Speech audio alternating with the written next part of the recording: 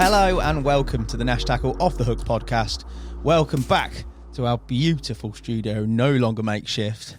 And before I bring out our guest today, Adam Pennin, we've got a Nash News segment. Welcome back, Kevin Nash. Kev, how are you? I'm good. Enjoyed a rare glimpse of a warm day yesterday. Yesterday being Sunday. Don't know where that come from, actually. Good old weather, man. They just don't seem to get it right at all lately. That's the best job in the world, isn't it? Oh, it is. Only job where you can fuck up every day and still keep it, isn't it? But, yeah, I think it was meant to be 10 degrees yesterday with that chilly wind that we've had for over a week now. I think we've had ground frost 7-8 nights in a row now, mornings. I've never known that in April. We've had winters where we've had less, but yeah, out of nowhere, despite what the weatherman said, it's actually gorgeous. Even caught a bit of sun sitting outside. Ooh. And today it's gloomy, but it's a little bit warmer. So I think we're heading towards a little bit better spring weather, hopefully. Fingers crossed it's the start of things to come, mate. Well, at least the Carp are having it now, aren't they? Exactly. Can't stop. The most important thing, mate. Church is fishing well, isn't it? It is, yeah. They had 8 last week. Yeah. Good stuff. We've got the boys from HF this week, haven't we? We'll see how they fare, the Northern boys. They're good anglers. You know, what I would bet. I bet at least 10, 12 fish. There you go. 10, 12? Mm-hmm. Oh, just that. We'll see how they get on. Be some 40s amongst them. No pressure, lads. Kev, we're going to talk about preceding Brexit and everything else. A little bit about the landscape for European fishing, a bit of travel, those of you that are hoping to get out there. Obviously, there's the issue around taking bait. So for you, basically, could you explain from your perspective what it means with regards to people going out fishing into Europe this year, bait restrictions, etc., mate? We're talking from bait, from perspective, not travelling, yeah? Yeah, no, travel, let's say travel's open as we can get open. There might be quarantine aspects. Yeah, I think it's a complete, utter mess. Good old everyone who voted Brexit. Not that I'm going to get into political debate there, but yeah, I've got 2 sons. One's now living in Amsterdam. Don't know when I'll ever see him again. Him and all his mates went over there. They're not coming back. I wouldn't like to say what the drain on the English base of brainy people is, but I know a lot are going abroad. You've got loads of companies who can't export or struggling to export to Europe now, so they're going to be setting up distribution or warehousing or manufacturing over there.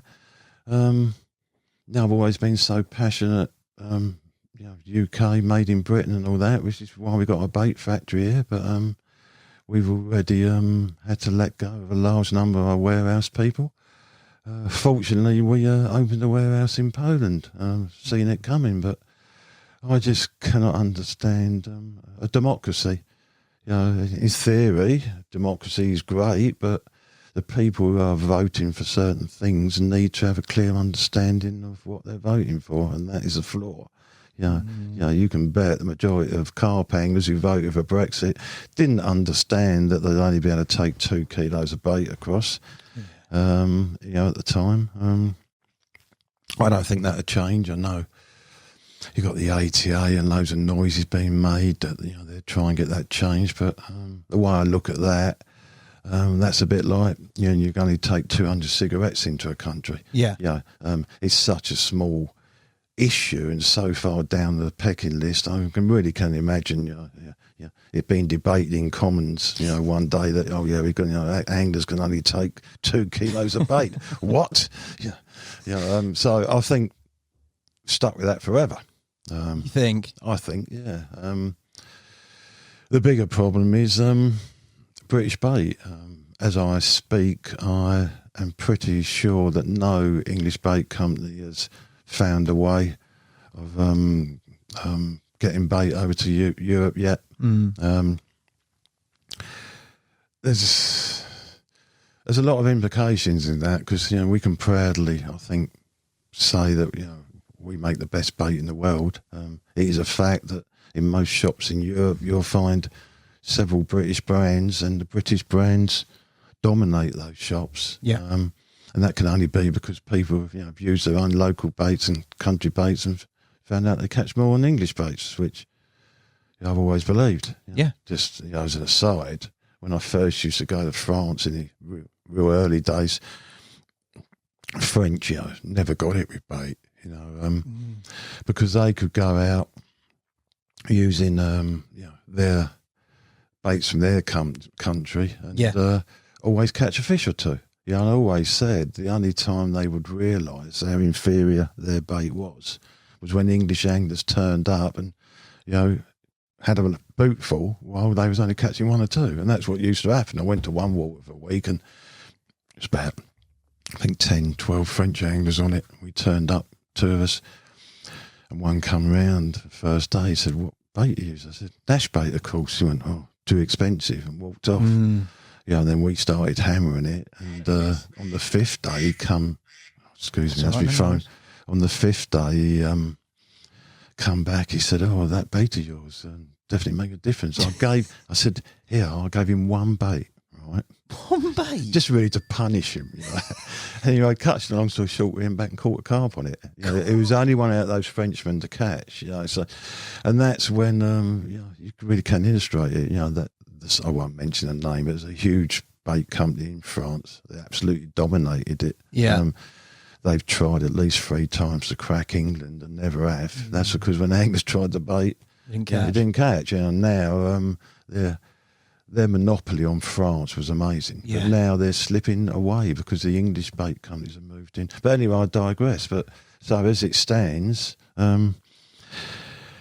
if I go to France in the foreseeable future, I can only take 2 kilos of bait. Okay, I'm a bit proactive. I'll find a shop that's got a good stock of Nash bait, and I'll get it there. But the problem is we can't get Nash bait into those shops at the moment. So my only choice is going to be to use some foreign brand. Yeah. Or I guess some lakes will start making their own bait. Yeah. But it's a horrendous situation. It's difficult, isn't it? What you were arcing to there in terms of sort of French and the use of baits that aren't necessarily as nutritionally beneficial or as attractive as we have. I remember going to Zwolle, the first Zwolle show I went to, can't remember which year, but there was a lot of anglers buying ridiculous quantity of baits for a ridiculously cheap price. And I remember one of the bags opening as some bloke sat on it outside the centre that it's in. He used to sit on big piles of it, didn't he? Yeah, it was ridiculous. But the constitution of them was literally like sawdust and nothing, mate. And you realise sort of how lucky you are to have had such good bait to fish with in the UK and how much of an edge that would be taking that over and fishing the same waters as those boys. Well, that is going to be one worrying element. You'll know where I'm going in a minute here. I've heard of 2 British bait companies who've approached European bait companies to make their bait. Well, I know both those bait companies have been approached, and both of them sell bait for €1 a kilo. We can't even put the flavours in for €1 a kilo. Yeah. But apart from that, simple logic tells me, you make your you produce your bait and you make X margin. Now you're going to get someone else to produce the bait, and so they want their bite of the cake as well. So is your margin going to drop, or is the quality going to drop? You can bet the quality is going to drop. So there's going to be even question marks over whether you can trust so-called English bait if it's available over there. Because you need to know, was it made in England? Yeah. I can tell you this, if and when we will, not if, we will find a way through this logistic nightmare. When Nash bait is available in Europe, I can promise you it can only come from our factory in the UK. Yeah. But what happens when you've got new legislation on the books? All the main players get involved. That's always what happens. And they the really big companies, have got pet MPs or ex-prime ministers. We know what's going on at the moment, haven't we? A big political row, and they lobby parliamentarians to get on their side. So they get their pennies worth in and make sure the legislation is, shall we say, comfortable to them. But somewhere along the way, no one thought of carp bait. I will say, me being my normal controversial self, that all you anglers out there may not know, we have a body called the Angling Trade Association, who are meant to represent the trade, who have been approaching companies saying, "Oh, like, you know, sign up with us and we'll help fight this battle." You know, the bait companies in particular. Well, where were you when the legislation was being written? You know, that's when you should have got involved. You know, not waking up after the balls. You know, Yeah, retrospectively. yeah, it's ridiculous. The Nash Angling Trust, you know, great body for angling now. You know, done so much in last year, Jamie, in it. Yeah, it's been really proactive. Yeah, but you know, it's not their game. You know, they're representing anglers. You know, not the trade. So you know, I can't see how they can do much about this. So yeah, that's the mess we have. Yeah. Good old Brexit. Rock on. Interesting times ahead. But essentially, if you're going out there, obviously make sure your travel is okay with regards to everything COVID, quarantining, etc. And also that if you are taking bait at the moment, it's 2 kilos only, and hopefully you can source some out there. I think from 30 years, over 30 years of travelling abroad, fishing, the first thing I would say is don't think you'll get away with it. Yeah. I've often been fascinated how many anglers do go across, from Dover to Calais, nearly every day of the year. When I don't think I've ever travelled across and not seen anglers. Yeah, I'd have to have photos taken with them, whatever.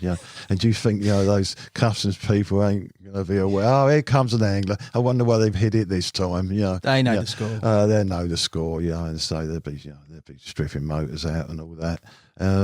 Your only hope is to get proactive and do some research and find out where you can pick the bait up over there. Yeah. The first person who opens a bait collection point next to the tobacco and beer warehouses in Calais, if he can get the bait in there, is going to seriously have it off. Job done. Scopex quid on tap, mate. Yeah, exactly. But we have to say as well, Max Hendry, if you're listening to this, Max, big love, because he's done a sterling job, hasn't he, in terms of the distribution centre in Poland and all the legislative sort of looking that he's had to do to try and get things in. Well, let's hope to say we haven't cracked it yet, but well, we've got to. If we don't crack it, half our bait lads will be unemployed, and we ain't having that. We'll find a way. Too right, Kev. As ever, mate. Thank you. My pleasure. Very much. Who you got to morning? Got Adam. Oh, Adam good old Penning, Adam mate. Penning. Wow, he's still catching loads, isn't he? Yeah, he doesn't stop, mate. He's relentless. Yeah. Should be a good one, mate. Yeah, I'm looking forward to it. Give him my regards. Ain't seen him for a while. Will do. Cheers. I'll go and grab Adam. Bye.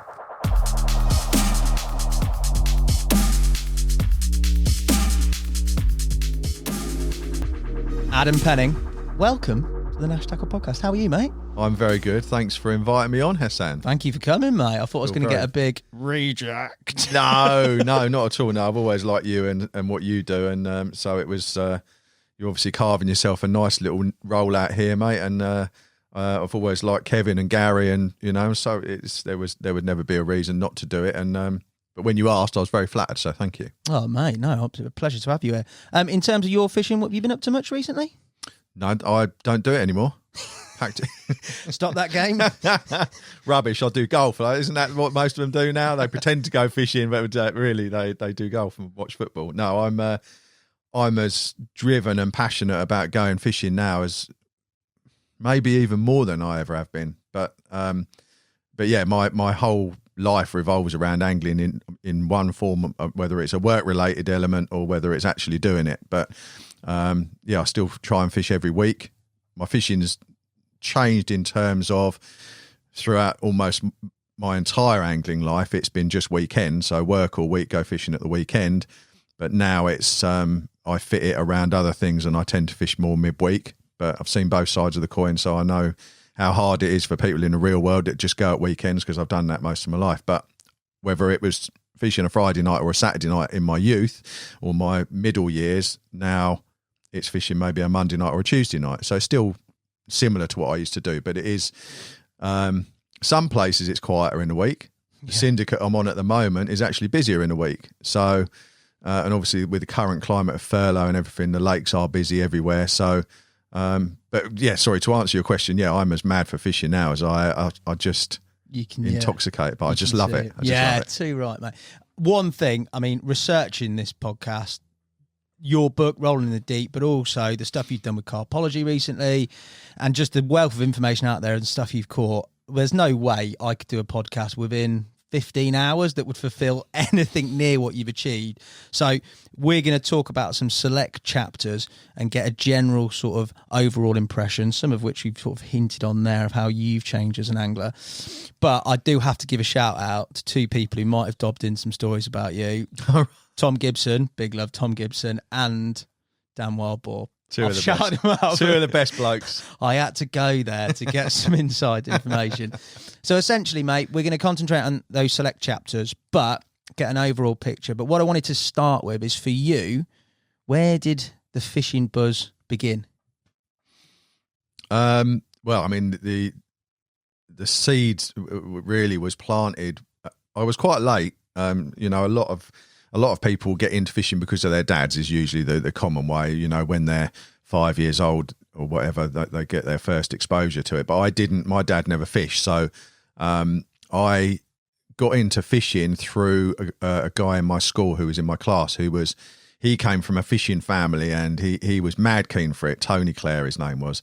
And he had a fish tank in his hallway, which was full of gudgeon, chub, perch, all the fresh. I don't think there would have been a carp in it. I think there was a little pike, even a couple of crayfish. And so when I go around his house, and his dad was mad for fishing, and Tony was mad for fishing, and I loved looking in the tank.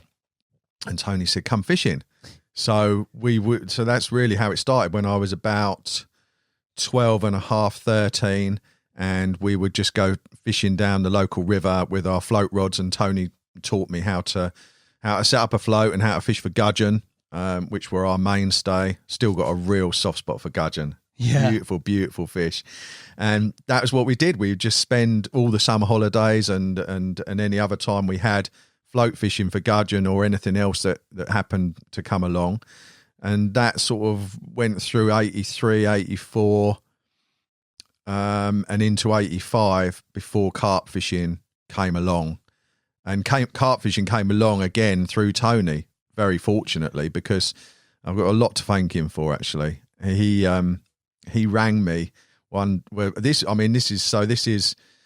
was the Wednesday, the 24th of July, 1985. How have you remembered that? Because it was such an impact on my life. Really? Yeah, it was, and it was 7 in the evening.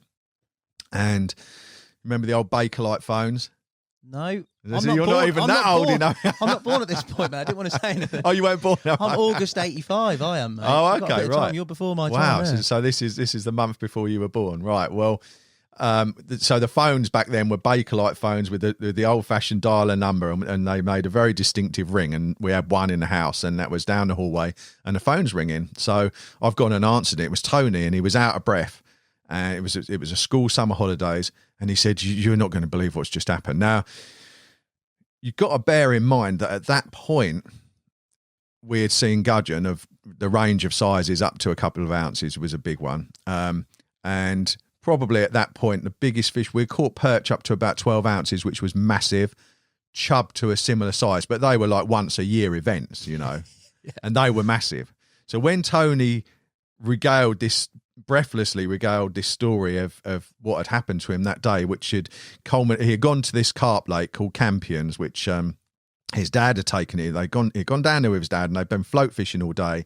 And at the end of the day, Tony caught on float fish double maggot on a size 14 hook in close. He caught an 8 3/4 pound carp. Unit. Bombshell. Yeah. Unit. Whale. Just like, and that was a life-changing event for him and for me, because suddenly that was like, I mean, that I can't convey how massive that was to us. To what? You had what? And straight away I was inflamed with trying to do it myself, you know, partly because I I'm a bit naturally competitive, and partly because it was in 4 weeks' time we're all going back to school, and we're going to be in the locker room, and Tony's going to be showing this £8 carp round. Well, I'm going to get one, right? So I raided my piggy bank, so to speak, which was all my paper round money, and I bought myself a ticket for the lake, which was £2. I got it for mixed tackle. I remember going down there and buying this ticket, and I did some rapid research on how to catch a carp, which was floating crust back then with a bubble float. And then on Friday, the 26th of July, 1985, I went down there at first light with my day ticket on my bike, and I was going to catch a carp no matter what. But I didn't realise, A, how hard it would be, and B, how very shit I was, right? So it wasn't as simple as just putting out a bubble float, or I tried float fishing maggots as Tony had done, couldn't catch anything. And I'd seen these things going past like I'd never envisaged in my life, and been up since 3:30 in the morning, and by the time it's got to lunchtime, I'm staring down the barrel of abject failure, and I'm thinking, I can't come back on Monday, or because it was £2 day ticket, I didn't have enough money to get another day ticket. It was now or nothing, really. And I remember sitting down like the Harry Enfield character, the stroppy teenager in a huff. I sat down. I was starting to get a headache because I've been up since the crack of.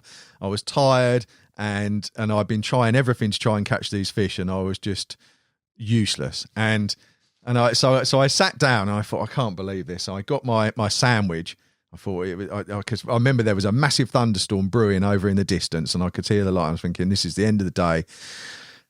I've resigned to failure. I got the corner of my sandwich. I broke the crust off, and I put it onto this size 10 Drennan specimen hook attached to this bubble float, and I cast it out for the umpteenth. I'd been casting it out all morning, and I cast it out into the middle of the lake, which was about 30 yards probably, on this 13-foot DA East Anglia match rod, and it's gone out there. And I sat down, eat my sandwich, sulking like a stroppy tea. And as I took the first bite of my sandwich, I looked up, and there was this big swirl. I was like, oh my God. And that was it. And I was into this fish. And I'll tell you what, it took me half an hour to land it on £5 specimen line, a size 10 hook. And I had to shout these two guys from the other end of the lake to come and help me. And eventually I've landed it. It was a common carp, and we've weighed it on these old spring balance that I had, or they had probably, and it was £12. Jeez. Now that to me, mate, would be like catching an 80 or a 90. The impact would never be. The first time you see something of that magnitude is never lost on you, like the first time you see a 40 or whatever. And to me then, who had only seen 12-ounce fish, to see a 12-pounder that was it. It was like the carp gods took their brand, red hot brand, and put it on my soul. And from that day, I was branded carp angler, and it changed my life. So that £12 common and Tony had a huge impact on how the rest of my life unfolded. You still in touch with Tony? No, I don't know what happened to Tony or where he is. I tried to find him on Facebook, but hopefully he's out there doing well. And if I do come across him, I'll be buying him more than just a beer, because he led. I don't even, I'd like to think he still fishes.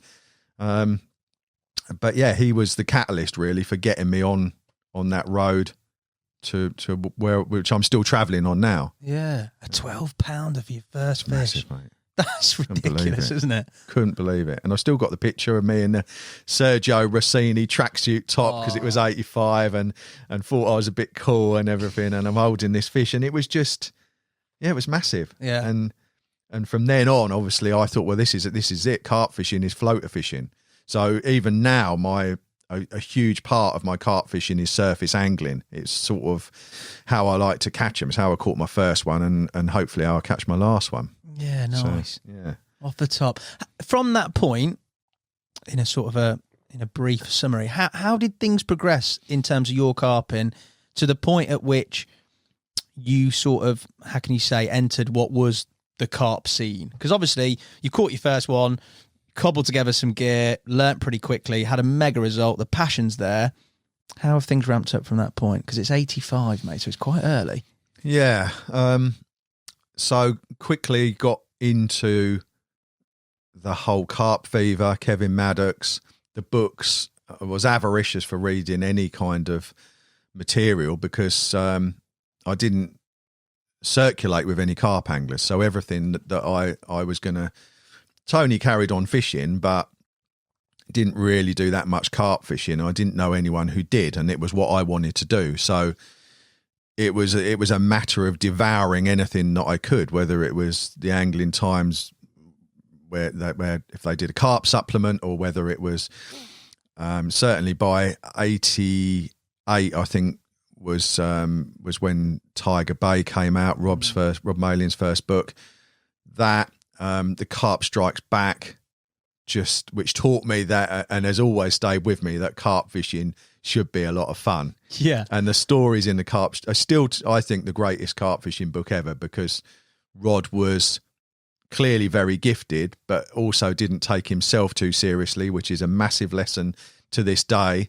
It is just carp fishing. It's something that we're lucky to do. And if you've caught a couple of 40s, don't strut around like you found a cure to cancer, because some people do. And Rod's early book taught me that, A, that was all bullshit, it's just carp fishing. B, it should be a huge amount of fun that you can do with friends, which Rob's books as well, Tiger Bay, and going forward to Basil's Bush, and Foxpool, obviously, bridging them in the middle, were all about fun. And although carp fishing could be hard and intense, it was about enjoying it with your mates and having a few beers.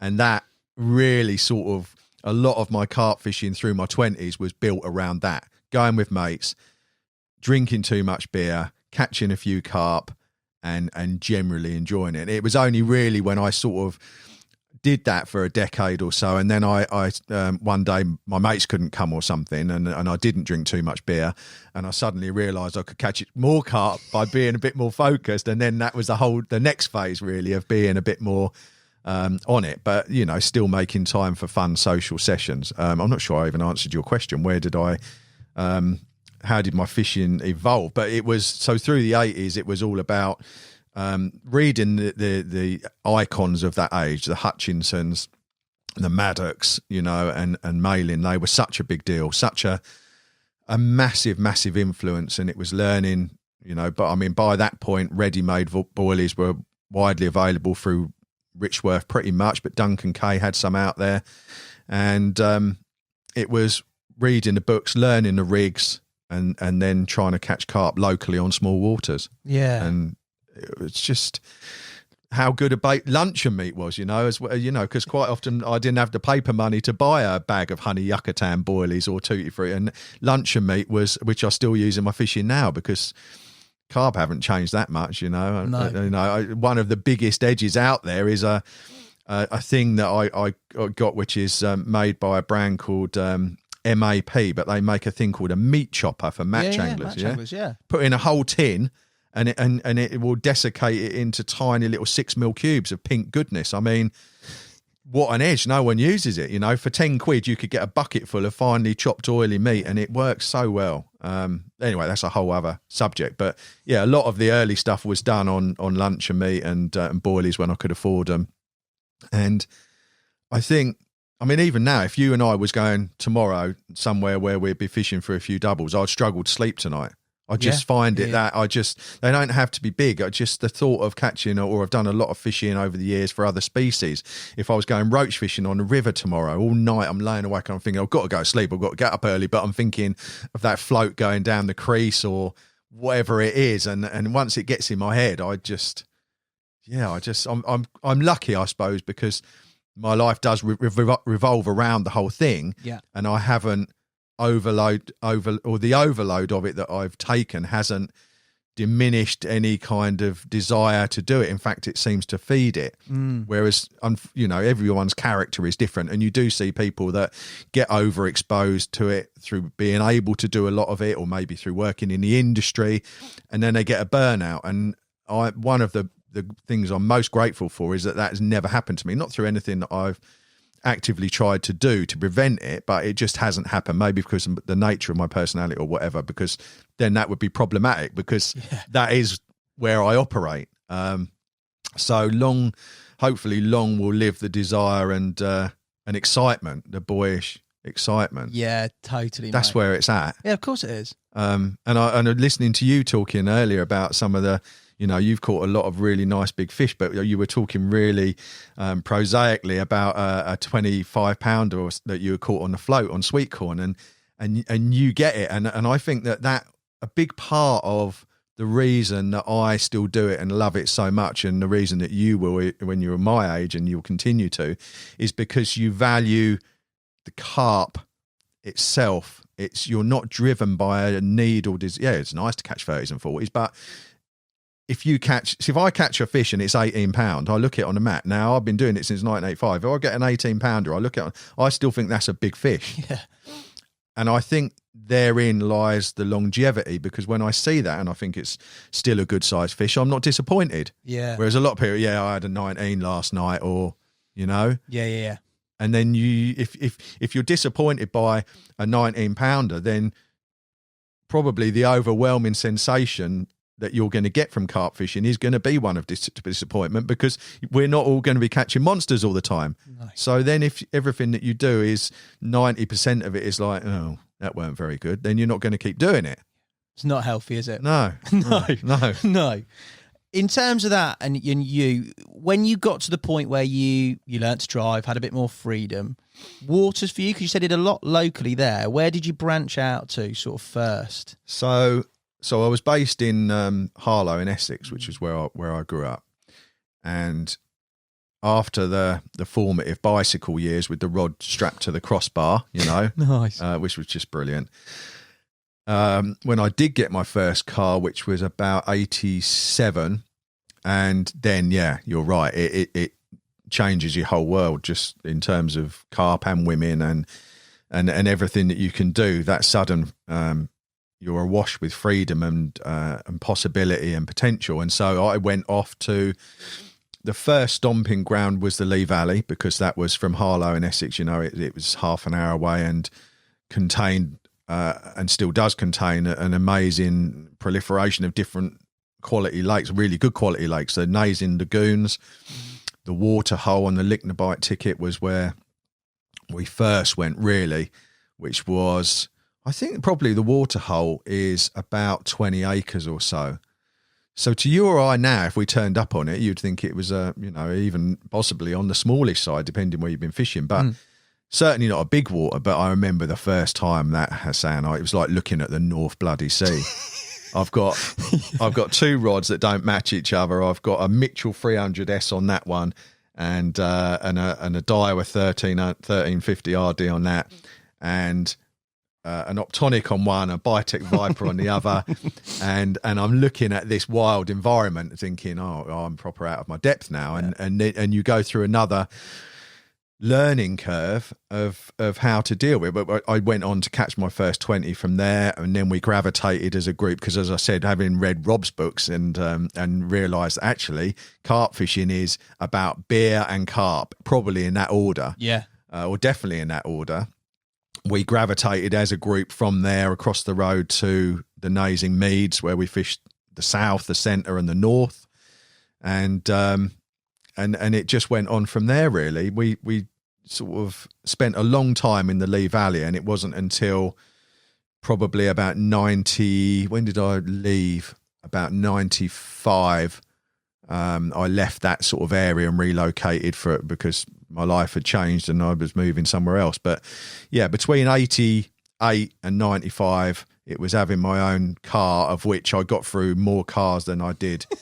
I mean, I could tell you whole story about cars and me are just like oil and water. We do not mix well. Good. No, the car disasters were just the different cars that I've had, and I never used to. I did crash a few actually, but most of them would just mechanically expire on me. Usually because I'd paid 30 quid for them, and they were on their way out, and I thought, oh, that's a good deal. And in the late 80s and early 90s, there was a sticker that people used to buy. People always had stickers in their cars. Don't see much of it now, but one of the stickers that everyone had was, what do you mean junk? I paid 50 quid for this. And it was just a sticker that people had. And I had this Mini that I paid 40 quid for, and I crossed out the sticker and I put 40 quid, and I thought that was quite funny. And I had this Mini, which was powder blue with the previous owner had taken a tin opener to the roof and had cut out a sunroof basically, and then he had got a square bit of vinyl and glued on some press studs. So the roof, it wasn't very watertight or anything, but Pimp my ride. Yeah, it was. It was like 40 quid's worth of powder blue Mini, and normally you wouldn't be able to use a Mini for carp fishing, but of course because it had this roll back roof, it was perfect for me because every time I went fishing, I would just stand my rods up in the footwell and the back passenger seat, and they would stick up through the roof. And so I looked like a Dodgem, really. That is an edge. Mini will be producing that now, mate. That'll be the Adam Penning range of minis, mate. They'll be coming out of the factory. But mega times on those waters, as you say, socially as well, with your sort of collective of lads. I can imagine there was a bit of some experiences, shall we say, on there, mate. Oh yeah. I mean, a lot of the fishing on the lagoon, certainly approaching the mid-90s, you've got the fishing eels at Dobbsweir Road. And yeah, we would bivvy up and then we would just go down the pub. And, if it was on a Friday night, then we would have just turned up at the lake. So we were still smelling quite fresh. We had a bit of aftershave, a bit of Kuros maybe, or a bit of dupe or something like that. And then we'd be in the pub and we'd be, and quite, I mean, back then, girls were like, "Oh, what? You're fishing by the lake? What? You're camping there? Yeah, come and have it." Oh, okay. And so there was loads of that going on, which was brilliant. So we were able to mix women, carp fishing, and beer in the swim. Completed it. Which was completed it, yeah. And sometimes catch a carp as well. So they were great days. They sound like great days, mate. Yeah, they were. Notable captures, you first 20, you said back in the day, but on here, anything really stand out? First 30 as well from the South Lagoon at Nays in Meads, which was, I mean, then 30 pounders in the mid 90s were still quite rare. And I remember the mainline advert at the time was about 6 different captures of 30 pounders from the area, several of which were caught from Bracken's Pool, Bracken's was like the centre really of southeast, or certainly Essex based carp fishing, because it was a small lake, but it had maybe 430s in it, which was like radical. I mean, Kevin Nash spent a lot of time there, as did Zen, and the famous Five would be down there, and that nestled in between the centre lagoon, and there was a lot going on in that area, and it was. Yeah, I mean, I was lucky enough to catch my first 30, which was in the mainline advert. 30s were rare, but £30 commons, really rare. So it was a fish that, as we went on there as a group, my best mate Mark caught first, and then later on at the back end of the summer, I was lucky enough to catch it, and they were just the best of times. But I mean, other fish from that area, I mean, I caught them up to sort of £26 from the North Lagoon, low 20s from the Centre Lagoon, and obviously the 30 from the South Lagoon. But Mark was the best angler of our group by far, phenomenal angler. So as a group, we did all right, and that's lovely times. Beautiful memories, beautiful. What was there? Were you working at this time? Yeah. What was the career path at this time? I've always worked. Yeah. And I've always been driven to do something, but I never knew what. And I've always had this maxim that if I woke up one day and didn't want to go to work, then it was down to me to change my job, because ultimately your job is such a huge amount of your time that if you hate going to work, then your life is pretty miserable. And I didn't have dependents then or anything, so I could, I understand how people can get trapped into things, but I was determined not to. And due to that maxim that I've always adhered to, I did a lot of jobs, whether it was, like dozens of jobs, whether it was a postman or a fireman or a bricklayer or a cement mixer or hanging partition ceilings or driving chauffeur limousines or being a bus driver. I mean, I just keep coming into my loads of different things, and I would just change and do it. So at that time, getting towards the end of that phase, I was actually working for a company mixing ink, which I did for quite a while. I was the first qualified colourblind colour matcher. Come on. They come and Put ask. that in the Guinness World Record. Yeah, it was like, oh, we think you'd be a good candidate to run our colour matching department. I said, well, I'm colourblind. And he said, well, you've been matching these inks with us. I said, yeah, but I said, I'm not really very good.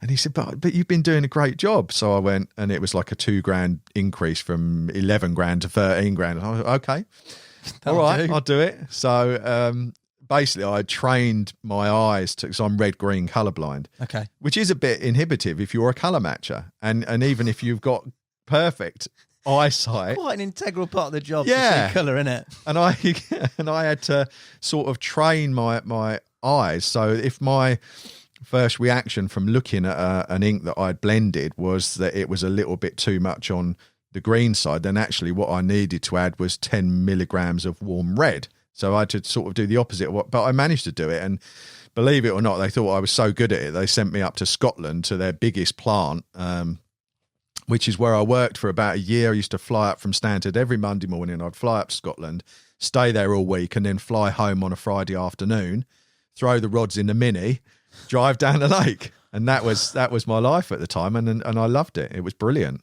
It's fantastic. It's a bit of a commute, but Yeah, that's a fair old commute, isn't it? Yeah. But it was like there was such great times. We all have shit in our lives, that we deal with. But I harbour in any bitterness or resentment over anything. Luckily, I haven't had to deal with too much. But if I had to go now, I would just want my family and that to know that I've had the greatest life. I've had such a great time. I don't know how I got onto that, but I just try and look back on things with positivity, and we've all had shit jobs of that. But even when I've had shit jobs, I've just thought, do you know what? I'm going to do this as well as I can do it. And that actually started off with the ink job. I had to wear the full hazmat suit. It was a dangerous chemical, so I had to wear the full suit, the mask, the goggles, the hood up and everything to mix some of this stuff. And when you're doing that in July and you're coated in all these powders and everything, but I thought, I'm going to keep doing it and I'm going to do it to the best of my ability. And that's how I managed to and it always reminds me that sort of ethos. It was a quote from Muhammad Ali, who is one of my inspirational icons, and he said, if I had been a bin man, I would have been the fastest bin man on the round. And I think that is a fantastic little bit of inspirational ethos that people can because a lot of kids coming through today, it's almost like they think the world owes them a living, and they're like, what, go and work in McDonald's for 19 grand? I'm not doing that.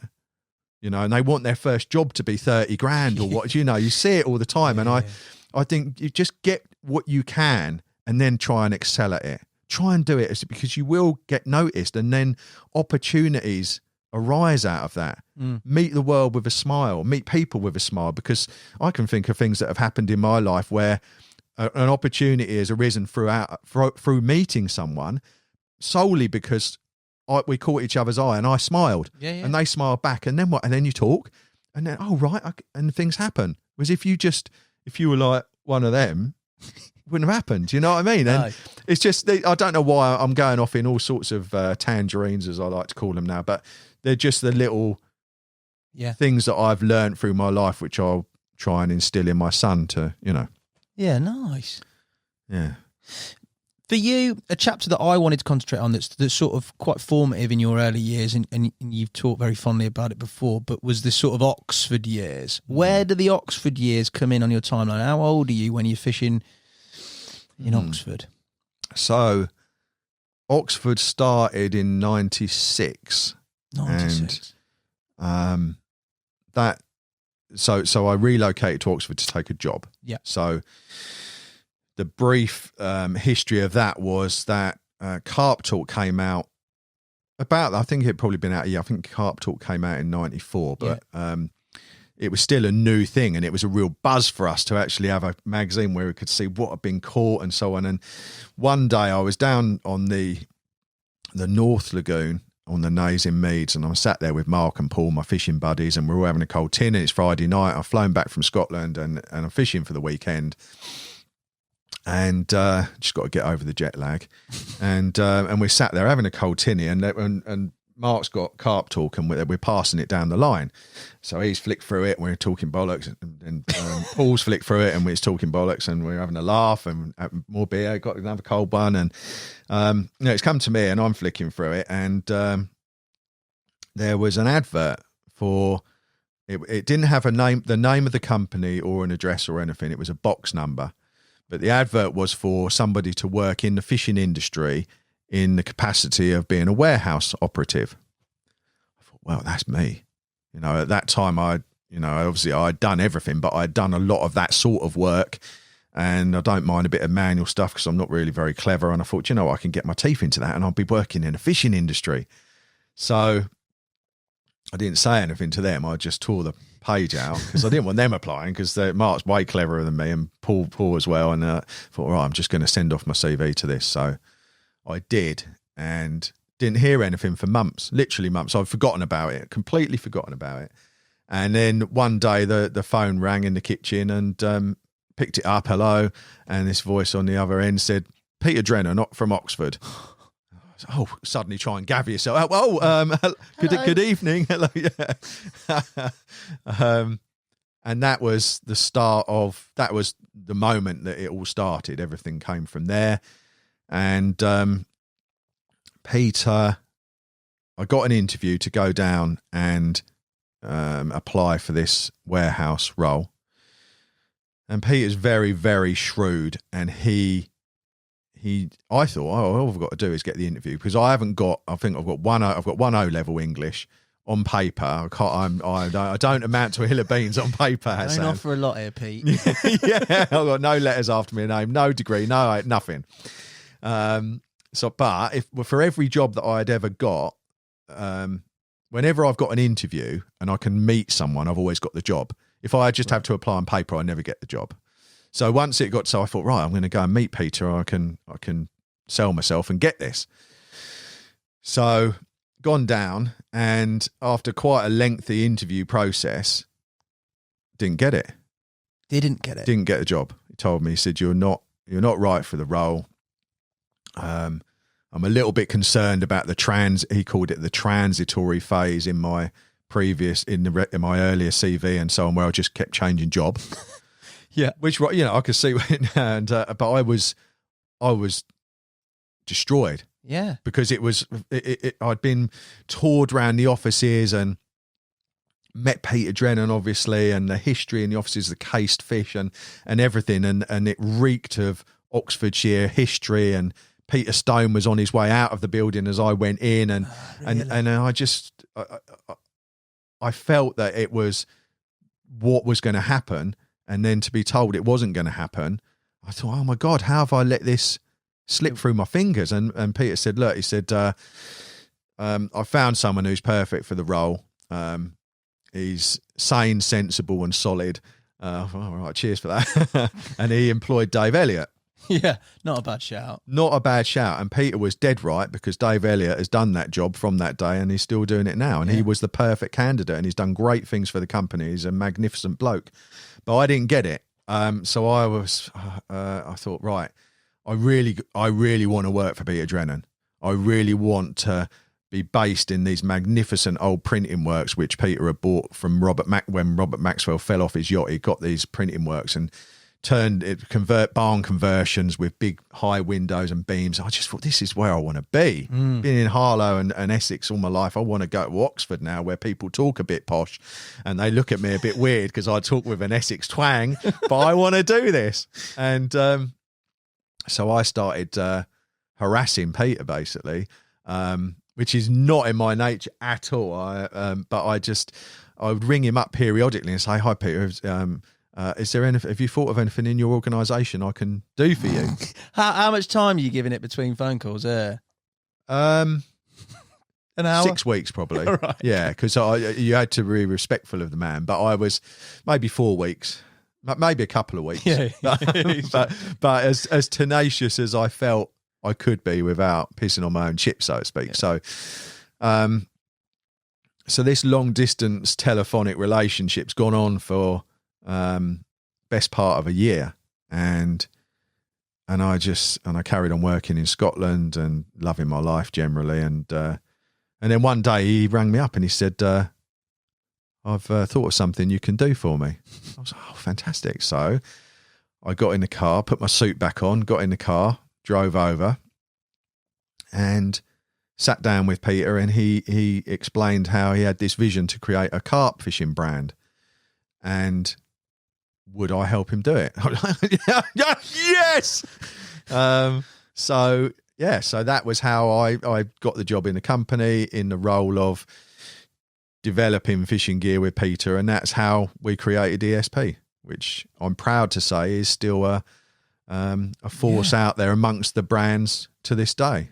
And obviously there's a lot more to that story, but that's how that came about at the end of 96. I then relocated to Oxford and started working for Peter in a full-time capacity, office-based, Monday to Friday, in this amazing Oxfordshire environment with the Thames and the Windrush and the beautiful clear gravel pits, and then things went up a gear because the 90s was such an intoxicating time to be a carp angler, largely because of my association with various other people. So the next thing I know is I've got Rob Malin. Rob Malin's on line one, and Rob would be saying, oh, do you want to place an advert in a magazine? And suddenly I'm talking to the person who was pivotal in my angling through the late 80s and early 90s. And I got to meet, apart from Rob, and talk to all these different people in the industry. And Terry Hearn, obviously, was... When Terry came on board, it was up several gears. So we had this idea that Terry, he wasn't sponsored by anyone. He had just caught Mary, and we thought, well, Peter suggested it. He said, well, let's see if we can get this young lad on. I said, yeah. So I got in the company Mercedes and dressed smart and drove down to Yateley Angling Centre to a meeting with Terry where I'd pre-liaised with him and picked him up and drove him back to the office. And Terry was, he was, I mean, he's quite a meek and mild character anyway, but he was very meek and mild then, very, he's naturally introverted and shy, I think. I don't think he'd mind me saying that. He's overcome that to become probably the best ambassador for the sport and the best public speaker of anybody, which is credit to him. But he was shy, and I remember he had these baggy tracksuit bottoms on and a pair of trainers and some Polaroids, the optics on the tortoiseshell optics hanging around his neck. And but Terry came up to the office, and that was the start of a relationship between Terry and E.S.P. / Drennan that lasts to this day. Yeah, and they're massive moves, aren't they? E.S.P. the formation of Terry, that's got to be looked back on with a lot of pride, mate. Definitely, yeah. And I think the things that came from that, the fact that in the evolving of the ESP range, I had to source and provide various things, including the first ever dedicated stiff rig hook that was designed for stiff hinge rigs, the first ever bristle material. I think probably everyone has bristle material in their tackle boxes. So I don't ever really talk about things like that. I don't like banging my own drum, but they were things that I was responsible for sourcing and developing and bringing to market, which have stood the test of time and are in everyone's tackle box now. So I do look back on it with pride. But the thing that really sticks in my mind was the angling, because suddenly I'm exposed to Terry's genius, and I've always been a sponge. I love learning from people, and never afraid to admit that I don't know very much on anything, and I like circulating with people who do, because I just love soaking it up. And you can imagine a carp angler. So by now I'm 25 years old. I caught fish up to just over 30 pound, 31 pound, but the level of carp fishing that Terry was doing at that time was so far ahead, and I was just avaricious for every scrap of anything that he would give me, and he was very open and so on. So we fished together a lot. Did you? And loads. And I just learned so much from him, which still applies to my angling a lot now. I mean, how could it not? Could you contextualize some of the things that you learned in terms of from tail? Well, suddenly you go from using gamma braid or something that Kevin had brought out, or silkworm, to being one of very few people who had full access to how to make the stiff hinge. Now, the stiff hinge in 1996, 97, you know, most people, if they did have access to it, they couldn't tie it properly. So that was a massive weapon, having access to Nash bait back then. So Terry was kind enough to sort me out Monster Pursuit, which was levels above what I'd previously been able to get. So suddenly my bait's gone up a game and my rigs have gone up a game, and watching how Terry fished in terms of watercraft and so on, it just gave me a whole new load of weaponry to apply, and obviously had a massive impact on my game. But the overbearing or overwhelming element, emotion really that comes from that whole era, from sort of 95 to 2000, let's say, or 96 to 2000, was one of excitement and potential and what was out there. But in terms of, you know, Terry then caught the Black Mirror, and he was on an unstoppable roll, and there seemed to be big fish everywhere if you looked. And I was in Oxford, which was surrounded by big fish. Linear Fisheries was, in its formative years, Manor Farm. So I did a lot of fishing at Linear, and so did Terry. And I mean, Manor Farm at Linear then had 13 or 14 30-pound carp in it, which in 1997, unprecedented. You know, it was, you know, and people like Frank Warwick came down from up north. People came from all over the country to fish there. So I was suddenly embroiled in a very busy circuit day water with loads of brilliant anglers. So then you have to up your game and keep on upping it. So I don't know if I would say trial by fire, but it was certainly a time when my angling put on a huge surge in things that I practice still to this day. But they were, I think also the fact that, so that emotion of potential and possibility was there, but also this huge buzz of being on the small circle of people who knew certain things that other people didn't. Because then, now, you know, information is so freely exchanged, but back then carp fishing secrets and edges were very much a thing. Yeah. And I was in at the sharp end of that, to the small people who knew things. So that was a huge buzz in itself, going to Dunstable conference and circulating with, I wasn't one of them, but being able to circulate with the people who were at the very top of their game, and watching them drink a few pints and start accidentally saying a few secrets. And we were just like, we couldn't get enough of it. Yeah. It was so exciting. It was mesmerizing. And a whole halcyon period really of fishing the Oxford waters, which I did from 96 all the way through till 2004. So I was there quite a long time. Talk us through some of those waters. Then you mentioned Manor there. In terms of over time there, standout targets, and how did that chapter sort of progress for you?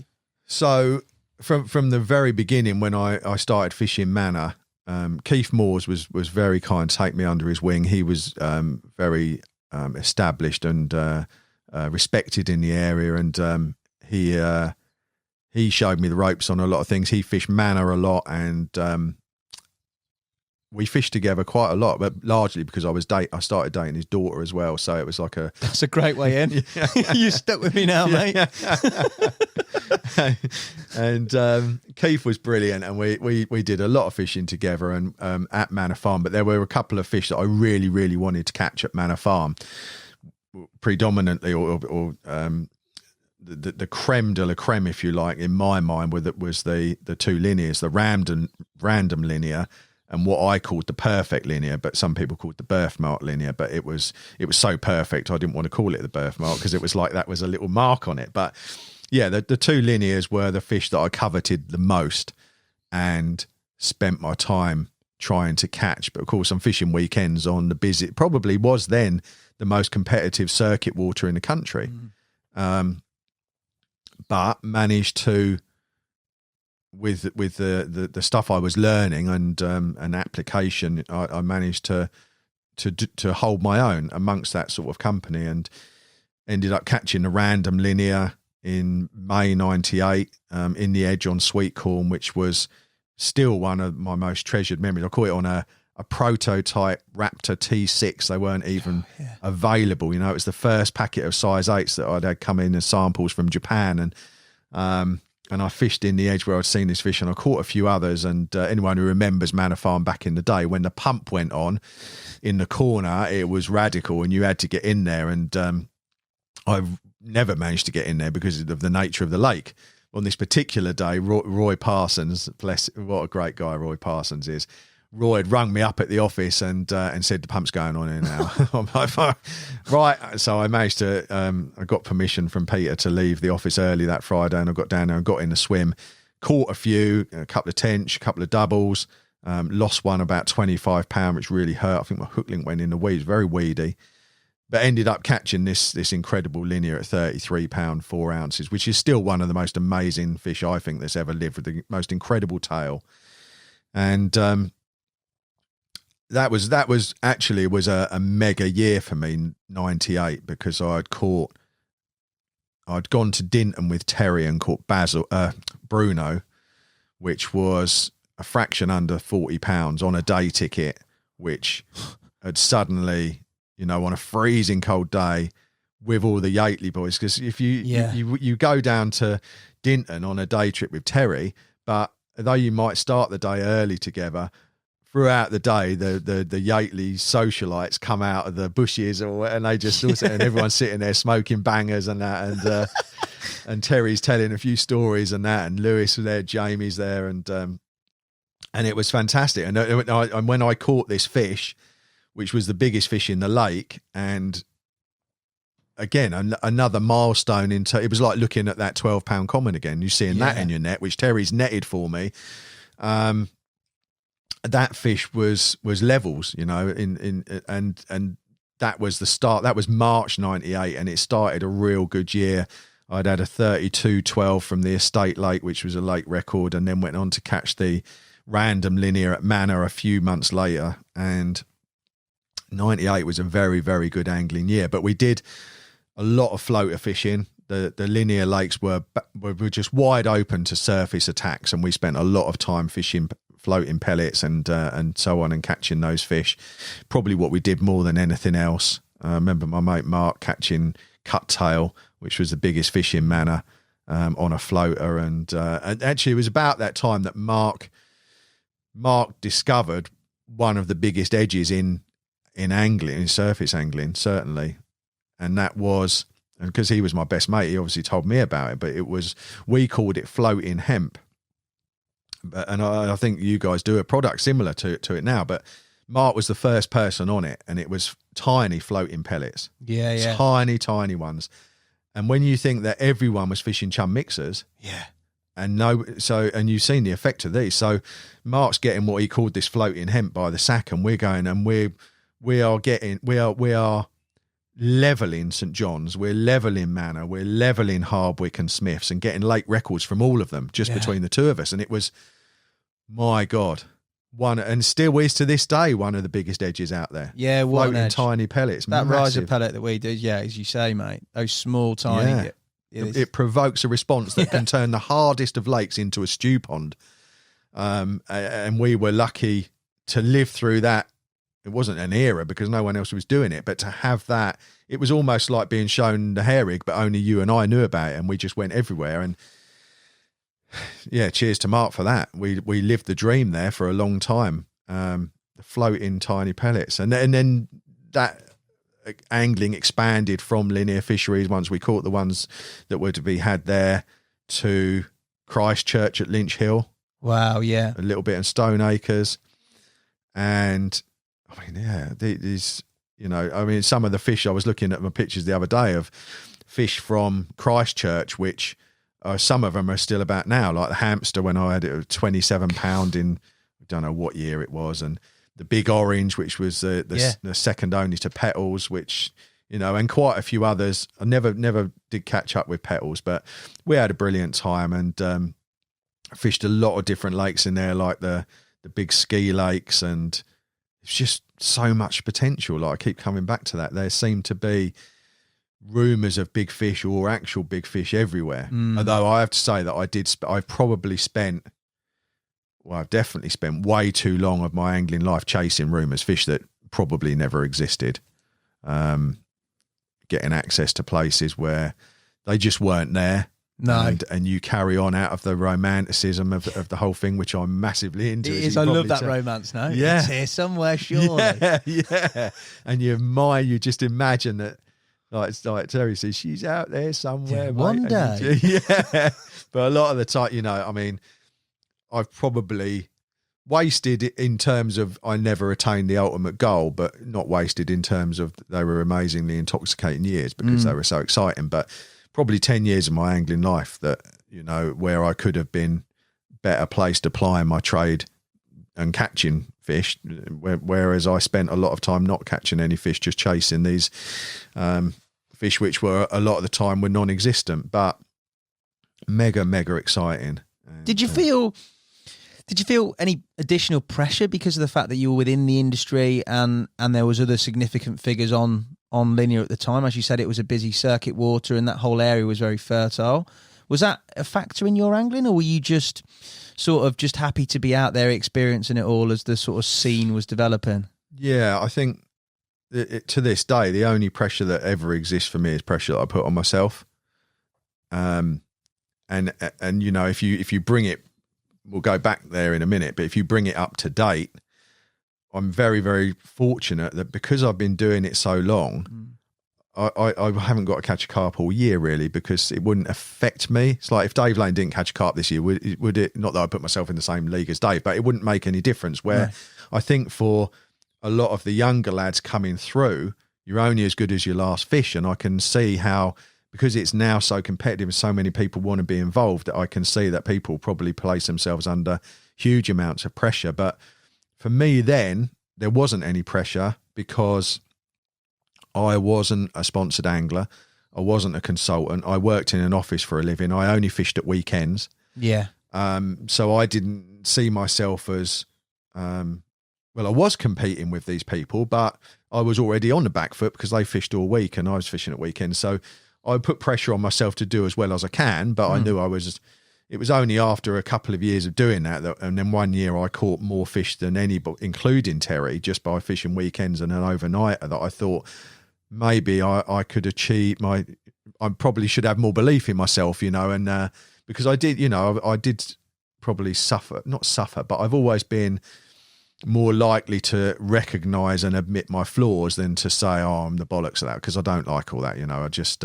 What year is that you've caught more just on weekends? That would have been 99.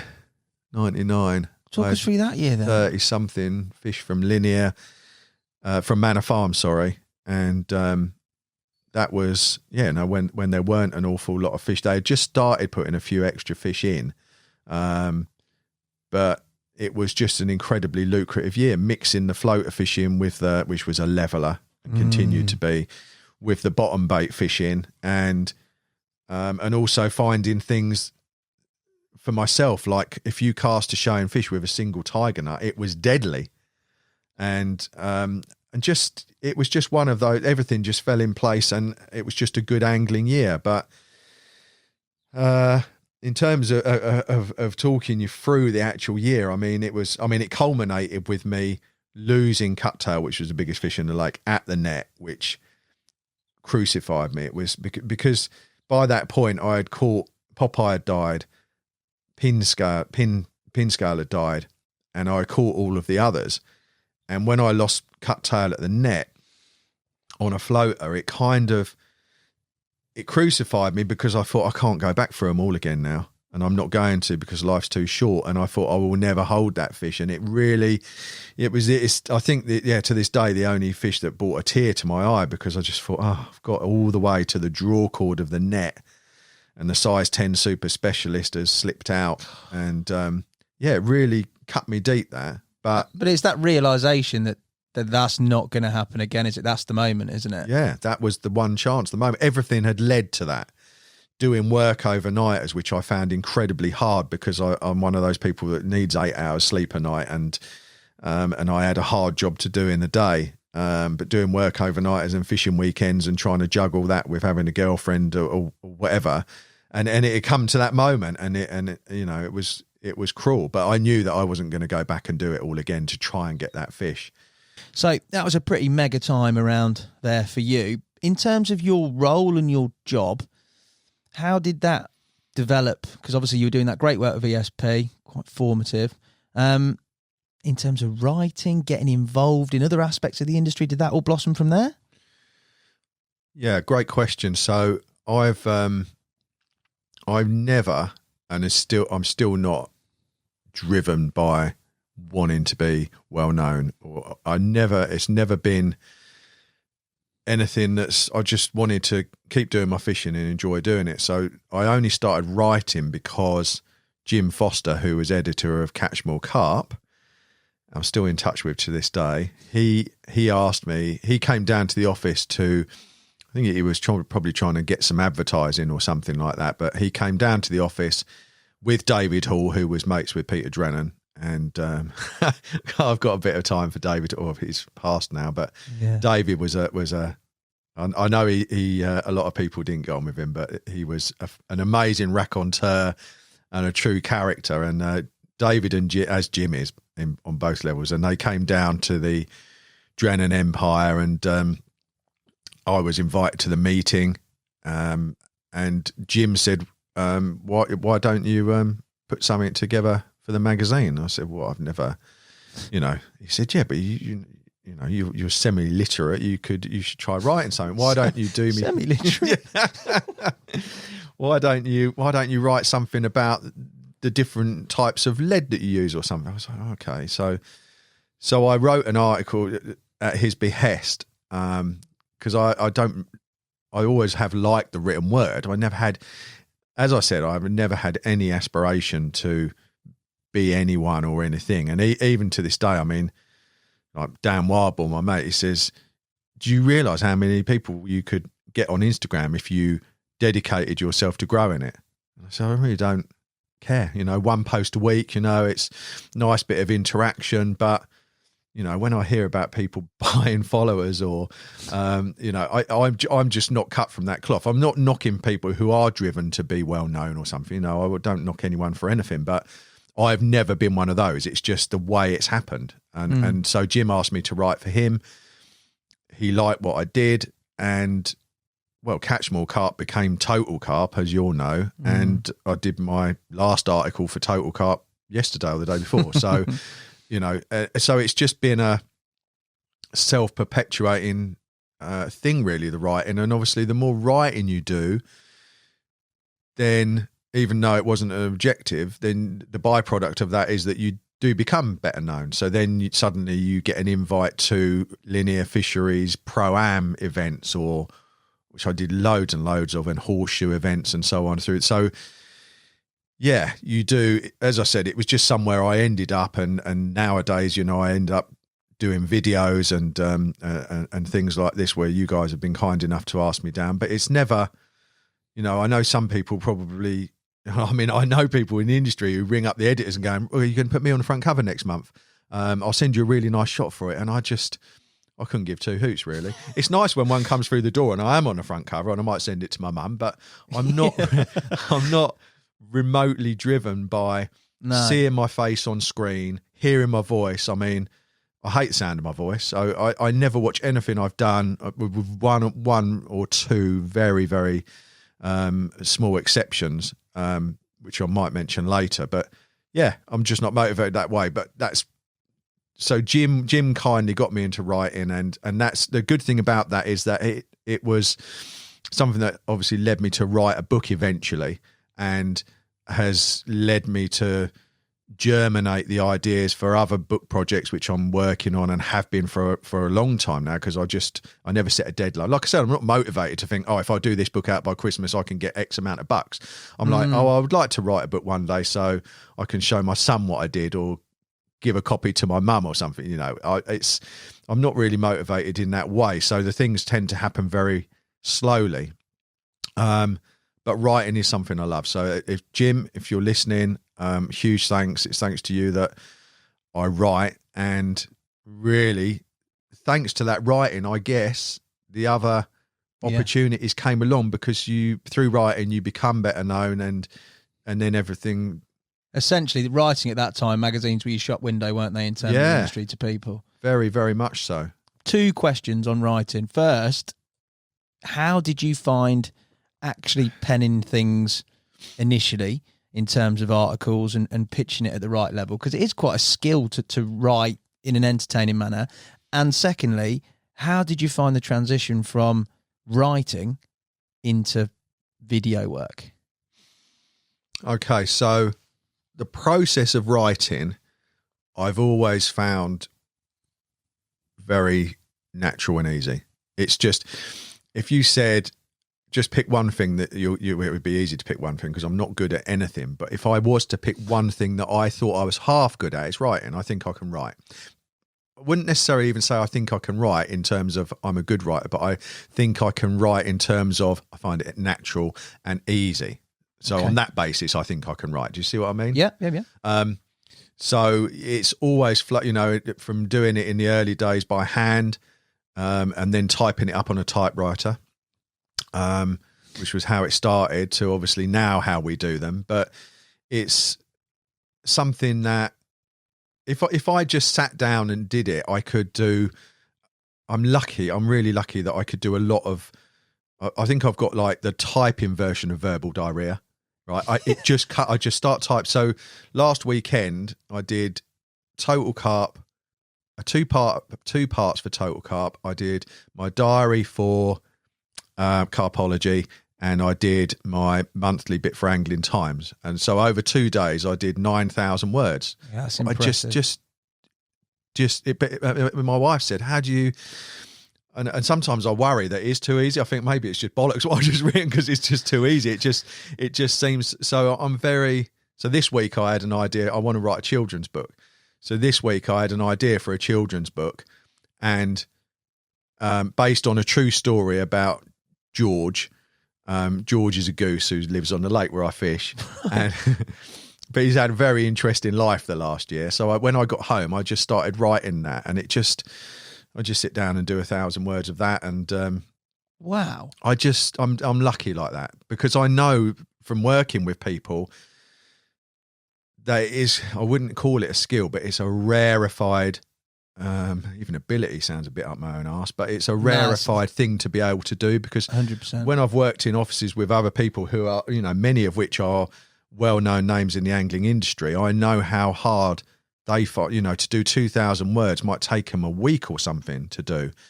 So I feel very lucky. And as I said, if I was just to name one thing that I thought I could do all right, it'd be writing.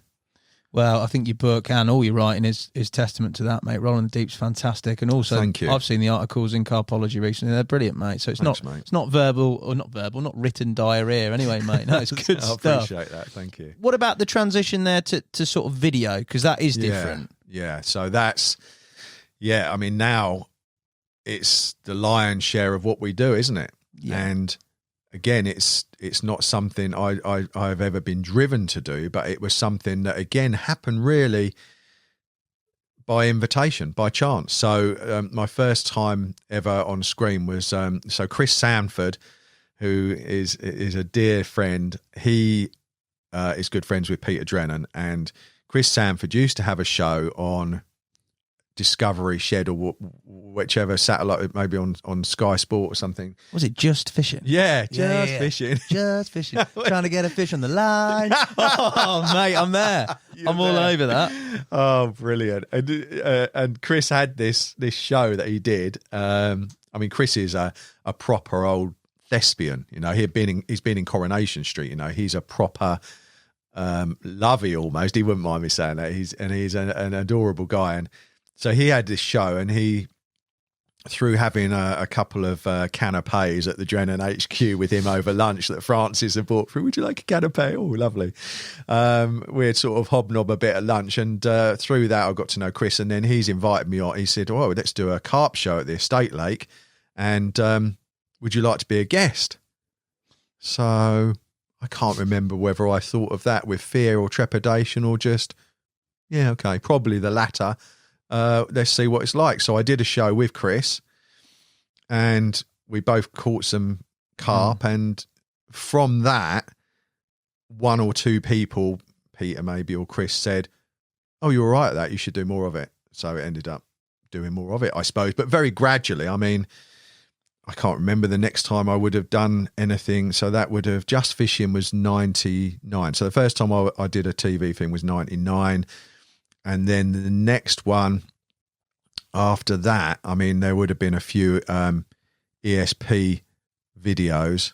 Usually I was, you remember the Tell and Jacko Go Carp Fishing videos, Yeah. right? So I was the orchestrator behind the scenes of putting those together. So we thought if we can get Jacko and Terry together on VHS cassette, might have even been Betamax copies out there. You need to bring them back out, mate. Digitalise them. You know, so many people talk. Dan Wildboy, he always goes, "Oh, those videos." He said, "I've watched them 100 times, loved them," and it was a great pairing. And I used to run around in the background making sure they had a nice cup of coffee or a sandwich, so they didn't flag, and making sure that whatever needed doing, I was the runner. You know, and I put it together, and then they'd make the video. And so I had an exposure on that level, seeing it from behind the scenes, and then as my involvement in the industry. Accelerated isn't the right word, but as it morphed and grew and changed direction, and more down to the digital age that we became, more than anything, it was something which one or two people thought was a minor skill that I could bring to the table, and we used it in different formats, and it's something I've always felt comfortable with, just like the writing. And I think that the key is just not to for me, it's not to overthink it. It's just to turn on a camera, forget that the camera's there, and just talk. And a lot of the stuff that I get on private message on social media and public stuff as well is that people just like, they seem to think that it's just down to earth and honest. And that's, for me, that's honesty and integrity are the two most important things. And regardless of whether, in fact, I was in this industry, they're personal characteristics that I know you value and I value. But in the angling industry, they're even more important as assets, because it's a very small pond that we all swim in, and people very quickly find out who the wrong uns are. And, you know, adhering to basic key principles like integrity and honesty are absolute core. And so most of the plaudits or whatever that I get are from people saying, I like what you do because it always seems honest.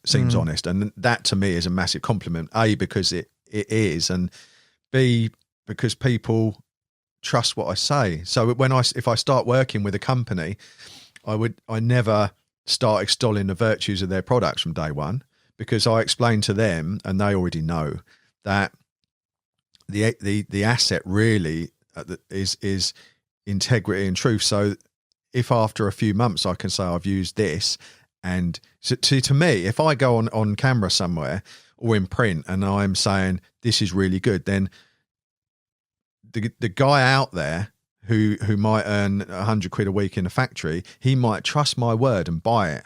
Now, to me, that's a massive responsibility, which is why I only will extol the virtues of something that I've used and know well, or, and it's the only exception, if someone I know has used it and I trust them implicitly. But even then I'll say, look, I haven't used this yet, but my mate has, and I trust him and he says it's brilliant. So I don't know, I've gone off on another massive tangent, but that's always been core. And luckily for me, the filming process has always been as easy as the writing process. It's just sit down and talk and be open and honest. And to a lot of young lads coming in who are doing videography and so on, I think the key for it's just the best bit of advice that I could give is just like, you have to try and relax. You watch. I don't watch anything of anything, but people have shown me stuff where you can see it, and I get it, where people are nervous.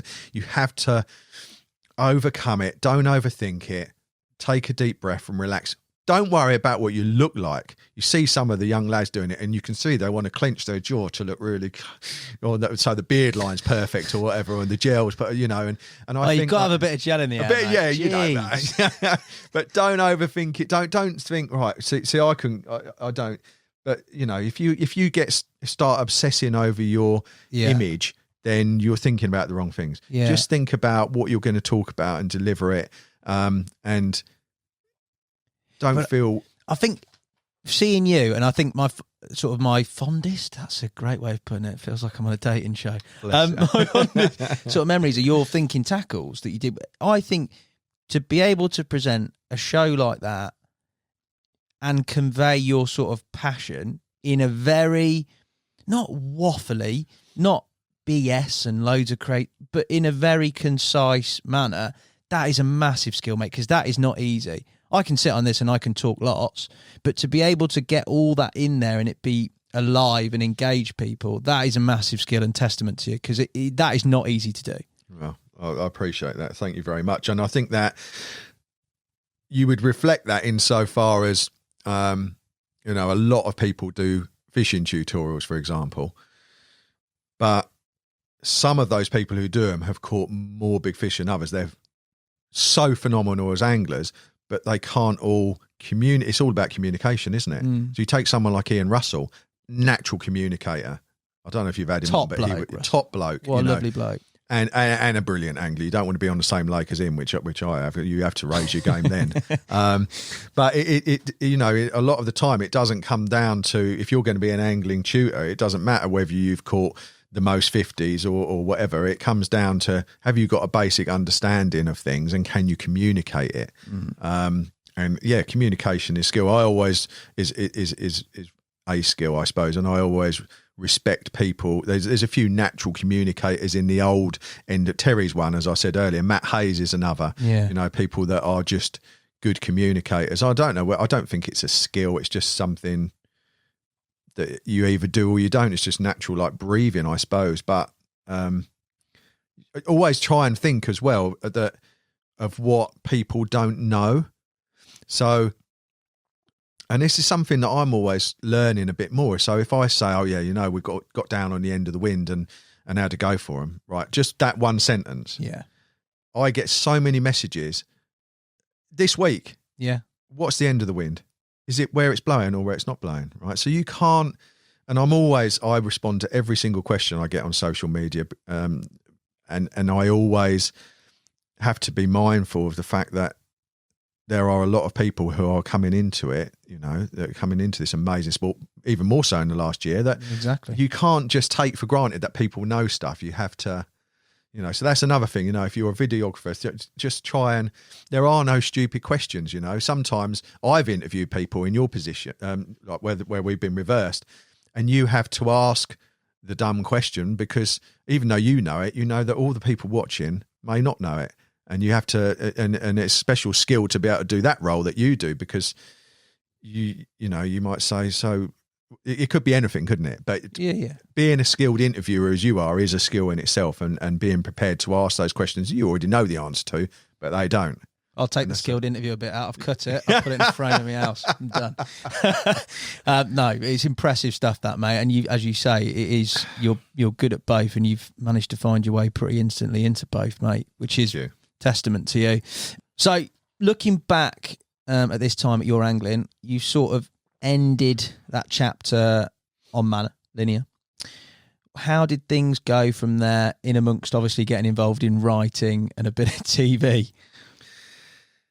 The fishing became more challenging because I gravitated onto the other waters in the area, like the Big S or the Vicarage and a few places which I wouldn't ever even name.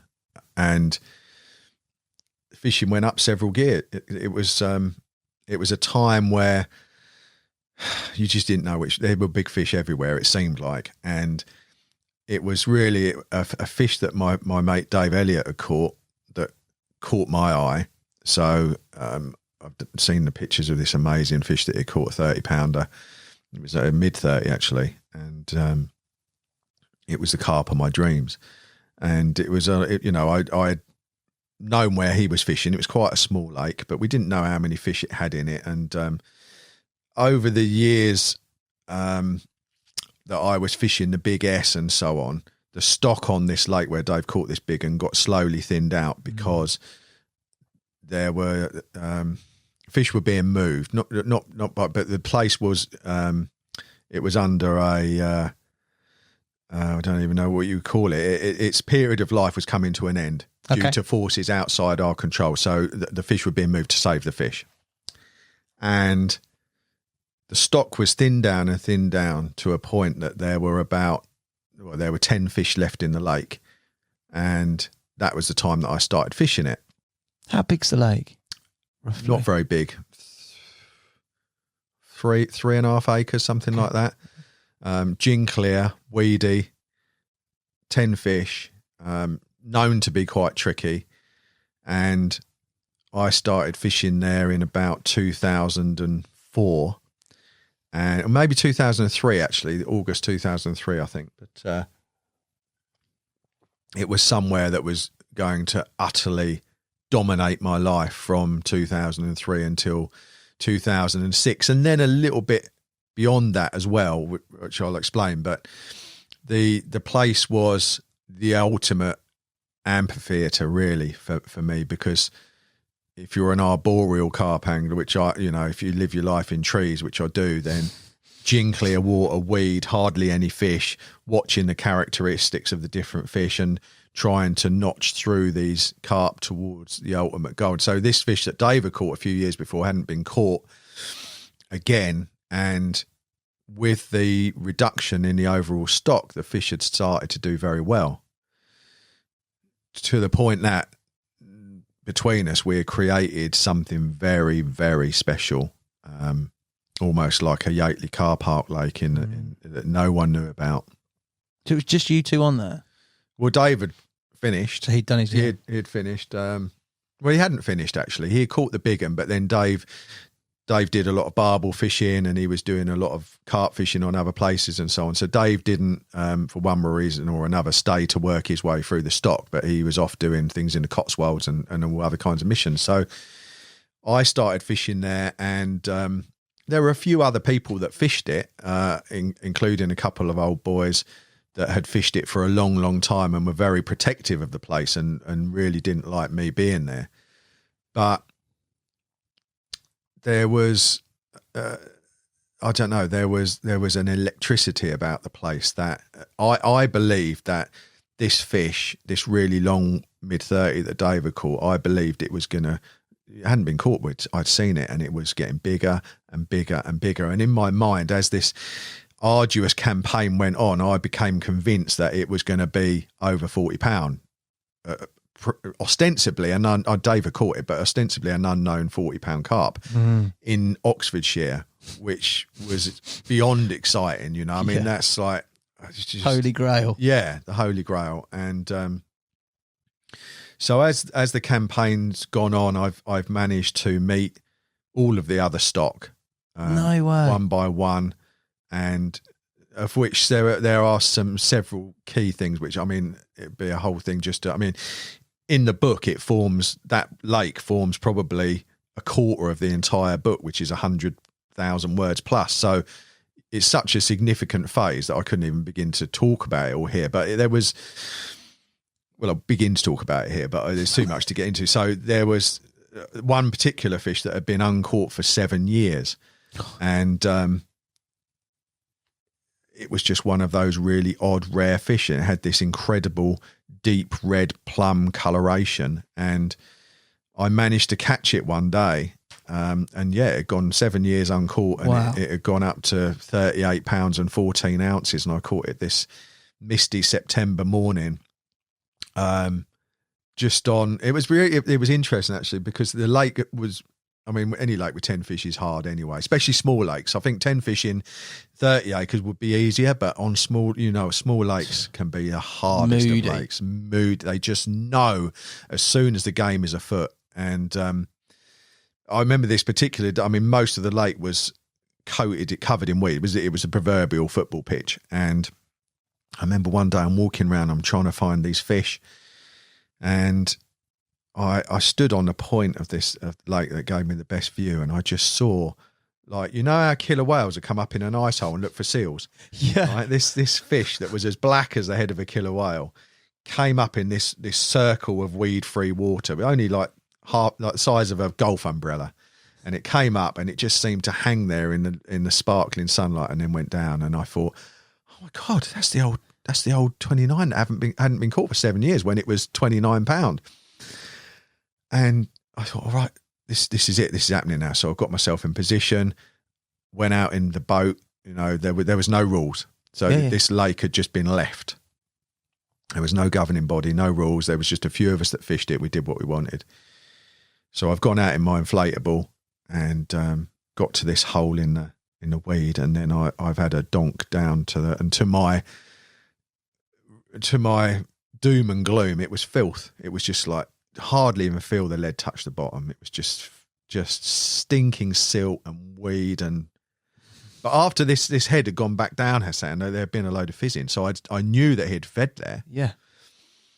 And I thought, well, all of my fishing had been on the rock hard, clean sand and gravel spots. But I thought, well, if I've got to fish where he is, you know, and it was another big learning thing. So I thought I'm going to fish where he is. So I went back. I thought, well, I'm just going to go out there and I'm going to fish a PVA bag with 10 or so boilies in it and a big lead and a short braided hook link. And I just started using a rig which I had developed at the Blue Pool.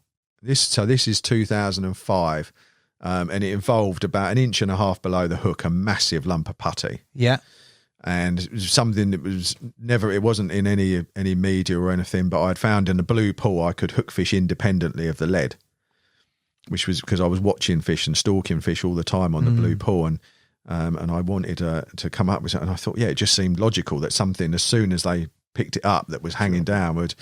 So I've been using this rig, and I caught a couple of tench from this lake, and the tench never got caught. So I put this rig in the bag with these boilies, and I've just basically lowered it down into this hole in the weed and threaded my line back to the bank. And the next morning at first light went off, and it was that fish. Wow. And it just always resonated with me that, a fish that hasn't been caught for 7 years is for a good reason. And it was because of how he fed or where he fed. So that was a standout. To this day, I would say, very hard to beat in terms of mirror carp that I've ever caught. It's an amazing looking thing, isn't it? But that's on a photo. You're there holding it. It's completely different. The memory's so pure, isn't it? The coloration of it, and it was 38.14, which is still a massive fish now. Then in 2005, it was ridiculous. So, and the campaign carried on after that. I caught another fish in there, which I'd seen quite a lot, and I thought it was the big one when I'd seen it, but it turned out that when I caught this fish that had never been caught before, it was 35 pounds, 34.14 actually. And I caught it from a pre-baited spot of using a lot of hemp. And when I got it in the sling, in the net, I rung Dave. I said, I've got it. It's a long mirror. There's no other fish it could be. I said, it hasn't got any bigger from when you caught it, strangely. But I've got it anyway. Job done, mission, Tick that one off the list. So I put it in a sack. Dave's come down early in the morning, lifted it onto the mat, and he said, this isn't the big one. I said, what? Turned out that it was this fish that had just lived in there, that had, a mid-30 mirror that had never been caught. So it was living the dream, just that is heaven. Heaven. So that was another notable one along the way. But anyway, the journey became ever more arduous as it went on, principally because, there was a lot going on at the lake anyway. There was a lot of ne'er-do-wells, as we used to call them in the old days, that were there. And define what ne'er-do-wells is for people me, that were burning out cars and shooting at you with air rifles. And oh, nice. It was probably similar to how Raisbury was when I got up there. But there was lots going on. One day there were some kids ragging a motor around on the wasteland behind the lake. They'd stolen it and they were just destroying it basically. And on this particular day, I had some baited margin spots and I was there in the middle of the countryside. It was peaceful. And all I could hear was this thing getting redlined within an inch of its existence. And I just thought, what? I'm not putting up with this anymore. I just want to fish in seclusion and solitude and tranquility. And so I called the Rozzers and I said, and I'd never do anything like that. And I called the Roz and I said, look, there's a stolen car and the kids, blah, blah. So, oh, right, where are I? So anyway, the police came down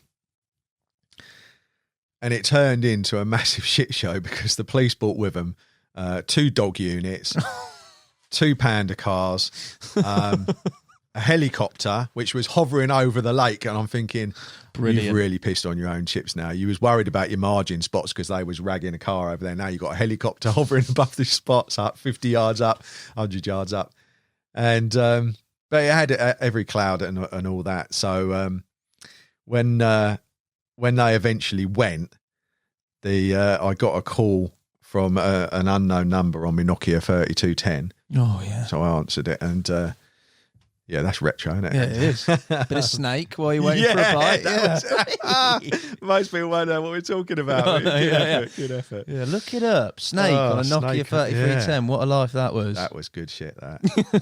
And so I've answered the phone, and there's this woman on the end said, "Oh, I'm Sergeant from the local Nick in," and she said, "Would you come down to the station, please, and give a statement on what happened today?" And I said, "To be honest," I said, I don't really. I'm fishing." She said, "Oh, you're fishing?" She said, "It's dark now. It's freezing cold. It's March." And I said, "Yeah." I said, "I'm just. What, you're staying there all night?" I said, "Yeah." I said, "This is what I do." I said, "Don't really. I'm not winding in and coming down the station." I said, "But if you want to come and take a statement, then you'd be very welcome. I'll make you a cup of tea.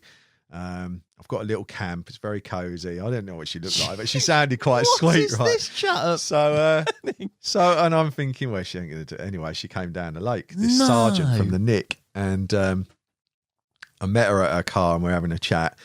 She's taken down my particulars, and then I said, anyway, by now I've taken a shine to her. She's quite sweet. I said, anyway, do you want that cup of tea? So she went, "Yeah, why not?" So in her uniform, she's tramped around the side of this lake, back to the brolly, weren't even a bivvy, brolly and no ground sheet, and sat under there. It was raining a bit, and I made her a cup of tea, and she became my bankside muse for No way. quite a while. Yeah, she used to come down, park the police car, which was great because it stopped all the kids Riff-raff, coming yeah. down, and she'd come and stay in the bivvy, and yeah. Adam Brilliant. Penning, you That was good smooth operator, Wow, mate. she was, yeah, that was very. Oh, I can't even talk about some of the stuff, but vodka and handcuffs and all sorts Wow. of shenanigans. So it was a lot of fun. But so there was a lot of stuff going on. But I wonder this was such a long campaign, mate. but this actually happened after I left Drennan. So I was actually on what they call garden leave for a period of time because I got headhunted by Corder. So I left Drennan. I didn't want to leave Drennan, but they had a very old school pay structure. And I thought, you know what, I'm never, even having done the things I've done, I'm never going to be in a position where I can buy a house or anything. So when I was given this offer, I thought, you know what, so I very regrettably handed in my notice to Peter. That was a powerful day. And Yeah, can't because we had a very close relationship and almost like father and son. And there were many times where he could have probably, maybe not got rid of me, but he treated me a certain way, and we had a special relationship. And so telling him that day, that was hard. But yeah, so in between I had some garden leave. So I've relocated. Sorry, it wasn't to Cord, it was Fox. Cliff Fox had made me an offer that I couldn't refuse. So I've decided to move back to Essex, whence I came. And but I was already embroiled in this mission at this lake that I'd started with 10 fish in it. So then began the real fun and games of commuting from Essex to Oxford midweek to bait up, and then at weekends to fish. But by then I was caught up in it, and I wasn't going to stop no matter what. And the baiting, it was 100 miles there and 100 miles back, which I'd do on a Wednesday night to put in a bucket of hemp or whatever, and then I'd fish it at weekends, and it went on. But it ultimately concluded with the capture of the carp that David caught those years before, which I always thought was going to be big. And when I had this incredible 45-minute battle with it. One April the 7th, 2006, and it was. I knew it must have been it. It was just destroying me. You know, I remember at one point it's kited down the left-hand margin, and then it's gone in towards a reed bed, and the coots went absolutely. But they've seen this submarine coming at them, and they all took off, and I was like, shit, the moon. That was like 100 yards down the bank, and I was side straining it with this very soft rod, and because it was a small lake and the weed wasn't up, so I was using 2 3/4 pound rods. And anyway, got it in, and it was my first 40, which was 40 pound 10 ounces of not uncaught but unknown Oxfordshire mirror carp. And I mean, the fish isn't with us now, and the lake isn't, but it was very that was I mean. That was, so I said earlier that I thought cuttail was the only fish that brought me to tears. It wasn't. That fish was, because after I'd released it, I sat in the margins of the lake in my waders, and it all came out. It was, and I wouldn't say I'm not emotional. I probably am, but I'm not really a crier. And it was, I just sat there and I just thought, it's over. Yeah. This is it. It's finished. This place that has been my entire life for so long, I'm not coming back to. And you'll understand that, and some people listening to this will understand it. But so you're at the height of emotional euphoria, but it is heavily tainted with sadness and regret that you're not going to come back. Which, you know, it's something we will all identify with when we've been on missions. But that, to me, you know, I had 2 guys drove over, my best mate Mark. Mick Perry, who's not around anymore these days, he passed on, but he rang me. He heard about it on the grapevine or something. Chile rang me from France, and because they had all been kind of living this with me for a few years. Yeah. Is it, you know, when you live a campaign through a mate, I'm living one right now with my mate Ben Gratwick, who's trying to catch single scale out of Ashmead, and you do live a campaign with your mates, and they had lived that one with me. So when it had happened, it was a moment, and 5 of us got this fish out, which was the perfect example of a wild, rare mirror carp. It was long, it was perfectly proportioned, it was perfect in every way, it was lean, and it had gone 40 pound for the first time ever. And yeah, it was just one of those moments that is indelibly marked on your soul. And that then signalled. The great thing about leaving the lake was the fact that I didn't have to go back there because I lived in Essex now. So that whole thing had been immensely arduous, of trying to keep that going and see it through to its conclusion, a conclusion which I never knew would definitely come, but I was trying to force to happen. And I remember all through that winter, I'd got myself far too fat, drinking too much wine. I was smoking roll-ups, and I was out of shape. And that winter I thought, right, I've got to get a handle on this. And all winter I would be on the treadmill.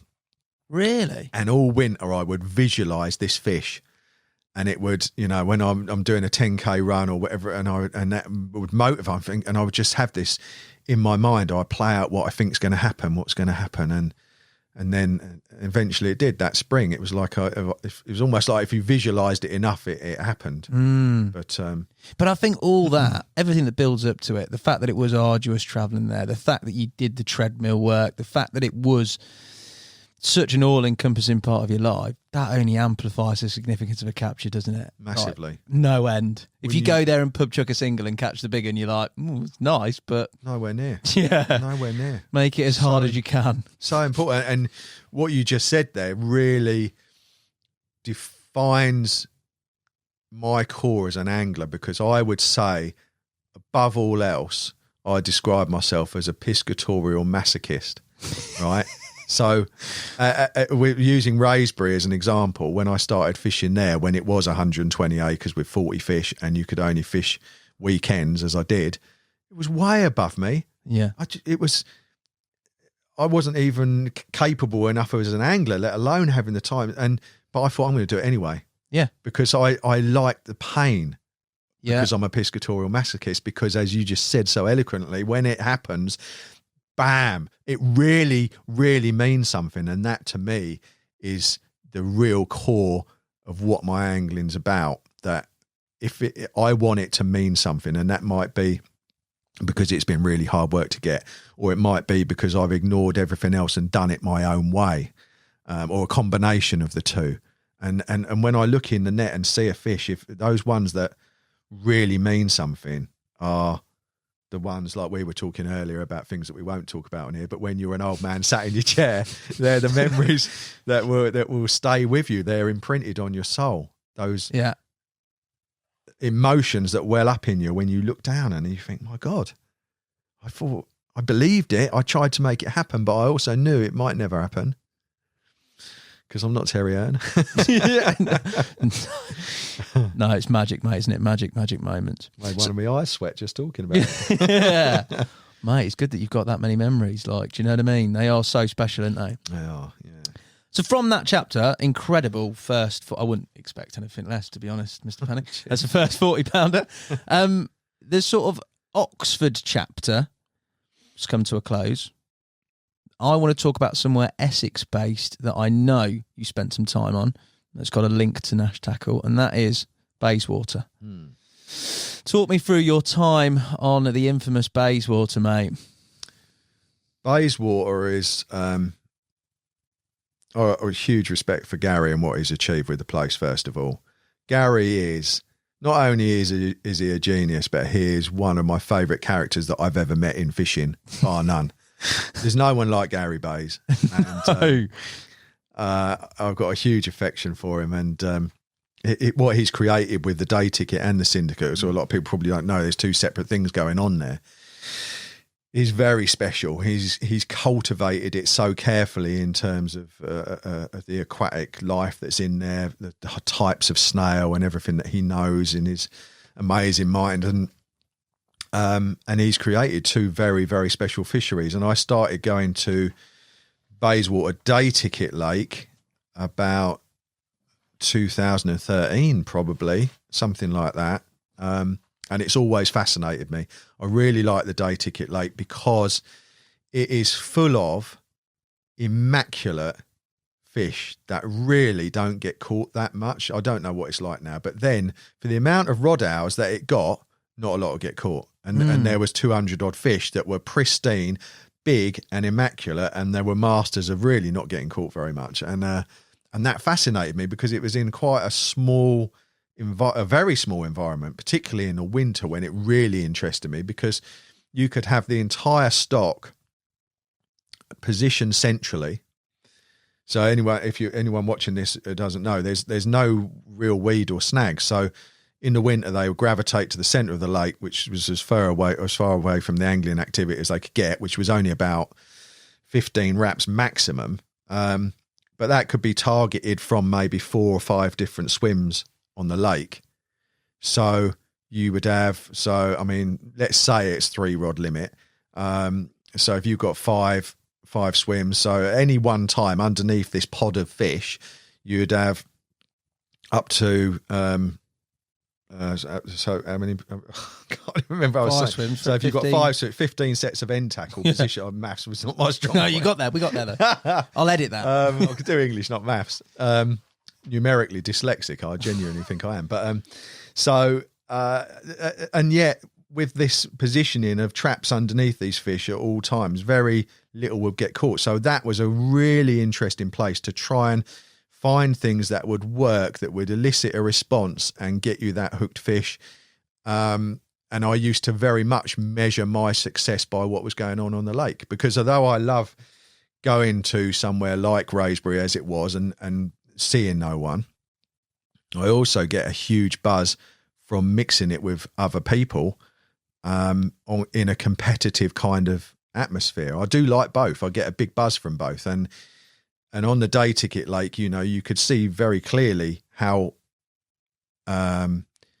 unproductive the fishing tended to be when you think of what's in there and how everyone's on fish pretty much most of the time. Yeah. Particularly in the winter when they were all packed in.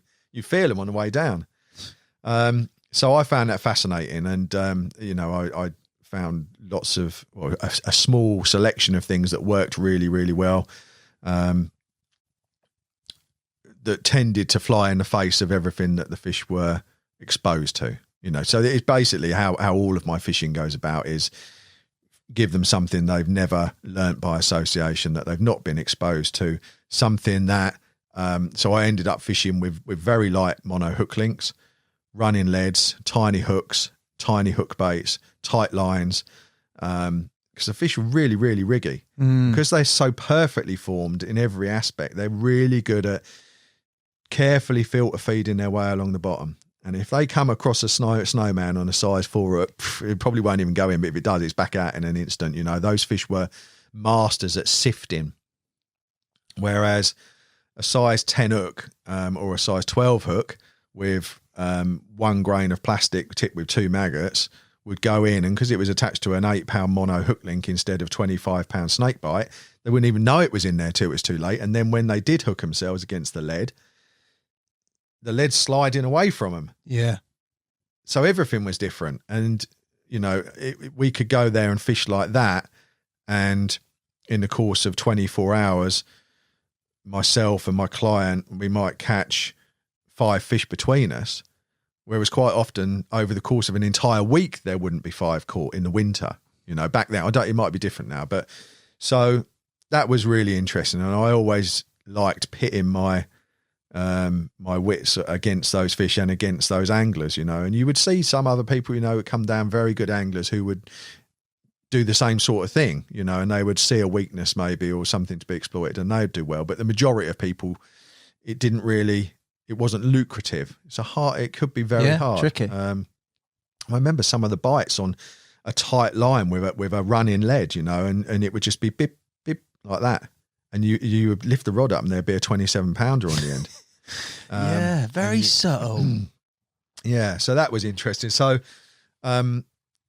gone over there with a lot of clients over the years, fished it myself a bit over the years, haven't been for a little while, but it's somewhere I've got a great affection for. But during that period of time, my name came up on the syndicate, which I had my name down for a long time. I'd always, you know, the fish that are in the syndicate it's really the jewel in Essex, you know. I mean, whether I'd seen pictures of Jim holding these mid-20 mirrors or, and obviously a lot bigger than that, but the smaller ones were stunning, the big ones were stunning, and they were doing very, very well in this environment that Gary had cultivated and nurtured with the sort of passion that he does. So very Essex-esque in terms of being irrigation reservoir, but again, you know, that's the canvas that Gary was presented with, and he's done his very best with it, you know, planting reed beds and screening off areas, and he's made it really, it's a very special lake, and I loved fishing there. I fished it very little when I got my ticket. I would go every now and again and catch 1 or 2 and then not go back for a while, and that suited me. I was sort of doing various things. But it came to autumn 2017, I think, maybe 18. Anyway, a few years ago, and I was drawn back there for a serious go, and the coconut common being the ultimate prize, formidable looking fish that was regularly upper 40s, and you know, a magnificent prize. So I thought, well, I'm going to go and have a concerted go for it. Something just caused it to slot at that particular time, and I thought, I'm going back end of September and I'm going to have a serious go. I mean, I'm mixing company with people like, well, Daryl Peck was on there at the time, good mate of mine. We used to be gym partners for a couple of years, and a lot of other very capable anglers. So you know, yeah, he's pretty useful, Daryl, isn't he? So you had to be on your A game. But it's like fishing with Ian Russell, or when I fished with Oz and Jim and I've been lucky, actually. I've probably fished with or against, in inverted commas, most people, and all it does is you raise your game. Yeah, you know, I knew at on the Yateley North Lake when I was fishing on there that if I got up and Chemo's light was on in his bivvy already, then the next day I was going to get up half hour earlier. Yeah, he was probably doing the same to me, but we knew that as soon as it got light, if one of us saw a fish. And it's interesting, actually. I mean, between me and Chemo on the North Lake, we accounted for, I don't know, probably 75% of all the captures over a 6-week period just between us, because we were so intensely on it. You know, it was, you raise your game. So going onto the syndicate at Bayswater, I knew I had to be on top of my game and work it hard. But the one of the turning points was, I thought, because the nature of the lake is they're I wouldn't really call them gravel pits. They've got a lot of clay craters, like the Day Lake has got. There's a lot of spots, or a couple of spots, as you'll know, where you bring back your lead dripping in it. And I thought, you know what? There's got to be some like proper spots in the Syndicate Lake, in the area where I'd seen fish, which at that time was along the bottom bank where you first come in, pegs 1 to 4. Okay. And on this particular afternoon, the people were spread out, and I had that bottom bank to myself. So I thought, you know what? I'm gonna put out a lead, and I'm gonna look for what I call glory holes, and I'm just gonna put out a lead, and I'm just gonna slowly tweak it back until I find something that's different. And everywhere you cast was exactly the same. There was no weed that year, and it was always mud and silt, just blandness.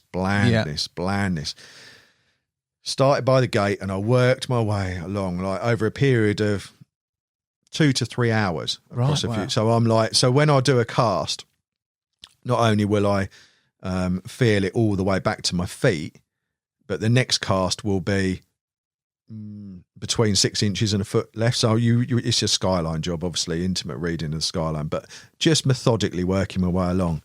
Nothing. And then suddenly, 3 hours later, it's just purred, and then stopped, and then felt mud again. I was like, clipped it up. And it was a spot that I'd found in a very popular swim halfway to the island. Now, islands are magnets for everyone. And so that got me even more excited, because I thought probably most people don't even bother with it because everyone fishes to the island, and or a lot of people did then. Put it back out, crack, bored it in, streaked in clay. Now, when you're trying to find a glory hole, it's even more potent when there is nothing else. So if I'd found a glory hole in peg 1 and then 1 in 3 and then 2 in, then the more you find, the more dilute the impact of that potential becomes. But when there's just one and you've seen fish swimming that are streaked in clay, and you know you've just done 3 acres of water and there's nothing, it's the one. It's the one. So I meticulously marked it and clipped it, and then I started baiting it. And what'd you put in?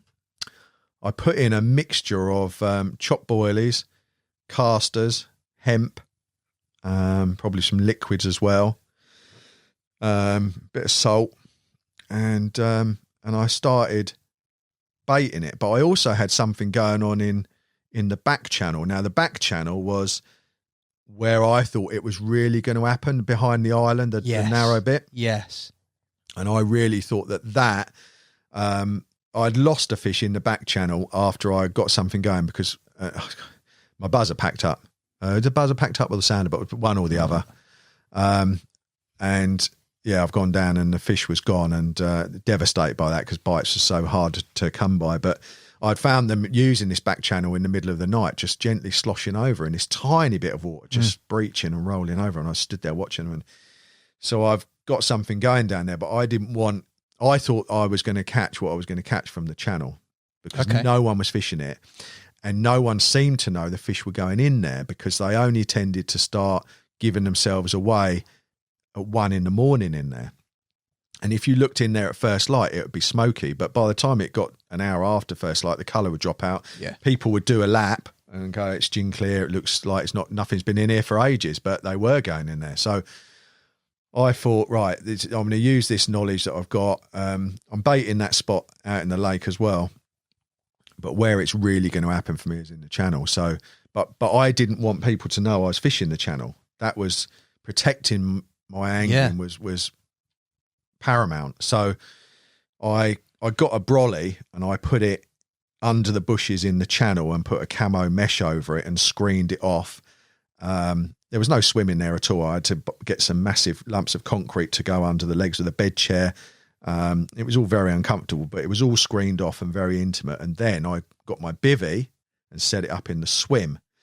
So people come and I would sit in the swim all day. Right, okay. The second swim, right? Yeah. So anyone that came along during the day for a cut, and I would take my tea kit down there in the day and my chair and everything, and I would sit like a gnome by my fake camp. So people would come around in the day and we'd have a cup of tea and I'd have a rod out in the channel on the sounder box, which was perfectly permissible. Yeah. And that's just one, I suppose, it's just one of the things. I mean, carrying 2 bivvies is probably beyond what some people would be prepared to do. But to me, having 2 bivvies, I wasn't breaking any rules at all. And you were protecting your fishing. Protecting my fishing, because no one's going to even think of looking in the channel. They've seen me set up there. But I would say, I'm when you walk round, I'm being put in a bit of bait, so if you could keep back, and I'd be like, yeah, cool, no worries. But I was trying to cultivate that and bring it on, and but actually it didn't happen in there. But I caught, so by this period of time, I don't know how many fish I caught out of the cinder, but a few over the years, and a few this autumn had come my way from opportunist fishing in open water. Okay. So I hadn't not caught anything. I'd lost that one as well. Yeah. And then on the morning that it happened, it was on this spot. So they were in the area of the lake that evening. And that's another key thing, you know, I wouldn't ever go into an area just because I'm pre-baiting it. If they're up the other end of the lake, then it's pointless being there. Yeah, get on them. But they were in the area, and I thought, they're either going to stay in front of me where this glory hole is going to pay off, or they're going to go down the channel and my main is going to pay off. And by now I'd put a lot of bait onto this clay spot. And that morning I've made a cup of tea and I've gone up and I've sat by my decoy camp, and I had a bite, and it was this incredible mirror called Grey Sea, which one of the nicest mirrors in there. And I think it was 36 pounds something. Beautiful, beautiful fish. Nice. And I had 2 rods positioned side by side on this pre-baited clay spot. And whenever I fish 2 rods close together like that, if I get a bite on one of them, then that doesn't go back out, obviously, you know. And the times that the other rod will go, it happens so often. I just done the pictures of Grey Sea and put it back. Thought, right, I'll get the rod, I'll put a new hook on it and get it ready and wrap it up and everything. I'll put it back out later, because it was about 7 or 8 in the morning. And then that rod went. And whilst it was quite funny actually. So whilst I'm playing this fish, it's dawned on me that it was a good one. But when I saw it, I thought it was a fish called the pin scale common, which I previously caught, which was 42 pounds. And when I saw it, I thought, I don't know why. I just, the possibility of catching something as biblical as the coconut was so, that ain't going to happen to me. Yeah. So when I've seen this massive common, I think, it must be the pin scale one. I think, well, I've already caught it. But I'd caught it a year or 2 before. And anyway, it's gone in the net. And the rule that Gary has on the lake, as you'll know, is that you do your pictures before you weigh the fish.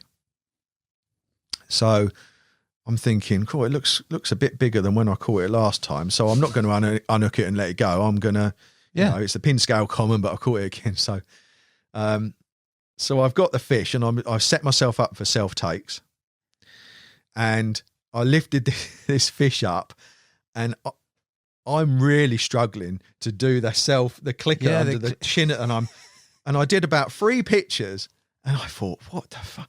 I don't normally struggle like this. Like, I've done enough self takes with 40 pounders, but I was struggling. Yeah. And in my mind, I'm thinking, well, it was 42 last time I caught it, might be 44 now. And I didn't want to call Daryl or anyone else, because I didn't want anyone to know that I had something going on. Yeah.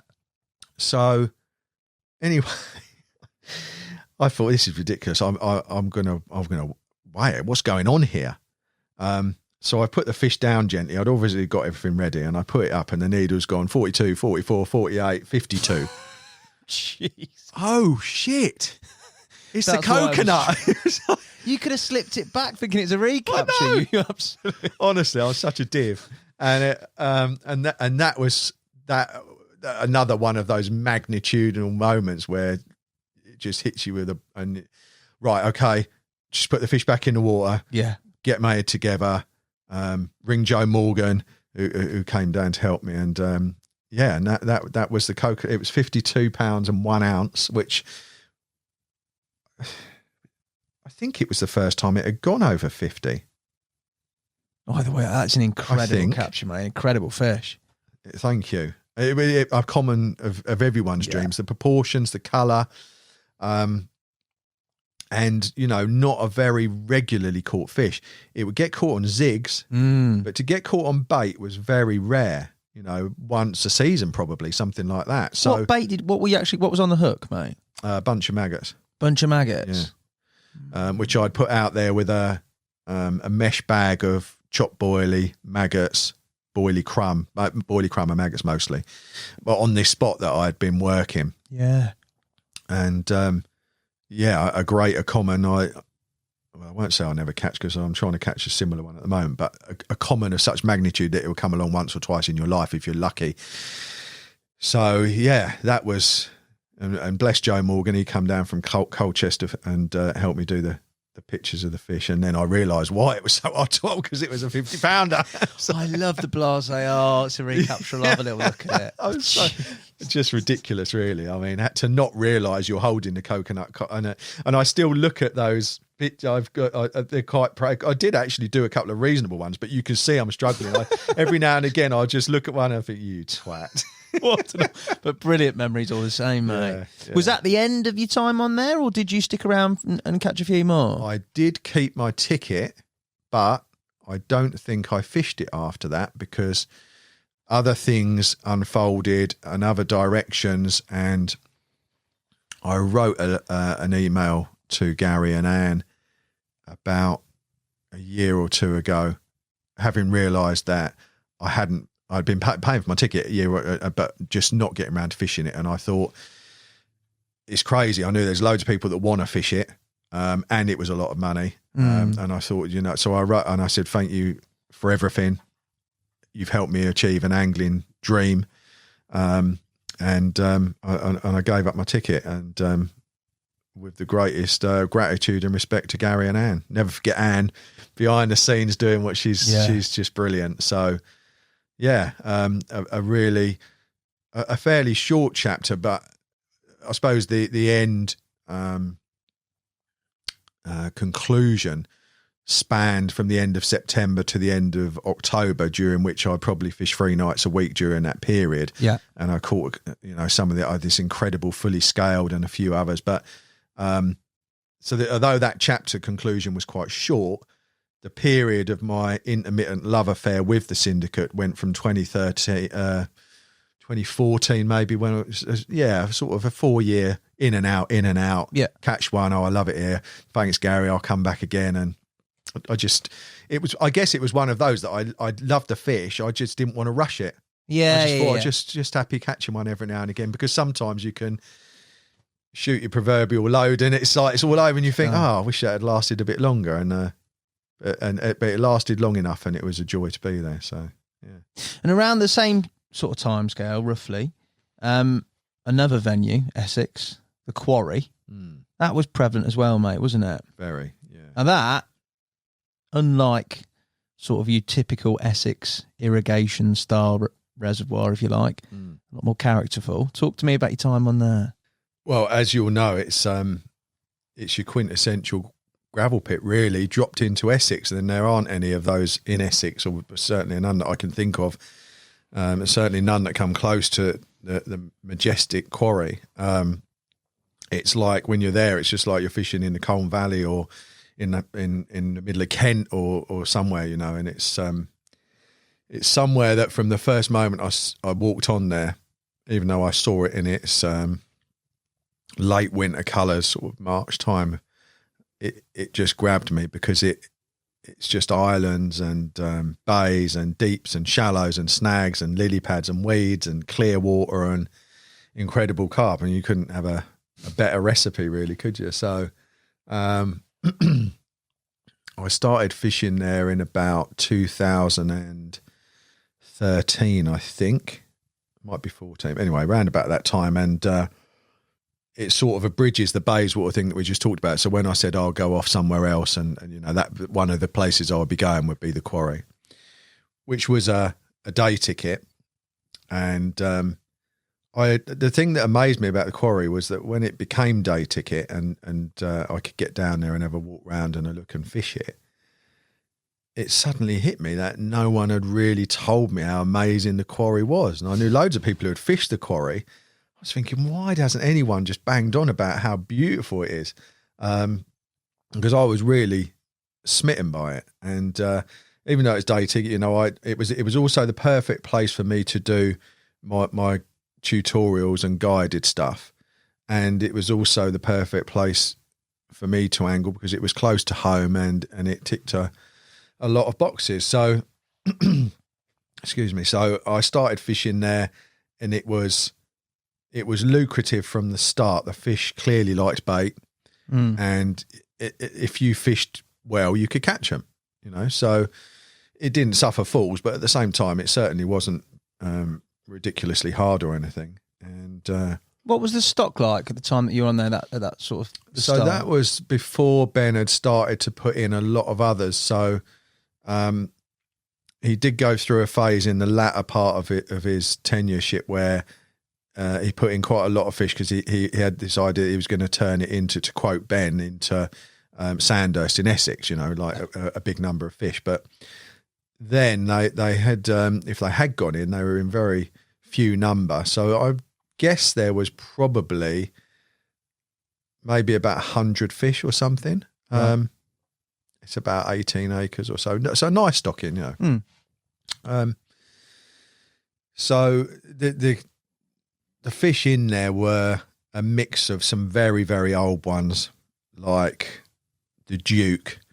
Great name, the Duke. Love the name. AKA the Hoover, actually, which is not such a great name, but he was, by the old syndicate, he was known as the Duke. Lovely, incredible mirror carp. A fish called the Dolphin, which was another old one. And, the radish. Oh, yeah, how do I forget the radish? Probably the most famous of all of them. Baby radish.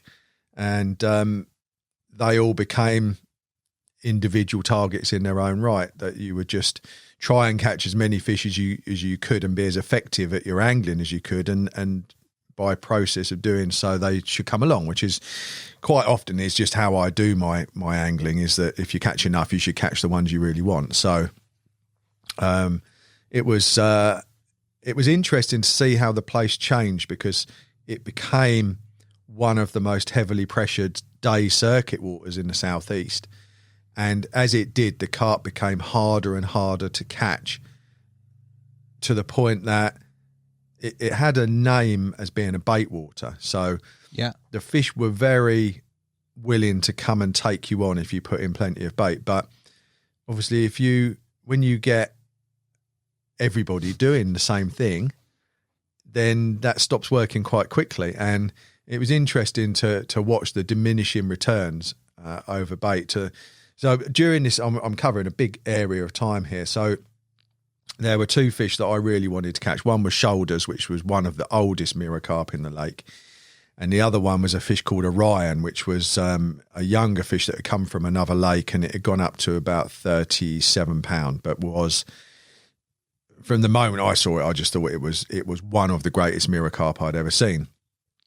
The shape of its head, the colour of it, the shape of its tail, everything about it just reminded me.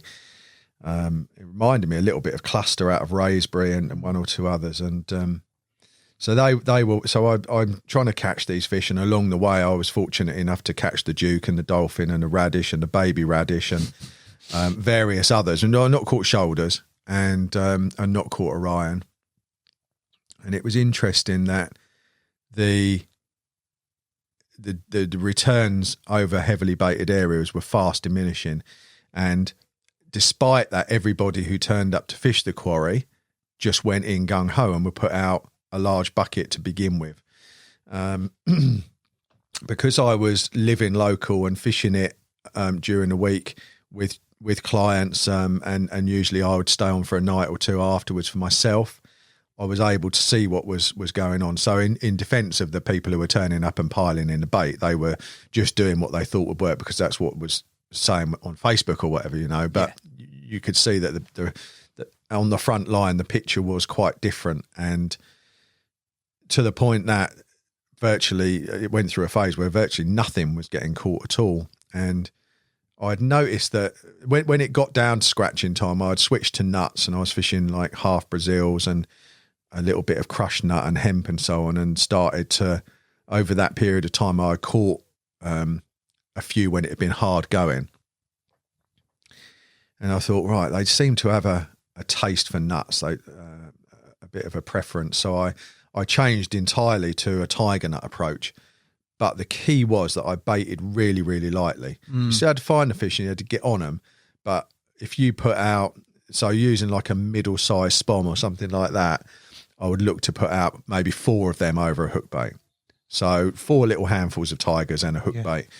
And the transition from quite hard to getting plenty of bites was as radical as any that I've ever seen down the years, to the point that over quite a long period of time, probably more than 90% of the fish that were caught were to a client who was with me or to me doing this. Really? So it was quite a closely guarded secret because it was doing so well, and it helped me to go through the stock of the fish, the other glorious 20s and a few 30s here and there, and all the time inching closer to what I hoped would be shoulders or Orion.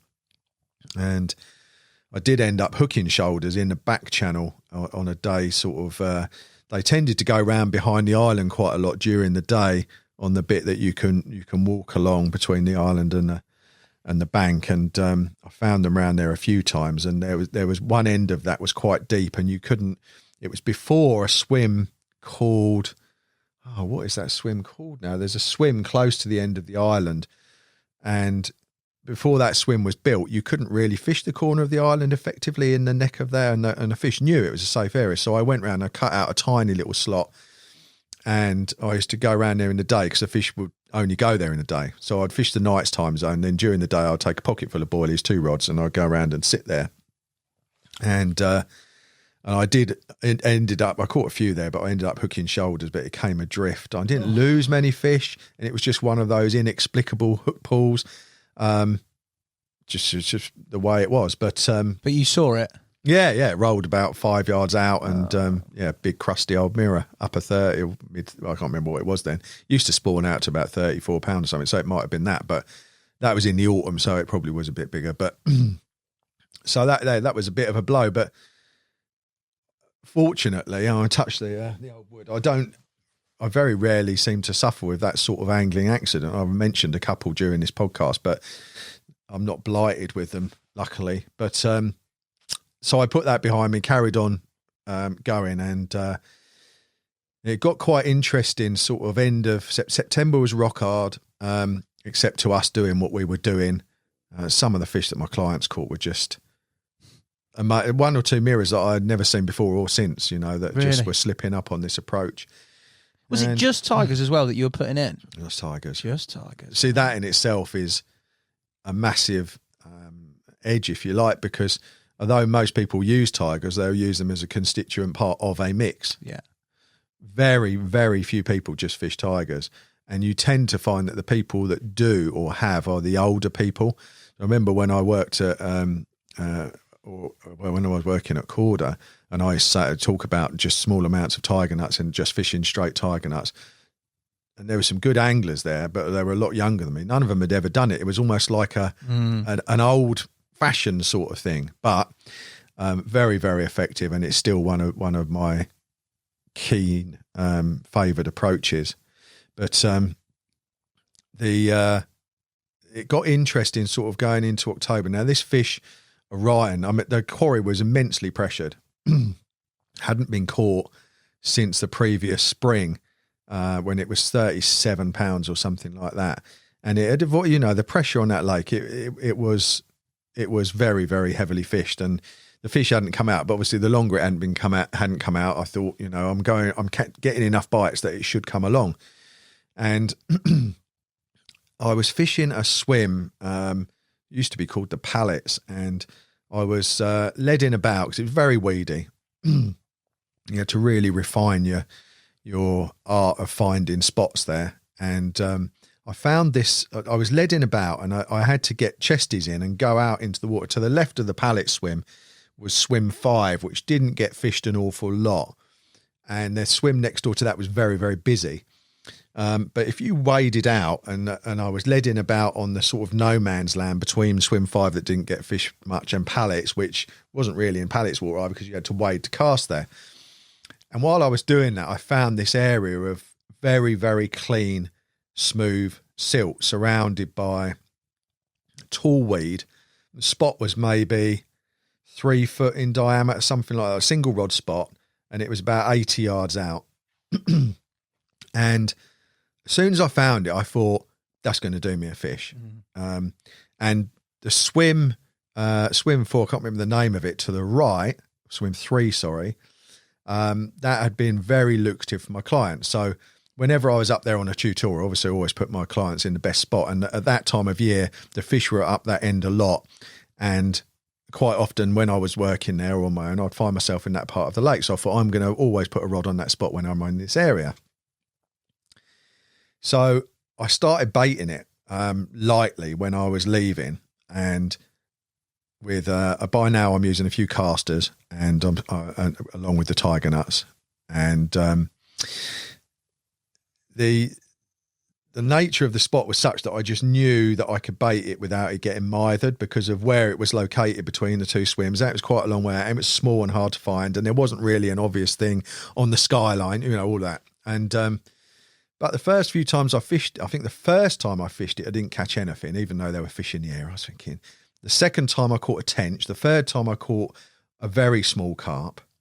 But I thought it was Hassan. It was one of those glory holes that I just knew was special. And I carried on fishing, I carried on baiting it. And it got to the end of October. It was a hunter's moon phase, and the weather wasn't too bad. It was cooling down very rapidly. The fish were still in that part of the lake. And on this particular session, I found myself in that swim again. I did have a client with me. He was in peg 3, which was the one that was doing the bites for us. The fish were grouped up there in some number and were falling to the delicate little tiny tiger traps. And on this session, this particular, I put a lead out to check this spot, which I did every time before I fished it, cast it out there. But this time I fished it, I baited it a fair bit. This time it's gone bang, and it was like scoured. But the interesting thing was that when I pulled it, hadn't got any bigger. I hit the perimeter, the weed wall, at the same point I would expect it. It still seemed about 3 foot in diameter. That was really interesting because to me it could only mean one thing, that a lone fish or two had been on it and had obliterated it, because if a pack had come in, it would have been massive. Yeah, exactly. So I thought, a lone fish and a fish that's big enough to do that sort of damage to the bottom, this could be interesting. So baited it lightly with tigers and casters again. And at first light, just as it was getting light, it was more dark than light the next morning, I had the bite from that spot and netted this fish, which turned out to be a Ryan. But it was a fish that had been missing for quite a while, despite the pressure. And it had gone up to well over 43 pounds, which was like, none of us could quite believe it. And we had a bit of a, when everyone gets, we were all in awe because it is the most incredible looking black dark carp with immaculate, and it was at a new massive weight. And I felt that the reason I had caught it was because of the nature of the spot and the way I'd fished it. Casters, tigers, a spot that wasn't even in a swim that you could only cast to by wading, etc., etc. These fish are rare for a reason. And it was even more greatly borne out to me the following year when I was back there again, and the fish were up the shallow end. It was very warm. It was the night of Brexit. I don't know if you remember the night of Brexit, but in Essex, we had the most tumultuous thunderstorms and flooding, like cataclysmic storms that night, where it was June the 23rd or whatever it was, and there's a river flowing under my bed chair, you know. And it was just amazing. But the lead up to that night, I was with a client again, and I got him on fish, and he had caught a couple, and I said, "Oh, it's all right," because I don't always fish on tutorials, but if we're ahead of the game in terms with what we've got to do, and he's already caught a couple of fish, he's very relaxed and happy. So I said, "Oh, do you mind if I fish?" He's like, "No, I wanted you to anyway. Get your rods out." So I've gone down onto the end of the shallows. Well, I had seen a couple of fish, although the majority were held up in front of my client, and the water had gone into a massive algae bloom. It was like pea soup. Couldn't see anything. Excuse me. And it's normally so gin clear and weedy. And I thought, right, well, it was late, it was probably 9 o'clock in the evening, probably an hour of light left.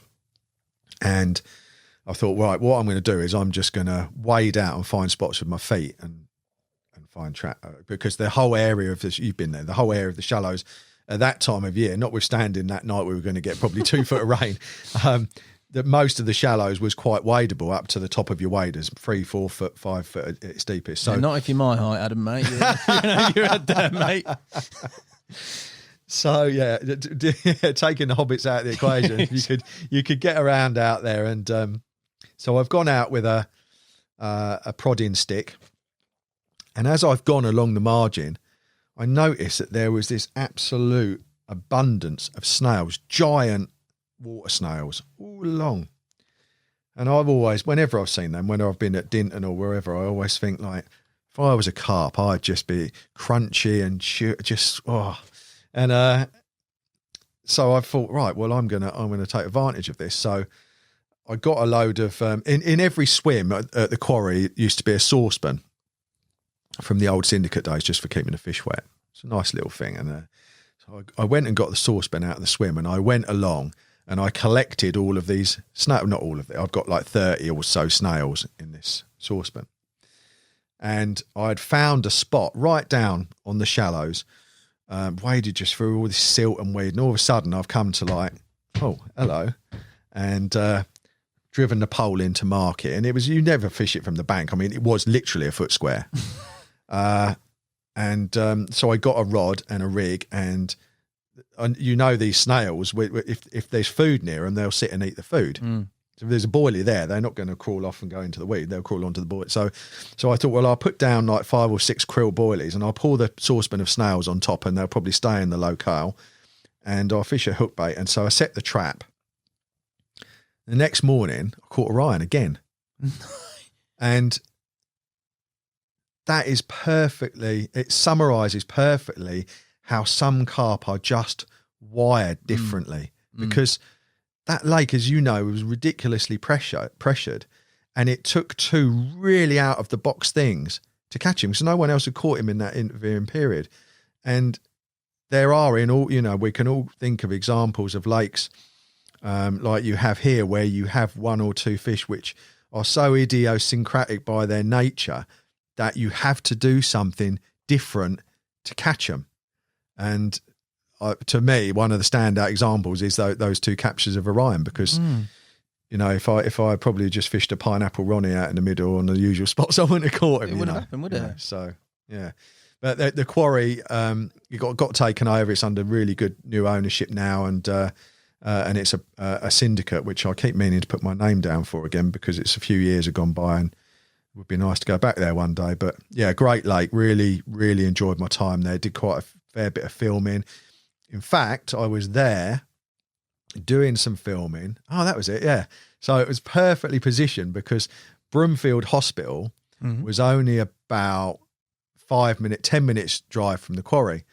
So when my wife was heavily pregnant with River, perfect location A1. I spent 9 months fishing the quarry. My poor wife took so long to push River out. Well, I would go up to the hospital, and I'd sit, and I was making a film for Fishing TV, and So I was obviously like, the phone's on, darling. I'm 10 minutes down the road. I'll be there whenever you need me. So I go in like once a day and give her some words of encouragement. Once a day? How long was she in there for? It's like 4 days in the end to induce her. No.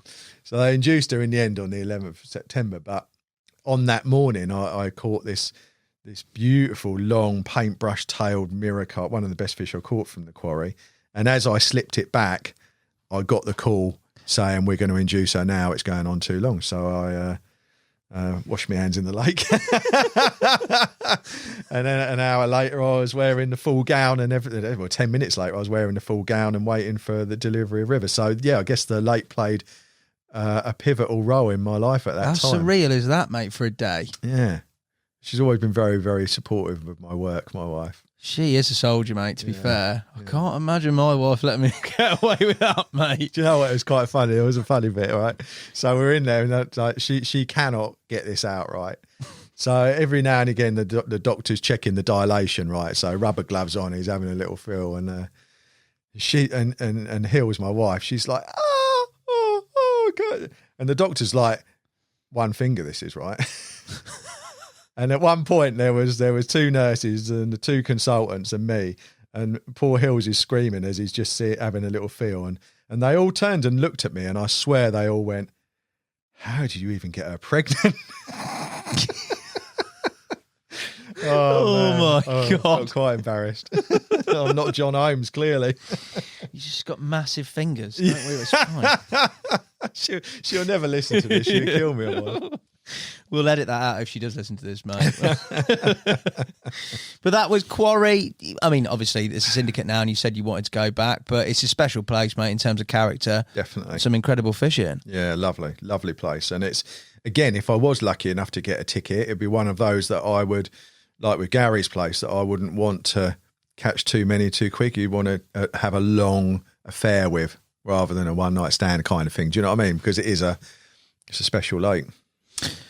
We're going to talk about 2 chapters that are more recent for you, mate. Obviously, your book, Rolling the Deep, encapsulates a lot of your angling in the time that we've sort of talked about. So I want to skip and talk about a couple of chapters that are recent, one of which we will keep candid in terms of detail. But Grendon, as a concept, I've got written down in my notes here, mate, you caught 47 fish out of the 45 fish that swim there, which you think is mathematically impossible, but they are recaptures, some of them. But as an effort to catch more fish than there actually exists in the lake is pretty impressive, mate. Talk to me about Grendon.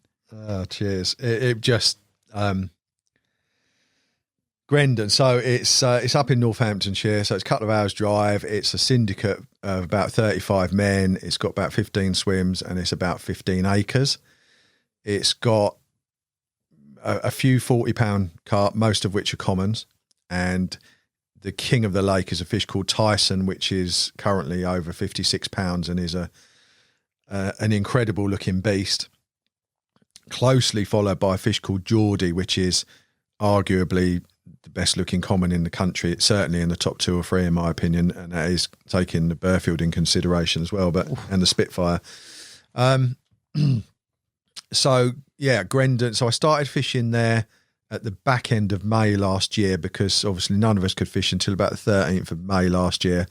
No one fished officially, and then once everything opened, I thought I'm just going to sit back and let the crowds go, and I'm a new member and I'll go up in a couple of weeks. So I went up at the end of May. So it was very, very interesting. I always find lakes that are really pressured, as I said earlier, though I love fishing understocked wildernesses, I do also like the element of pitting my wits against man and fish at the same time. And Grendon's got a lot of very capable anglers, and it gets a lot of pressure. And because the lake is predominantly full of very old black commons, they're never going to be easy because of the nature of what you're dealing with. So I knew that I needed to be on my game. I didn't know I needed to be on my game. I never think that. I just thought, you know what, I'm going to go up there, see if I can get a few bites and see what happens. It was all very relaxed, and it sort of, I don't know how I would really try and encapsulate it, but certainly between June and the 14th of December, I think I stopped about 2 weeks before Christmas.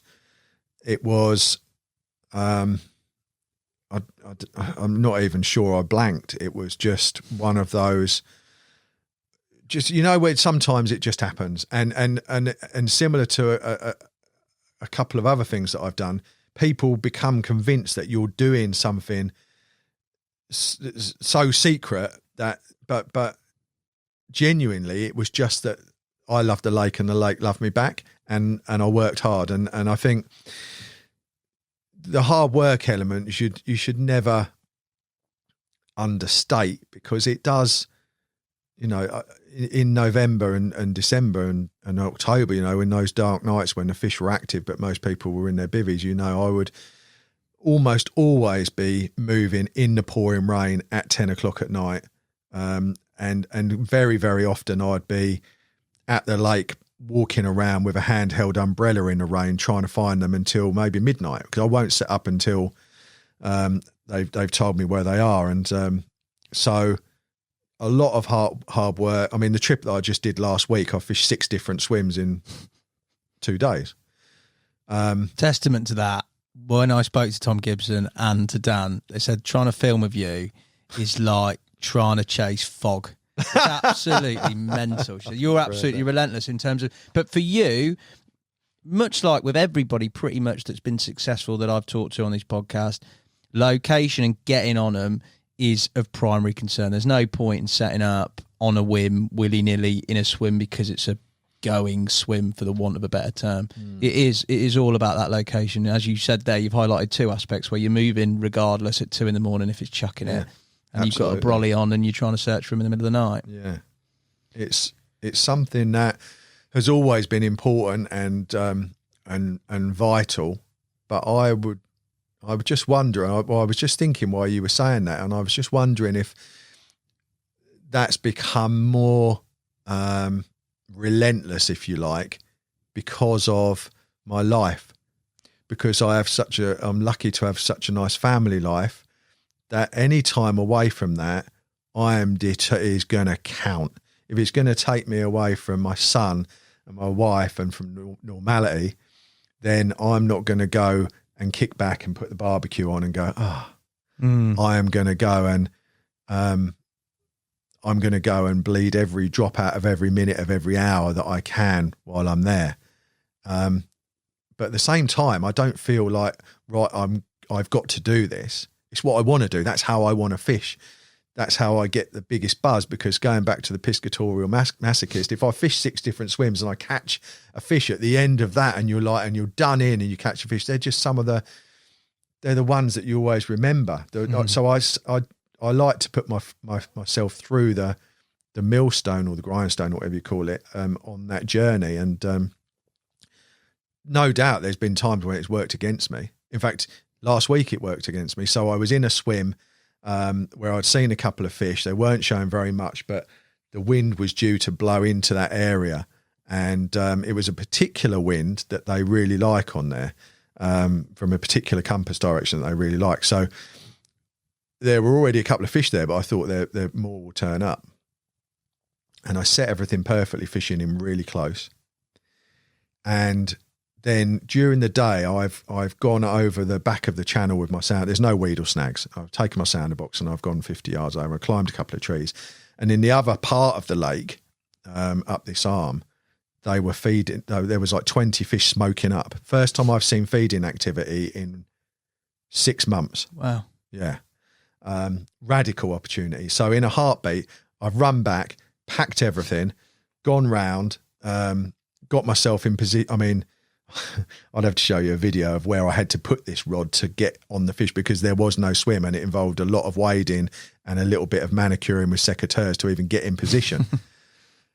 But I did it. And then I waited and got up the trees, but the lights changed. The sun's gone in. It was still only 10 degrees. It was a cold day and it had been -3 at night. And I'm thinking, where have they gone? I couldn't see if they were still there, and the colour seemed to have dropped a bit out.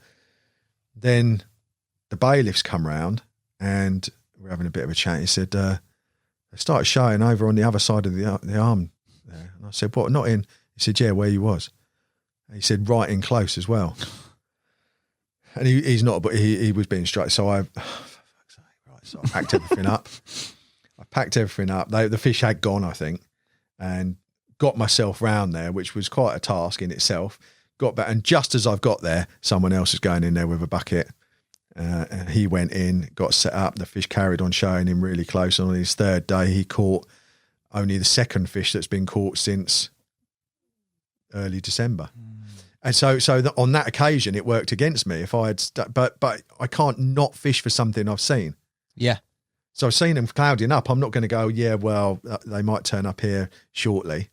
Life's too short. Yeah. So it's a good example of me getting it wrong or doing it wrong or it not resulting in a positive outcome. You live by the sword, you die by the sword, don't you? Yeah, absolutely.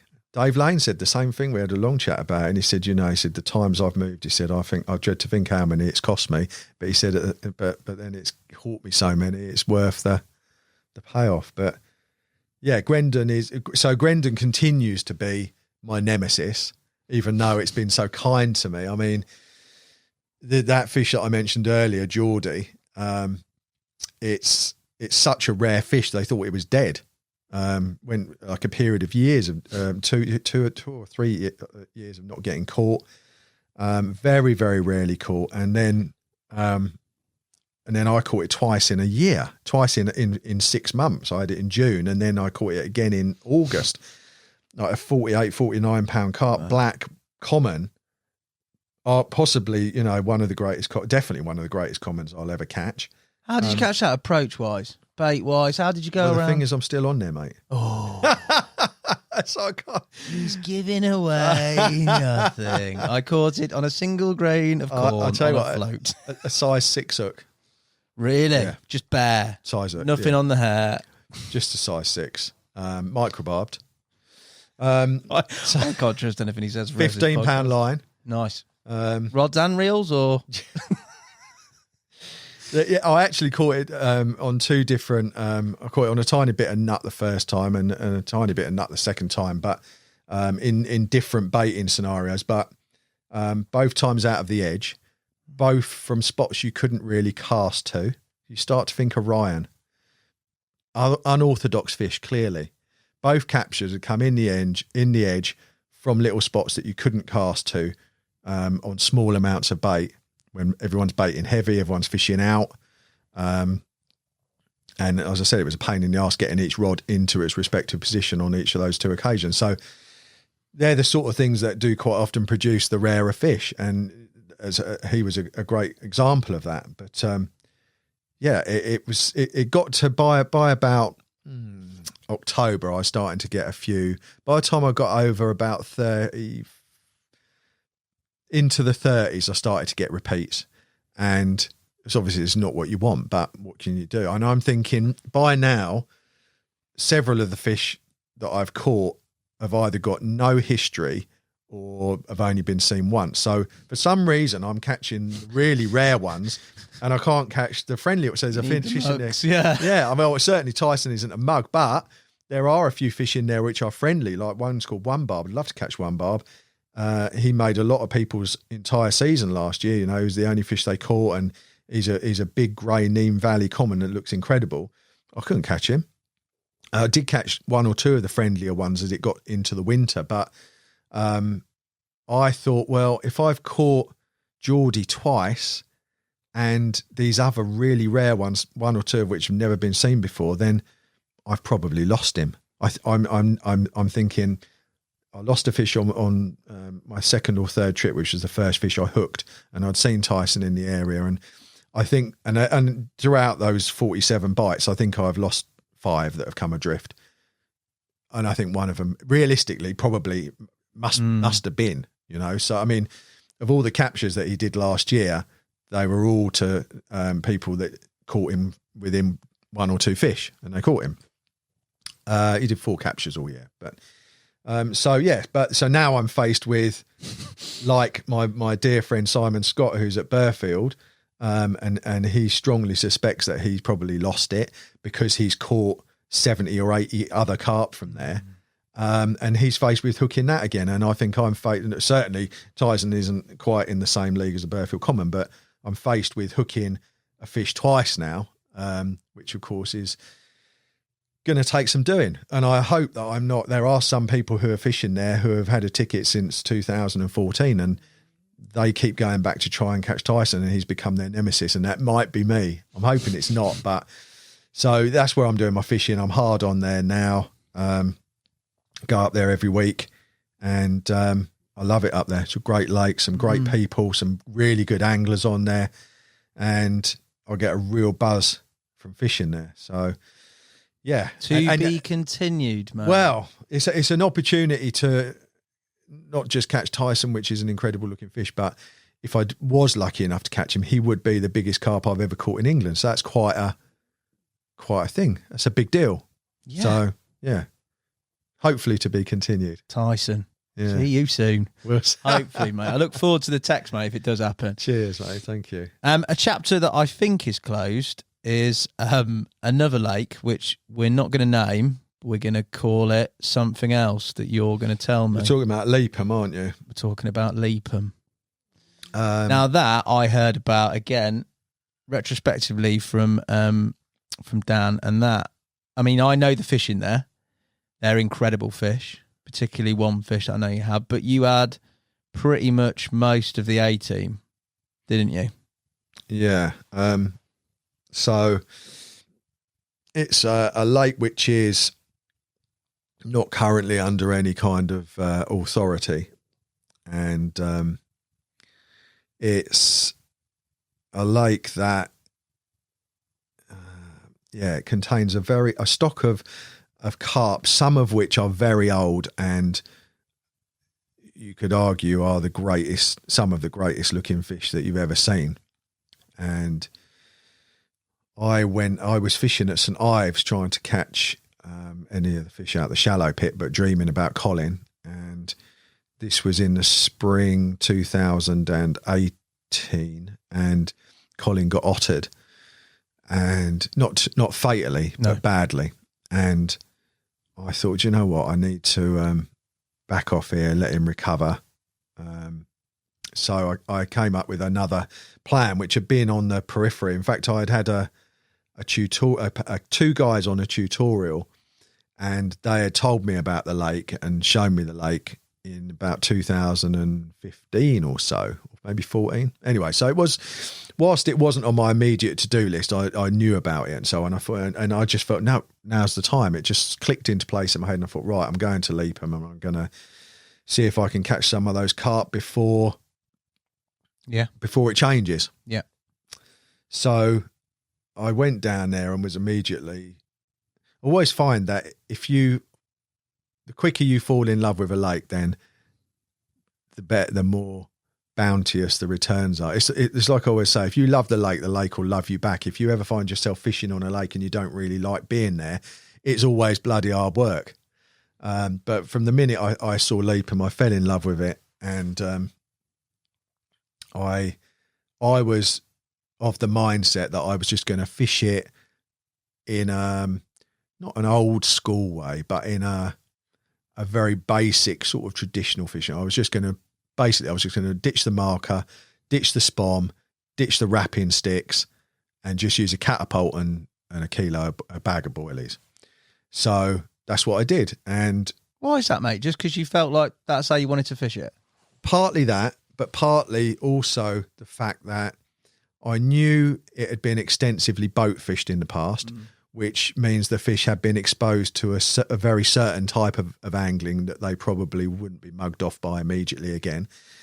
And secondly, the fact that although it had been fished, it hadn't been really heavily fished. So I thought the fish could be, when they're left alone a bit, I thought they probably won't suffer too much disturbance, which turned out to be very true. In fact, I can think of an occasion where I was trying to find a clear spot in thick weed with a 1 ounce lead, and they just they departed very quickly, and I was very careful. So they were very tuned into their environment, as you'd expect. But and also I felt that's how I want to catch them. I want to It was one of those little epiphanies, I suppose. You kind of, when you think back over the time that you've done a particular thing, sometimes, I was talking to Ian Russell about this actually, you've fished for carp so many different ways that sometimes you forget the things that you've done that were so good. And you think, why did I stop doing that? You know? Yeah. And it might be, I had that epiphany on the Oxford Lake, that lake with 10 fish in it. And I managed to break a deadlock over a period of time by thinking, I used to use maggots loads. Why did I stop using maggots? You know, and you'll be the same. You've done it such a long time. You forget certain things because we do so many things. But I'd gone through this thing where I thought, do you know what? Now's the time to revert back to good old fashioned boilie fishing, seeing where the fish are, finding the fish, getting on them and going plop with a lead. If it lands all right, catapult 10 boilies around it and leave it. Which to this day, I say to this day, this was 2 years ago, but it's something that I've done on and off for the last decade but I'm doing more and more of it now because other people are doing less and less of it. Yeah. Yeah. And I've written a lot about bait application in terms of the general mindset seems to be the more bait you put in, the more fish you're going to catch. And I'm definitely finding the opposite year on year that, and now it could be as little as 7 grains of sweet corn in the edge because it doesn't represent any danger. You get a tin open, you put in a few handfuls, it represents danger. Yeah. Yeah. And a lot of my fishing is based now around trying to catch carp by setting a trap which is so subtle they don't realise they're being fished for. That's a key part of what I'm trying to do these days. And so that's how I decided I was going to fish Leapham. And from the very first night that I went on there, or the dawn after the first night, I should say, it worked. And I don't know, it was another one of those lakes where it wasn't really, really hard, but it could be hard. You know, there were some, I won't mention anyone, but there were some very, very good anglers on there, far better than me. And they went through long periods of difficult angling. But for some reason, even though I wasn't doing anything clever or smart or anything, it was like every time I went, I would catch something. And that went on all the way, well, from the beginning all the way through to the end, luckily. And it was very, ultimately I wanted to catch these 2 particular mirror carp, which weren't the 2 biggest, but to this day are 2 of the most incredible mirrors I think that have ever lived. One of them is unquestionably, the other one's very, very good. But along the way, there's 2 other fish which are equally impressive in their own right, but not quite as pretty, but they're massive. One of which I caught not long into the campaign, actually, from a little spot I'd been pre-baiting. And I just had a feeling about this particular zone, and I'd been dropping a few boilies in there. And so it was nice, easy fishing, just boilie fishing. And what boilie mixing sizes, halving just baits? 16 mil krill, straight up. Yeah. So nothing complicated at all. And then a matching pop-up set low over the top. Multi-rig, or what were you? It's like a stiff multi-hinge, so I do it with the loop itself is out of bristle filament, so it's really stiff, but it's looped on the hook, so you can change the hook. And then that's all brighted to coated braid. Yeah. And helicopter leg clip, what were we on? Helicopter with a little C clip at the bottom to drop the lead if it went in weed. That was it. Long length of lead core and very thick light. Well, I was using 30-pound braided mainline actually. And I've been trickling bait into this spot, and on this particular morning when it just happened to come right, I sat up on fish. Funnily enough, it was the evening before was when I had leaded around with this 1 ounce lead trying to find some clear bottom. And at some point, either while I was doing it or not long after, the fish all just vaporised. And I woke up the next morning, I'd been up during the night a bit and there were clearly no fish about. And I thought, I'm going to go down and have a look at that spot I've been pre-baiting, which was down the other end of the lake. So I went down there. I stood under this, there's a thick mist on it, it was very early, and I stood under this tree and there was nothing. They didn't really show early in the morning, Hassan. It was very strange. Like, in fact, a few of us used to say that if that was the only lake in carp fishing, it was the only lake with carp in it. All of the books about carp behaviour you would have to rip up. And you'd have to it was quite incredible. And even in terms of what the lake would do. So the weediest part of the lake was the deepest part of the lake, and the shallowest part of the lake had no weed in it. It was just if you put your rig onto a clean, sandy, crystal clear, hard spot, by the time you brought it back in a few hours later, the hook point would be blackened and eaten away. What? Like really corroded. But if you put that rig in the silt, it would come back shiny and clean. The exact opposite of everything. That is like there was and I could think of other things. That the lake was a bit of an anomaly. And on this, so I've gone down. I thought, I'm stood under this tree. Nothing shows there much in the morning, but I'm looking anyway. And just down the bank a little bit, very close to where I've been putting the bait, there was just this and the water's just rocked. Massive set of ripples. Not much sound, which was lucky because there was a couple of anglers opposite. And that was it. So I've legged it back up to camp, packed everything up, came down, and where the spot I'd been pre-baiting wasn't a swim. It was just a tiny little gap in the reeds, which is one of the reasons I'd chosen it, because you couldn't cast to it from anywhere on the lake. And if you did want to fish the spot, you couldn't put a brolly or a bed chair in it. There was nothing there. It was just brambles and reeds. And so it was safe as it could be. But there was room for a rod, and you could set up in a swim a bit further down, have it on the sounder box.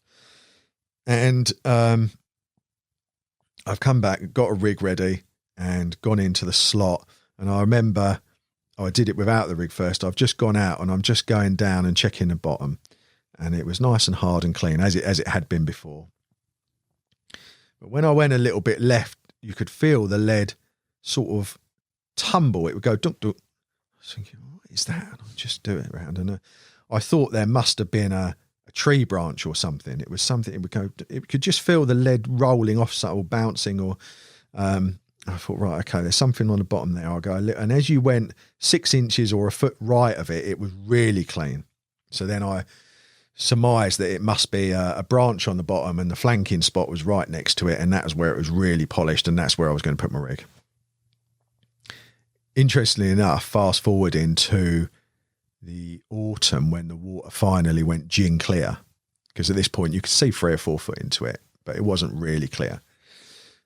In the autumn, when it cleared out, I got up the tree and I looked down and I thought, I'm going to go and have a look where I caught this fish that I haven't told you about yet. And I got up the tree and I looked down, and it was a car tyre on the bottom that had been used as a flanking spot, and that was what my lead was. But anyway, I put 10 baits on it, and then I went back to where I put my bed chair up and sorted 2 other rods on 2 other spots, and had a cup of coffee. And then it's hit me like the tiredness of like getting up, being up all night and everything. I thought, I'm just going to get some sleep. Yeah, crash out. Yeah. And it was May, but it was cool enough under the shade of these trees. I've pulled the cover over my head, and I put a sounder box by my head, and I've gone to sleep. And judging by the size of the pool of dribble on the pillow, I've been asleep about 25 minutes. But when the sounder box was just like going off like a rape alarm, I was like, I'm thrown the bivvy cover off me. And I've never heard one of those, by the way. I'm going to say that's a comment and a half. And I've come running out, I've thrown my boots on, and I've gone running down the bank, and then began this battle with this fish, which was amazing. Seeing the fish come through in the latter stages of the fight, high in the water with the sun coming through the trees behind me, and just see this huge white belly. And I thought, my God, this is... And that was the big mirror, which was 51.14, which was mind blowing. All the lads came and helped me out with that, and helped me get it weighed. And it's I've got one or a couple of shots of it where you can see how wrinkly and old it is, and it's got a massive head and a massive mouth. And that year was very, very interesting because the lake had ridiculous pressure, and it got very, very busy. But I only got caught once more, got caught in the autumn, a couple of pound bigger than I had it. And it amazed me how this fish, which was so big with such a huge frame had managed to just not get caught. In fact, one very, very preeminent, very well known carp angler had been on there for years and years and years, and he had caught it, but he caught it on a floater, and he had fished there so much he'd never caught it on the bottom. So it was just one of those fish which again was a bit. You love an obscure one, don't you? Well, I mean, it was just, I just could never understand why he didn't get caught more that year. But there was another fish in there which had been caught previously. In fact, a mate of mine had told me how he had caught it about 3 or 4 years previous, and he caught it on floating crust, and it was, I think it was 45 pounds. That's ridiculous on a bit of crust, Yeah, isn't mate, it? yeah, phenomenal. When he caught it, he got it in the net, and the first thing he noticed was the smell. The smell? The smell. He put the carp on the mat, and it had been very badly ottered to the point that it had rotting flesh on it. Oh. So he's tried to he used a wet sack to rub some of the necrotic flesh away, and then he's tipped a whole bottle of carp care on it, let it go, and the fish disappeared. And I think it disappeared. It was a period of time, but when the other lad caught it, another very good angler caught it, it was I think it was 2 pound lighter and was still in a bad way. So he did the same thing, treated it really heavily, and he put it back. And then it disappeared for maybe a couple of years. Everyone thought it was dead, obviously. Yeah, of course. But it wasn't. And when it had gone away, recovered, grown all the facial tissue back. And it's quite incredible how powerful the nature is. This fish doesn't even really look disfigured in any way. Everything grew back. And this fish is one of the hardest fighting carp I've ever hooked, and I think that is why he's still alive. He's like a force of nature, this carp. He's one of the he's a very boisterous carp, right? I can imagine he comes on the spot, he's like, yeah, and he does get caught a bit more than the others, and he fights harder than the others, and I think he survived the otter because of that, because I think in the end the otter just thought, scrapper, you're just too much, I can't hang on to you any longer, and he got away and he recovered. So that fish came along and visited me in the middle of the summer, just before they spawned. We didn't know they were going to spawn, but they ended up spawning a day or two later, and it came along and it had gone massive. And when we weighed it, I caught it over by now I've started to fish a little bit of particle, because it was the middle of summer, it was very hot, and I was just trying some chopped tigers and hemp with a tiny little 10mm pop-up over the top. It was one of my rods, and the other two I was still boiler fishing, and that was what I caught him on, and it was 49 pounds and 4 ounces, and the fight was just insanity. It was like a catfish. I had it under the rod tip for quite a long time. I couldn't get it off the bottom. Just a war of attrition that went on and on and on and on and on. And on braid as well, aren't you? Yeah, on braid. And it was that fish is a force of nature. That carp, without a doubt, it's got a will to live, and So and then over the period of the summer, I was lucky enough to meet a good number of the other fish that lived in there, which culminated or semi-culminated in the capture of the most desirable at the beginning of September. And I find myself holding this 37-pound mirror What carp, a fish that is, mate. I mean, I know people, like, if you ask Dan Wildboar, who's photographed pretty much everything for other people, including the Bearfield, he says it's the greatest mirror he's ever seen. I think Richard Stewart says similar, and they've got a very fair opinion. So those boys have seen a few mega fish, haven't they? They have, mate. Yeah, and I, in my humble opinion, I would have to agree. I mean, it's just the perfect mirror carp. And I found myself holding it this misty September morning after moving on to fish the night before, and fishing this gully between weed beds, baiting lightly with boilies. And by now the fishing had got really hard. So I come off the pop-ups, and I'm fishing straight bottom baits.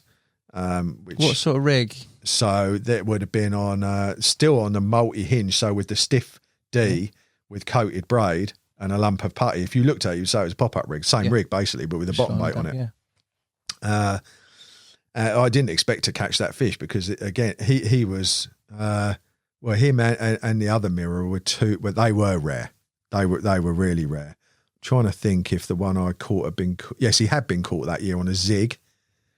And someone else had caught him on the bottom. That's right. So he had done 2 captures. And when he went in the net, I couldn't, it just didn't really sink in to what I was looking at because, and I thought, it was one of those that a couple of mates were up the bank. But when I realised what this fish was, I thought, do you know what I'm going to do? It's going to be me and the carp and the misty September morning and no one else. Not because I wanted to keep it secret, because later on in the morning we've got I told him, but I just thought I don't want anyone else there. I want this to be private almost because it was such an incredible thing. I thought I've done lots of things where you've got lots of anglers in the swim and sometimes it's monumental, but something was telling me, don't tell anyone. Just kneel in the grass with this fish in the mist, do some self-takes and have that moment. And that's what I did. And what a carp that was. Yeah, it's incredible, mate, that fish. And then, the rest of the September turned into October, caught a few on floaters during that period, which was very, very hard to do. But I'd been persisting all summer trying to catch them off the top. And then for one period of a few hours on the hottest day of the year, which actually came about on the 25th of September, it went over 30 degrees for the first time. It was just bizarre weather and it clicked and I got the fish feeding really, really well and caught 3 or 4 off the top up to high 20 common. And that was memorable. That was really, really off memorable. The top so I just wanted to catch him out there off the top and it had proved so hard. You just didn't get them competitively feeding, or couldn't get them competitively feeding? The seagulls were really bad. Yeah. If you did get them taken, they would just take with total randomness. When they start taking in an area and you can pin them down, you can catch them. But when it will take one floater there and then it will swim 10 yards to take another one, and then it will swim 10 yards that way. It's very, it had just been testing, and the seagulls, as I said, were very bad. So that was memorable. And as it's coming into October, I'll tell you, so this was quite funny actually. So I'd been watching the fish at night, very active at long range out. I say long range, it was probably about 120 yards or so. I mean, they were out in the middle, and I thought, right, I've got to get out there tonight. But because I was fishing such thick, heavy gear, I couldn't be casting to them, and it was weedy. So I thought, well, what am I going to do? I'm going to get the inflatable and I'll go out there and drop a couple of rigs tonight. But there were other anglers. I mean, various people were using boats. There were no rules. Yeah. But I thought, I'm just going to, because if it works, I want to be able to do it again and again without people sussing. So I thought I'll wait until it gets dark, and then I'll go out there. I'll have a prod around, and then I'll set a couple of traps and tie them back to the bank. So I've got the inflatable out of the van, which was my inflatable back from, it was the one I used to use on the Oxford mission when I used to go on Wednesday night. So it was old. Yeah. Getting on for 15 years old. And but it'd always been fine. Yeah. So there I am on this pit, and I've got a life jacket on, but I have got chesties on. Right, okay. Stupid. I pumped the boat up. It's just getting dark. Pumped the boat up. It's rock solid, perfect, ready to go. And I'm in the bivvy sorting things out. It's just almost dark enough, ready to go out. I'm just tinkering with the rig or something, and suddenly, bang! The whole boat exploded. No. But it was a Severlaw that I bought from Lee Jackson in the tackle box. Yeah, in the early 2000s. And Severlaws are very good boats. Compartmentalized to prevent catastrophic entire failure. Yeah. but it had entirely failed. Every chamber had gone at once. No, wait, wasn't just one chamber? The whole thing just went like a Ow. burst balloon. Well, I guess all of the diaphragms or whatever they have in between had all collapsed at once. And just that phrase always stayed in my mind as I stood there, and I just thought, catastrophic failure. and I looked at it and I thought, fuck's sake. Good job you weren't in it, mate. Well, I would have been 5 minutes later, I could have been, 10 minutes later, I would have been 120 yards out. It was the end of October. It was cold. It was windy. There was one other guy up the other end of the lake. In chesties and a life jacket. Yeah, would have been bad. Would have been really bad. So that was sobering. So then I thought, so this is leading up to the capture of the fourth, the second one of the two most desirable mirrors. And a fish that had been caught once that year, and it was a low, it had been £40 an ounce, something like that. But it wasn't about the weight, this fish. And in previous years, one of the really rare ones, I talked a lot to the anglers that had fished it over the years, and this particular fish was a very, very rare one. And so I wasn't really, I would have loved to catch him, but I wasn't angling for him. I was just still in the process of loving my angling there, thankful to the carp gods that I'd been given what I'd given.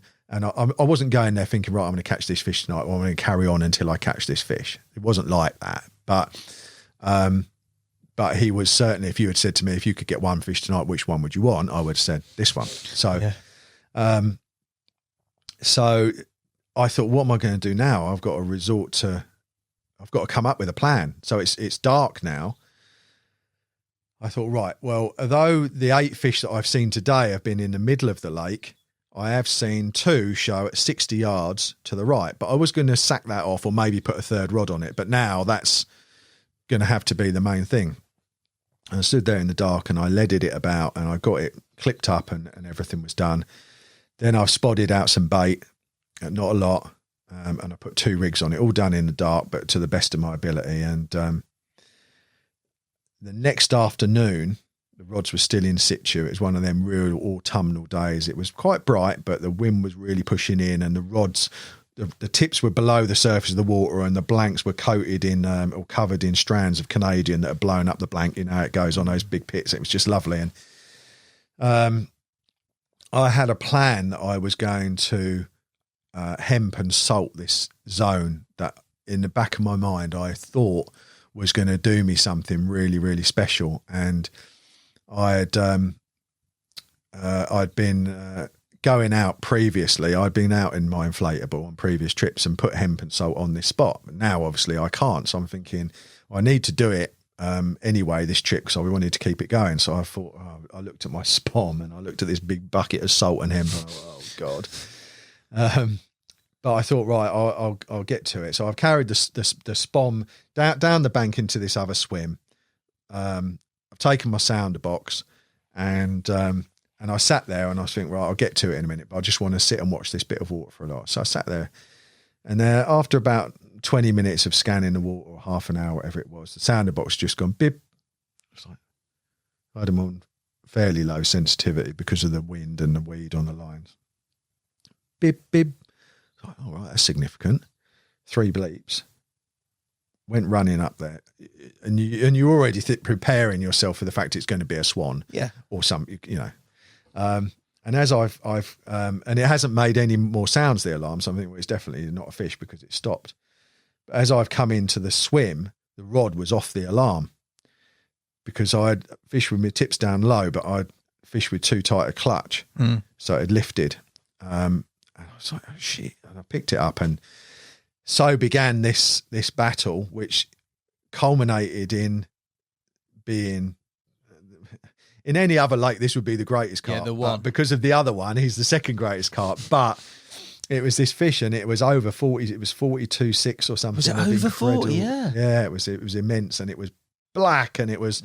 And I remember looking at it, and I never shout when I catch a carp because I don't want to be that guy. I'm just not that guy. It's not. I just don't like, you know. Well, I did. What have you given it? What have you said? The other guy had gone. So I was now the only person on the lake. That's why I did it. I didn't say anything. I screamed this like Primal I just scream. went, yeah. And it came, and it just ripped the inside of my throat out. And it was just arable land for miles, and no one could have heard me. Well, they probably could have heard me in another county. Yeah, exactly. And it was just, and I just couldn't believe it. That I've got this tiny little snippet of video that I took on my phone where I'm going, oh my God, I can't believe what has happened. It's this fish. It's like, yeah, just like that kid with the £12 common again. And then that was Tom Gibson came down, bless him, drove a very long way to help me with the fish, and we filmed it, and he did me some amazing pictures, and he was as stupefied by it as I was. And then after that I carried on, caught a few more. Again, I mean, how long do you want it to be? But it culminated with one of the other great mirrors that I'd wanted to catch from the very beginning, which wasn't very big, but it was more than big enough. And it is about 28 pounds, but was blacker than all the others I caught, with the most perfect shaped tail and the most perfect shaped head. And that was my penultimate fish. Again, out the edge, from an area that I had found them using my ladder. So it went really clear in the autumn. And there weren't many climbing trees that were such an old lake. The climbing trees were dangerous as well. Some I had navigated all right, but in this swim there was nothing. So I always carry a ladder in the van, and I put this up against the tree, and I'm standing and watching, and there were 2 points in the swim where it dropped down really, actually right in front of the most popular swim on the lake. They had decided that's where they wanted to do their autumn harvesting, the natural. It was incredible. Right there, you could not believe it, off the boards, because it just dropped down into deep water, and they were there. But you wouldn't, without the lad, you wouldn't know. And I'm watching, and I caught this black upper 20, which was a season definer in its own right. It was just an amazing carp. And then the next afternoon, I've got a rig positioned where I'd seen these 2 fish. They started moving to this. There was something was down there they were fixated on. Yeah. And I could just see them just digging around, and one of them was really big. I couldn't tell which one it was, but there was a fish in there which had not been caught for maybe 6 or 7 years, that everyone thought was dead. But I'd seen it in the spring, and I'd not told anyone. It was a linear. And it was about 42 pounds, and I'd had a really good look at it, and I'd seen the picture of this guy holding it from 2012 or whenever it was. And I didn't tell it because I didn't want to up the ante. I didn't want other people to be even mad. They were like, yeah, shame the linear's dead. I go, yeah. But so I'm thinking maybe it's that, got a rig in position. Same bottom bait? No. Oily? So now I'm on tiger tip with rubber caster. Okay. Putting a few casters in, a few tigers, and I'm up my ladder, and the light's changing. I'm trying to see what's going on, and I caught a glimpse of something. I mean, it was probably in about 12 foot of water straight off the front, but the light had to be dead right to see it, and I knew there's something down there, and then the light would change, and I didn't know if it'd gone. And anyway, that whilst I was up the ladder, up the tree, I thought I saw a bit of something, just something that I couldn't define, just seemed to move quickly. Couldn't even say what it was. Suddenly the rod has just ripped up, and I've fallen down the ladder, picked up the rod, and had the battle was like the first time. I mean, I didn't know it was, during the fight, I'm thinking this must be the one that I said was like a catfish under the rod top, the one that had recovered from the otter fight, because it was just such a ferocious force of nature, like I keep saying, that I thought, I hope it's not. Because by this point, I was getting a bit of pressure from the other lads to call it a day. Yeah. So I said, and at that point I said, well, I'm not, because I'm loving my fishing here, and I haven't doubled up on anything. There's loads of black 25-pound commons that I'd love to catch. Why would I go? Yeah, and I'm enjoying myself, you know. so while I'm playing this fish, I'm thinking, it's broad daylight and there's a couple of anglers about. And I'm thinking, please don't be the one I think you are, because then they're really gonna, and it popped up, and it was the one that had recovered from the otter attack. And well, if it was 49 pound in June, I don't know how big it was. It was massive, but obviously it was a repeat. So I left it in the net, got my chesties on, climbed in, popped the hook out, and lifted it over the draw cord, gave it a kiss and let it go, knowing that that was the end. Yeah. But so it lasted from May until October, but what an immense period of fishing on so many different levels. I mean, some of the stuff that went on up there, I mean, there was a swim that I've been catching a few out of. It was actually that swim, but earlier on in the summer, whether it was because I had caught fish from there or whether it was because of something going on with someone else, I'll never know. But the point was that someone had reversed a van in there at the top of the slope that went down to the swim and deposited 50 kilos of pure dog shit in there. Are you joking? No. Probably someone who owns a dog kennels or something. I don't know. But you've never seen so much. I mean, it was rectifying. That is rectifying. There was another time where I was stood with one of the guys. There was a guy on there, brilliant guy, but one of those guys that is connected that you don't mess with. Dangerous guy, but a brilliant guy. Glad to call him my friend and not my enemy. Yeah, you don't want to be the wrong side of those guys. Yeah. Me and him were stood one morning around the other side near where the road is, and we were just chatting. It was 7 a.m. or whatever it was, and we got shot at by a live ammo round. And I remember him, he looked at it, he says, that ain't a rim fight. It came through the trees, cracked off this tree. I mean, it was... What in the world are you doing? It was a warning of some sort. I mean, we all had our vans done at some point or other, like a wing mirror or... But surely it's quite a... Well, I suppose it's not, is it? The people fishing it, who's new, but around it, maybe not. No. It was in a rough old area, really, but... So it was interesting. That's colourful, mate. Oh, people were letting fireworks off through people's bivvies doors. I didn't see that, but that was some of the stuff that was going on at the time. One bloke had a load of sugar poured in his petrol tank. Oh, it was all going on. Oh, mate. One bloke, who is a very, very well-known angler, I heard get attacked during the night. Physically? Well, I can hear, when someone's going, come on then, come on. And I thought, I rang one of the guys up there and I said, is that in your swim? And he's going, no, I think it's coming from his. But by the time I got round there, he'd thrown his gear in the van and he was gone. He'd gone. And he, some heavy stuff went on down there. We all slept with cudgels or air rifles or whatever, But fish are amazing. Worth it for the fish. At least you caught them, mate. Jeez, that is colourful. Yeah. What a piece of angling. What a few chapters we've been through there, mate. Yeah. And that's not even scratching the surface, really, of the beast. I can see book number 3, 4, 5, 6, 7, 8, 9, 10 being written. One thing that I wanted to talk to you about before we round off and look at some other aspects is you as an angler, mate.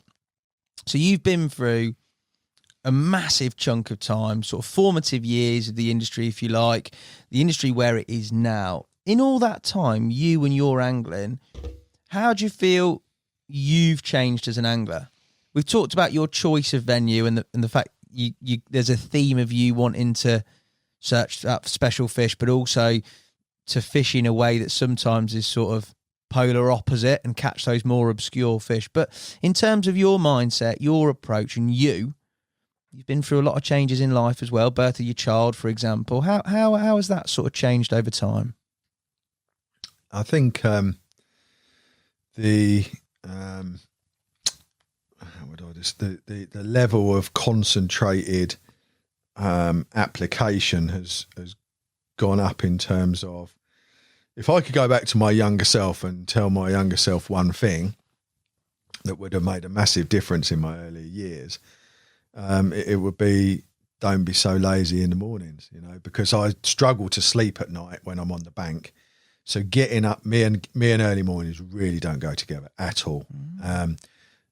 But in the last 15 years, I've made myself do it, and it's led me to so many great memories of fish, because ultimately it's all about what you see. So you become, so I would say the biggest changes for me, apart from becoming more relentless because I want to make every second count, I would say I've polarized my angling into a couple of areas where I think will make the biggest differences. First is without any shadow of a doubt is what I call the optical calories, where I know that the harder I look, the better my end results will be. And almost every single thing that happens to me in my fishing life, if I trace it back, the thing that starts it happening is something I've seen. So that once you have that realization, then that becomes an obsession. You don't want to miss it. The last thing I want is to be on a lake and someone say, "Oh, I saw two earlier and I haven't seen any." I think, well, that shouldn't happen. If I'm on my game, if there's two fish show, really I should be the one that's seeing them, and most other people won't, because I'm obsessed with looking. You know, even if I'm having a wee, I'm still watching the lake. You know, or if I'm stirring the tea, it'll be slopping all over the table because I'm like that. So that has become an obsession, as has the fact that I know that the more I put into my fishing, the more I will get out of it. Not terms in terms of the most literal conclusion, i.e. holding a fish, but in terms of the feeling of accomplishment. And I want everything to mean something. I want, you know, that's really the ultimate buzz. Like, as you were saying earlier, the more you put into it, then the greater that feeling of euphoria and payoff. So the whole level of relentless pursuit and visual acuity, or whatever you call it, they've both gone up exponentially in the last year on year, really, because I seem to I'm doing better now at my sleep deprivation, and when I do fish busy lakes like Grendon, I know that I can't if I want to achieve what I want to achieve, then I can't. It sounds almost like so then I'd say, well, if I want to achieve what I want to achieve, then I can't really relax. And someone listening to that might think, well, you're putting yourself through it there, but the core of that, the truth of it is, I don't want to relax. I'm naturally, I want to be like that. I wouldn't, if you said to me, like you said earlier, if I could go to Grendon next week, have a barbecue and a couple of cans and catch Tyson, or move swims 5 times, climb a tree, see him clouding up on the edge, have no sleep, get bitten to death, and then catch him in the afternoon, I'd choose option B every single time, without question. So I'm driven because I want to be driven, not because I think, oh, this is what I need to do to try and. I'm not flogging myself, regrettably, or unwillingly. I'm a willing participant in it. I don't know if I'm even articulating that very well, but that's that. So they're the two biggest changes in my angling, I suppose. Yeah. Rigs, baits. Where do you stand? Are you a rig man? I mean, I've seen rigs. I've seen, obviously, you talk about rigs, but in general, for your fishing, if you could rank bait, rigs, location, where would you rank those three? Location would be the top 3. Location, yeah. So, but yeah, I mean, obviously, rigs. There is no doubt that rigs in certain places can be a mess. So, if you took somewhere like Bayswater, day ticket, rigs. Because your location's pretty much done. So, because there's loads of fish in there, and although I shouldn't say location's done because they do move around in there, particularly in the warmer months. But in there, I can think of loads of places actually that come to mind where the ability to drop down to, well, not the ability, but having it in your locker to go down to a 2-inch hook link, is a massive edge. And I found that out just by accident by putting a bottom bait on a chod rig and cast it out thinking it was a pop up, and now I caught a carp, and then it became one of the best rigs I've ever used. So rigs definitely play a part. and a massive part of that is hook sharpness, which personally, well, as an industry, we've got Jason Hayward to thank for. Yeah. You know, a real. I mean, he could have just kept that as his own edge, couldn't he? Oh, I would have. Yeah, I think I would have. Yeah, yeah, I think I would have. Too selfless, mate. Yeah, but I tell you what, you revolutionised it though. Yeah, it did. It was a revolution. I would say that the two biggest advances in the last 20 years have been wrapping sticks and hook sharpness. Probably. I mean, wrapping sticks on you know, though I might talk derogatively about them, about, you know, everyone is. Yeah, how many ended wraps? up fishing the same way, on a lot of lakes. Oh, you've got one on John's Bar at 14 wraps, and you know. But if you're just using them to find your own spots, like that spot I said at Bayswater or anything, and you're building a database of information, and you can get the rig back on there at 3 a.m. to the nearest inch. I mean, when you think that you can do that now with a hook that is so sharp that literally I foul hook tadpoles when I'm winding in, you put those two. I mean, we are now at a ruthless level of ability, which of course makes carp fishing harder and harder, because the more we catch, ultimately the less we catch, because they don't like getting caught, and then you have to evolve. But yeah, they're two. So in terms of your question, so really you should say that the bait is more important than the rig, because if it doesn't want to pick up the bait, then the rig doesn't matter anyway. So this assuming location's done, you've got to give them something.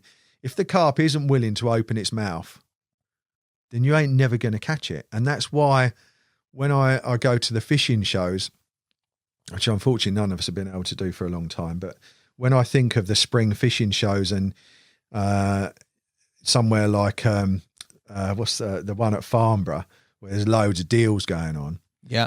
And I see people buying the latest M3 or the latest whatever it is, and then carrying a tube of ostensibly sweep ups off the floor, going, yeah, I've got my bait sorted, worked out to £1.10 a kilo.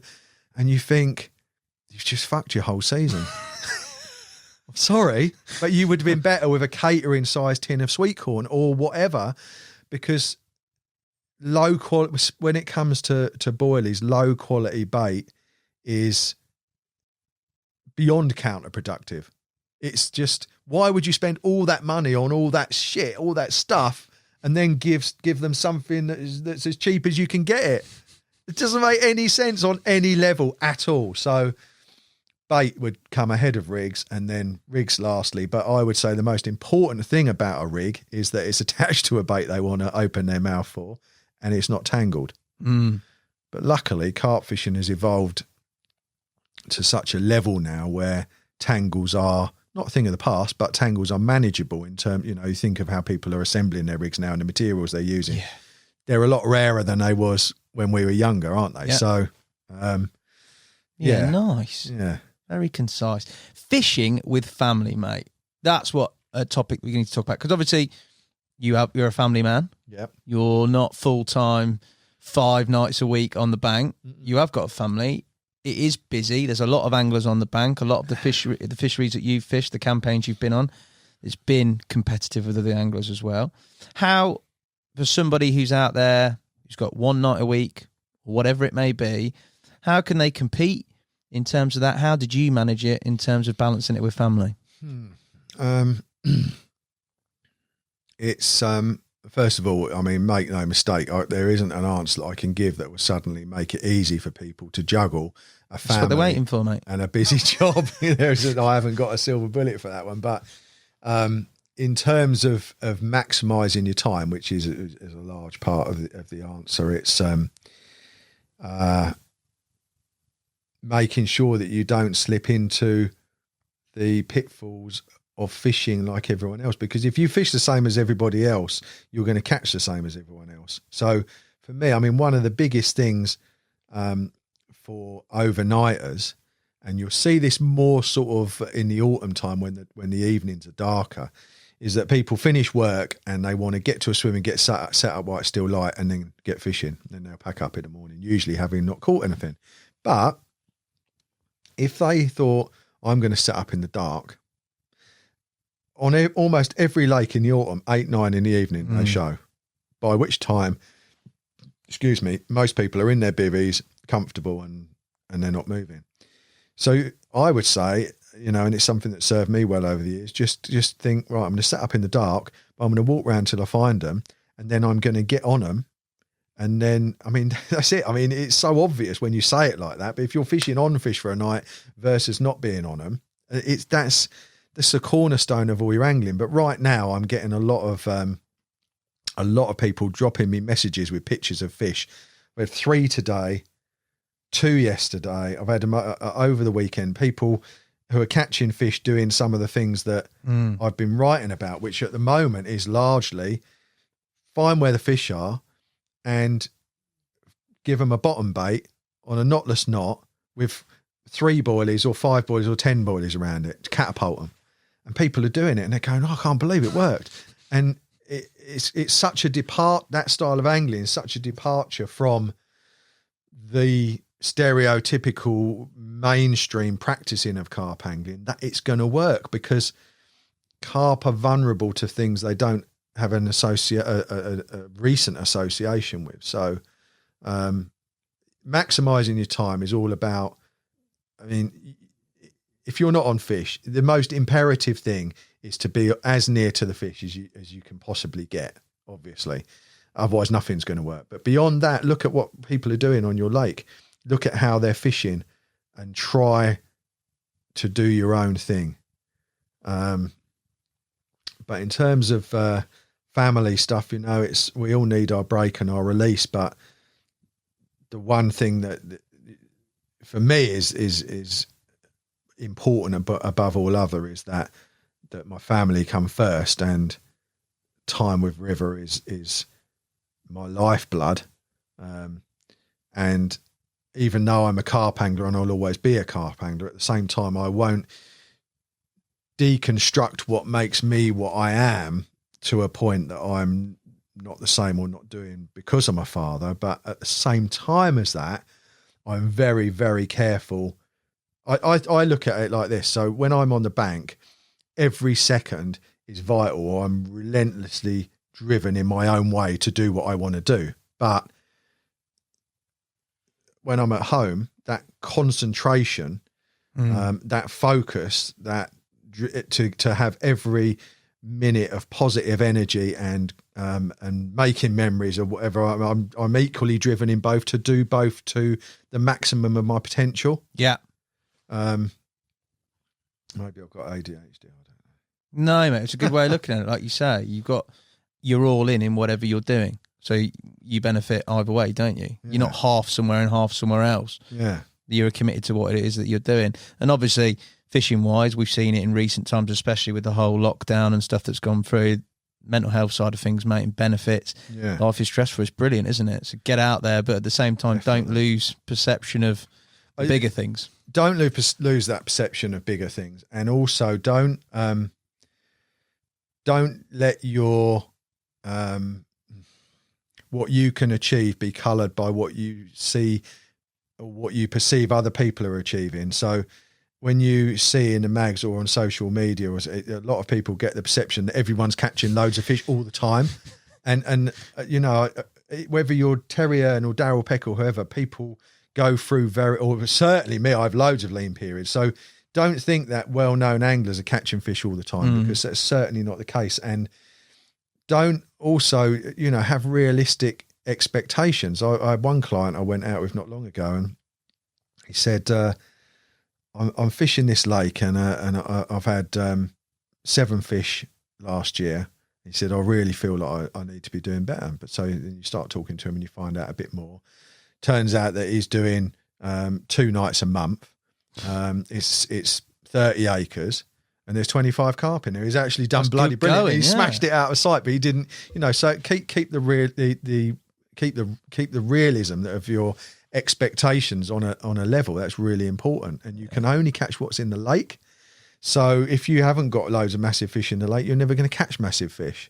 So you've got to decide whether you want big fish or whether you want a few bites, and try and do it and accomplish it on your own terms. But going back to the whole mental health side of things, or how you looking at the world, it's very, I always think, I've said this before, so sorry if I'm boring anyone, but if you can turn on your tap and clean water comes out of it, you are in the top fraction of a % of people in the world. You're very, very fortunate. And if you know what you're having for dinner tonight, and so actually we've all got an awful lot of value in our lives, and I think it's really important to appreciate and take note of that every time I turn the tap on. I think, oh, look at that, clean water. I'm lucky, you know, and I genuinely think that the more you do love life or love the lake or love the people you're with, the more it comes back to you.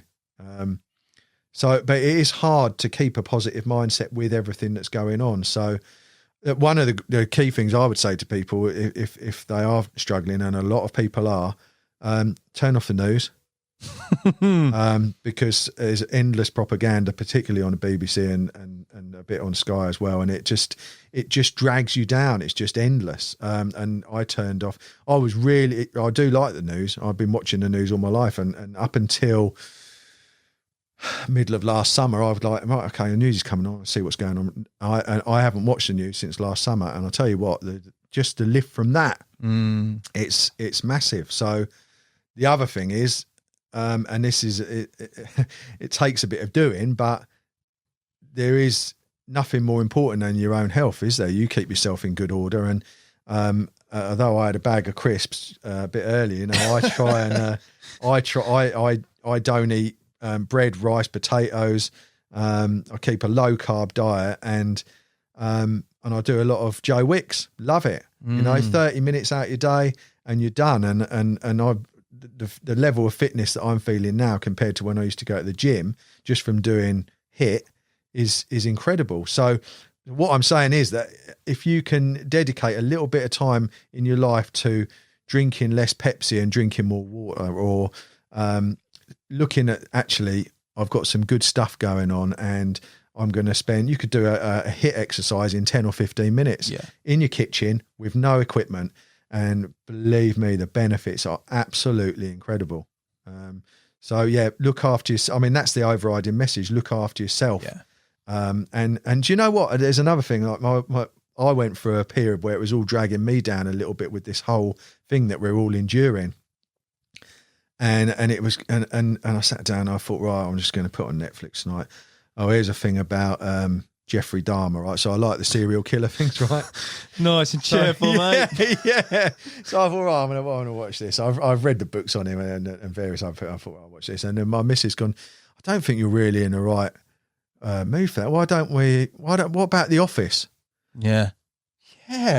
Put The Office on. None of that.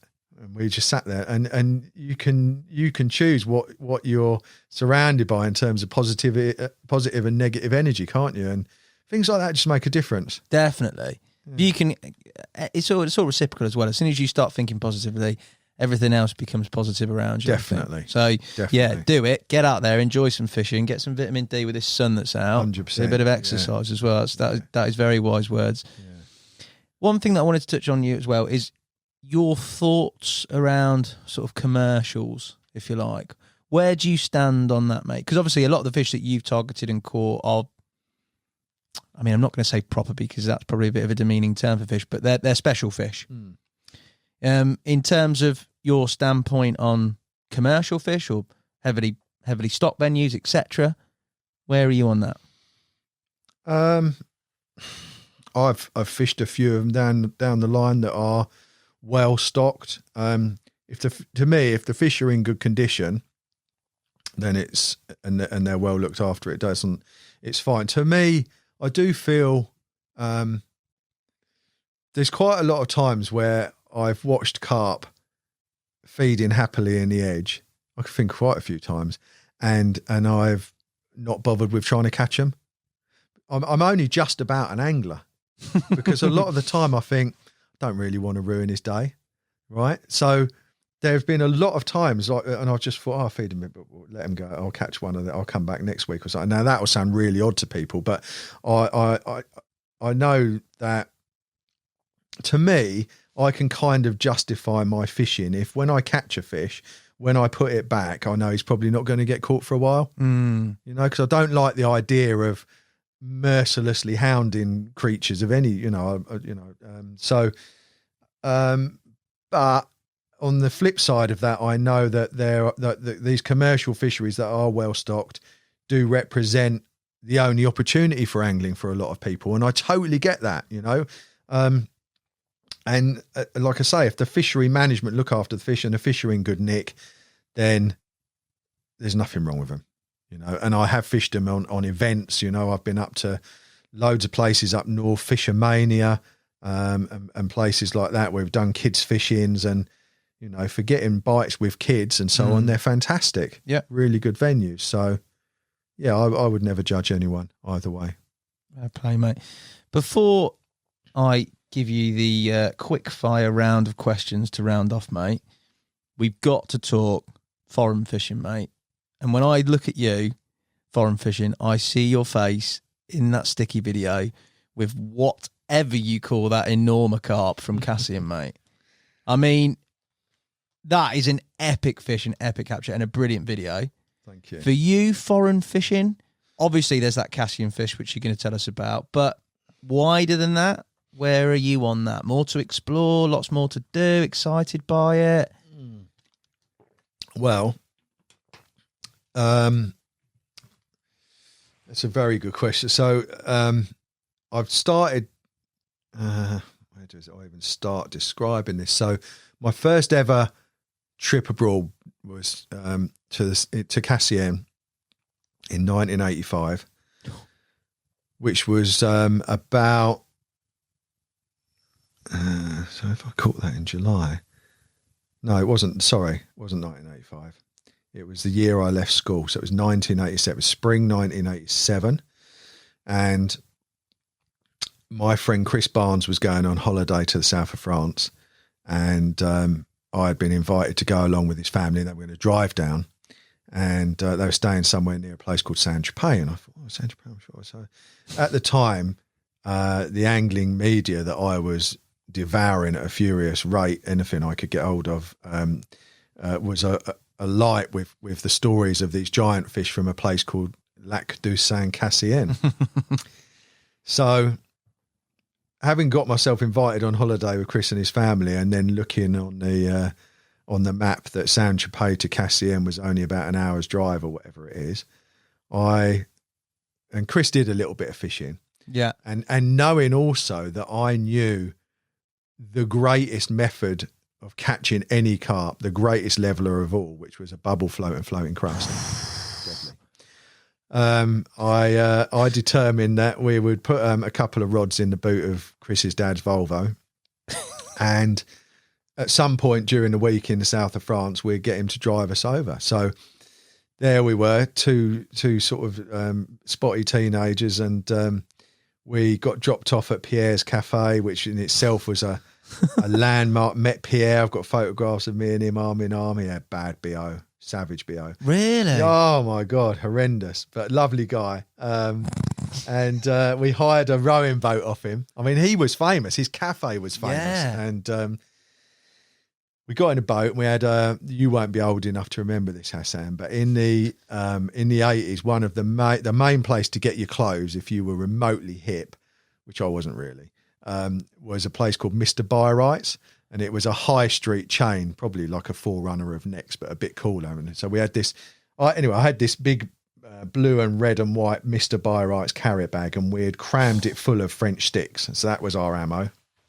And we had a little tackle box, some bubble floats, and a couple of rods. And we were going to empty it. Just smash it.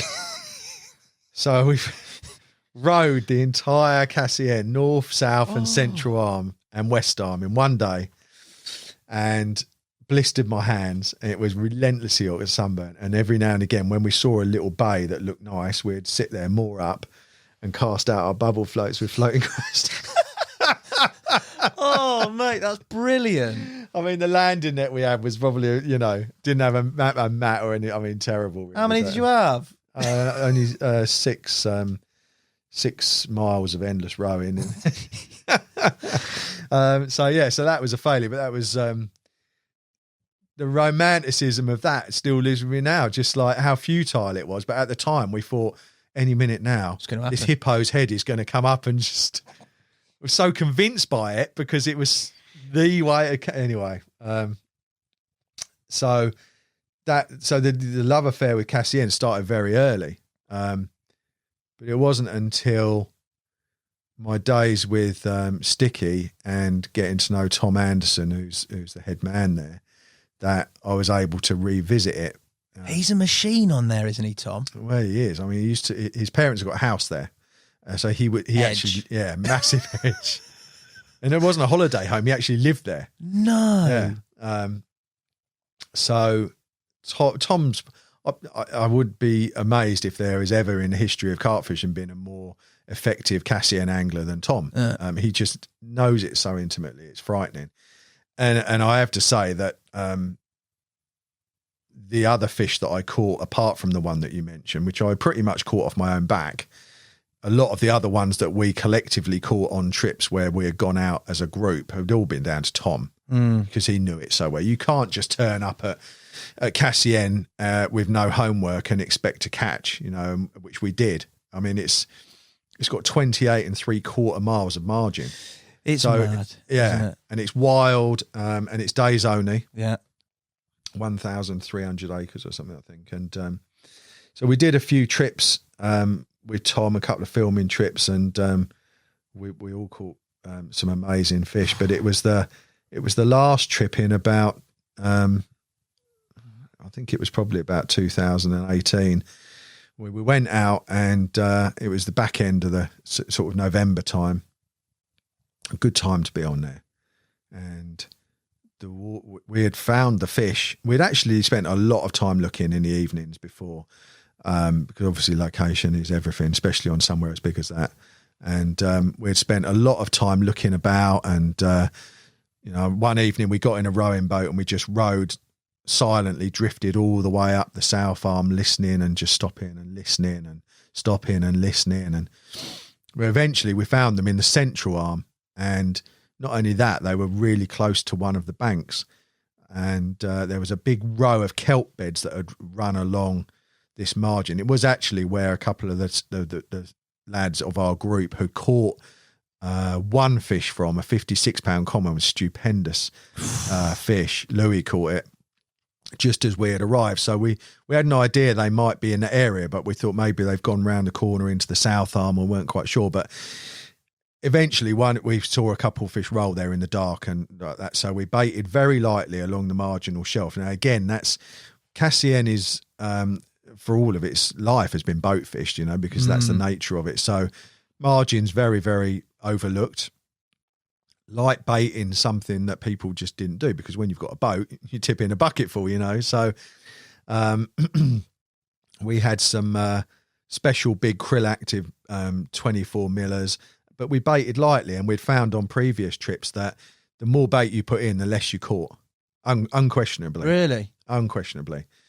And so we spread a bit of bait along this margin, which probably over its length was like 1/4 of a mile of but there was one particular spot that I was really interested in, which was just on the corner as it went round into the south arm. So in my mind, any fish that were coming out of the south would come round onto this area, which I'd found was a beautiful sand surrounded by tall kelp, like that plant there just growing next to it. And it was just perfect. I marked it with this big boulder because it was where I'd been baiting. And then we've gone down there as early as we dared, because it's days only, and you couldn't risk getting caught by night fishing. No, they're on it, aren't they? They're on it, yeah.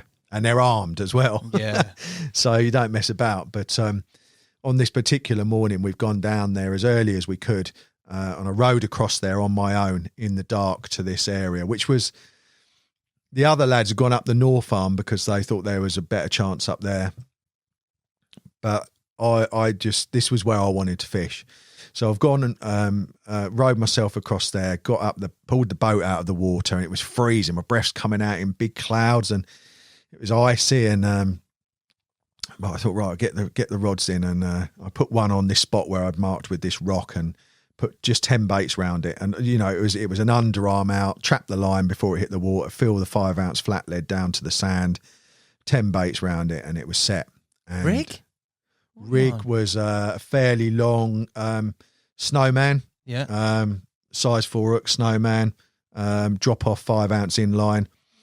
Deep? Was it quite deep in the edge? It was about 14 foot. Yeah. On this slowly sloping sandy shelf. I mean, if you went out 60 yards, it was 50 foot. Really a little bit. It did get 50 foot further out and deeper, I think. But this margin was, the further out you went, the less there was going on in terms of weed. Whereas this margin was beautiful sand, full of snails and that, and kelp, and you could just see it was the one.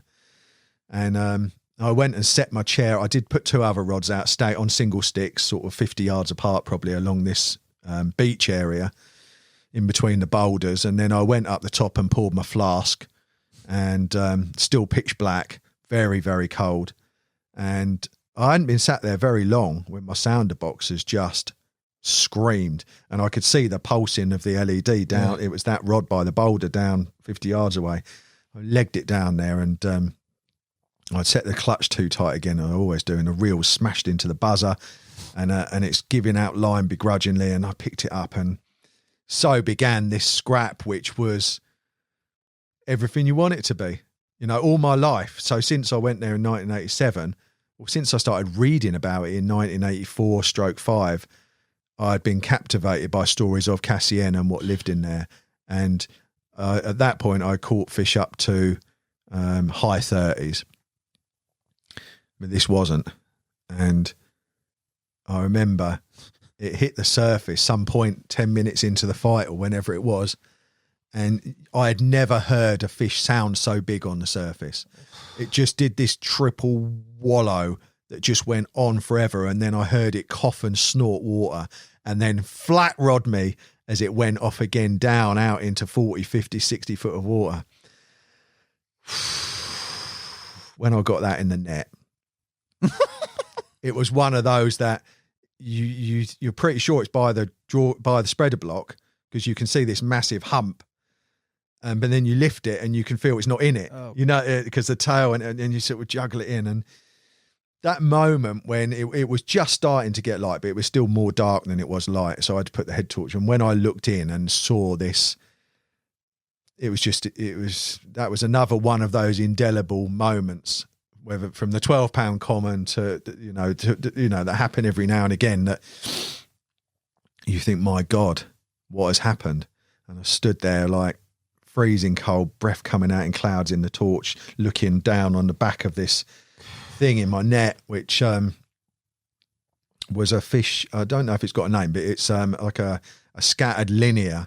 One of the so I found out afterwards, one of the most desirable ones, just because it's such a stunning looking fish. I hadn't caught it by design or something. It was complete accident. It was just what came along, but very lucky, because it was one of the best looking, maybe the best looking fish in the lake. And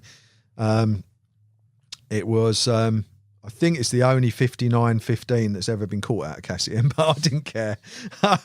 Completely irrelevant, mate. Just totally irrelevant. And when I was holding that, it was, its front ray of its dorsal was longer than I could stretch between my finger and thumb, and a proper wild creature. And when you feel their mouths and how corrugated with old scar tissue they are, not from being caught, but from masticating mollusks off rocks all their lives. It's just like they ripple, and they're hard, and they're just a different, and you're holding a fish which has got to 59-15 from eating mollusks, not from eating boilies. Because when night fishing was abolished, the fishing at Cassienne, in terms of the size of the lake and the number of fish that are in there, angling pretty much ceased. It still got fished, of course, but compared to the intensity of the angling that it had endured, compared to the billions of gallons of water that were in there, the angling was negligible. I mean, there was no way any amount of bait that was going in was making any difference to their weight or their frame, because you might as well have fished it with bubble floats, mate. And yeah, exactly. Yeah.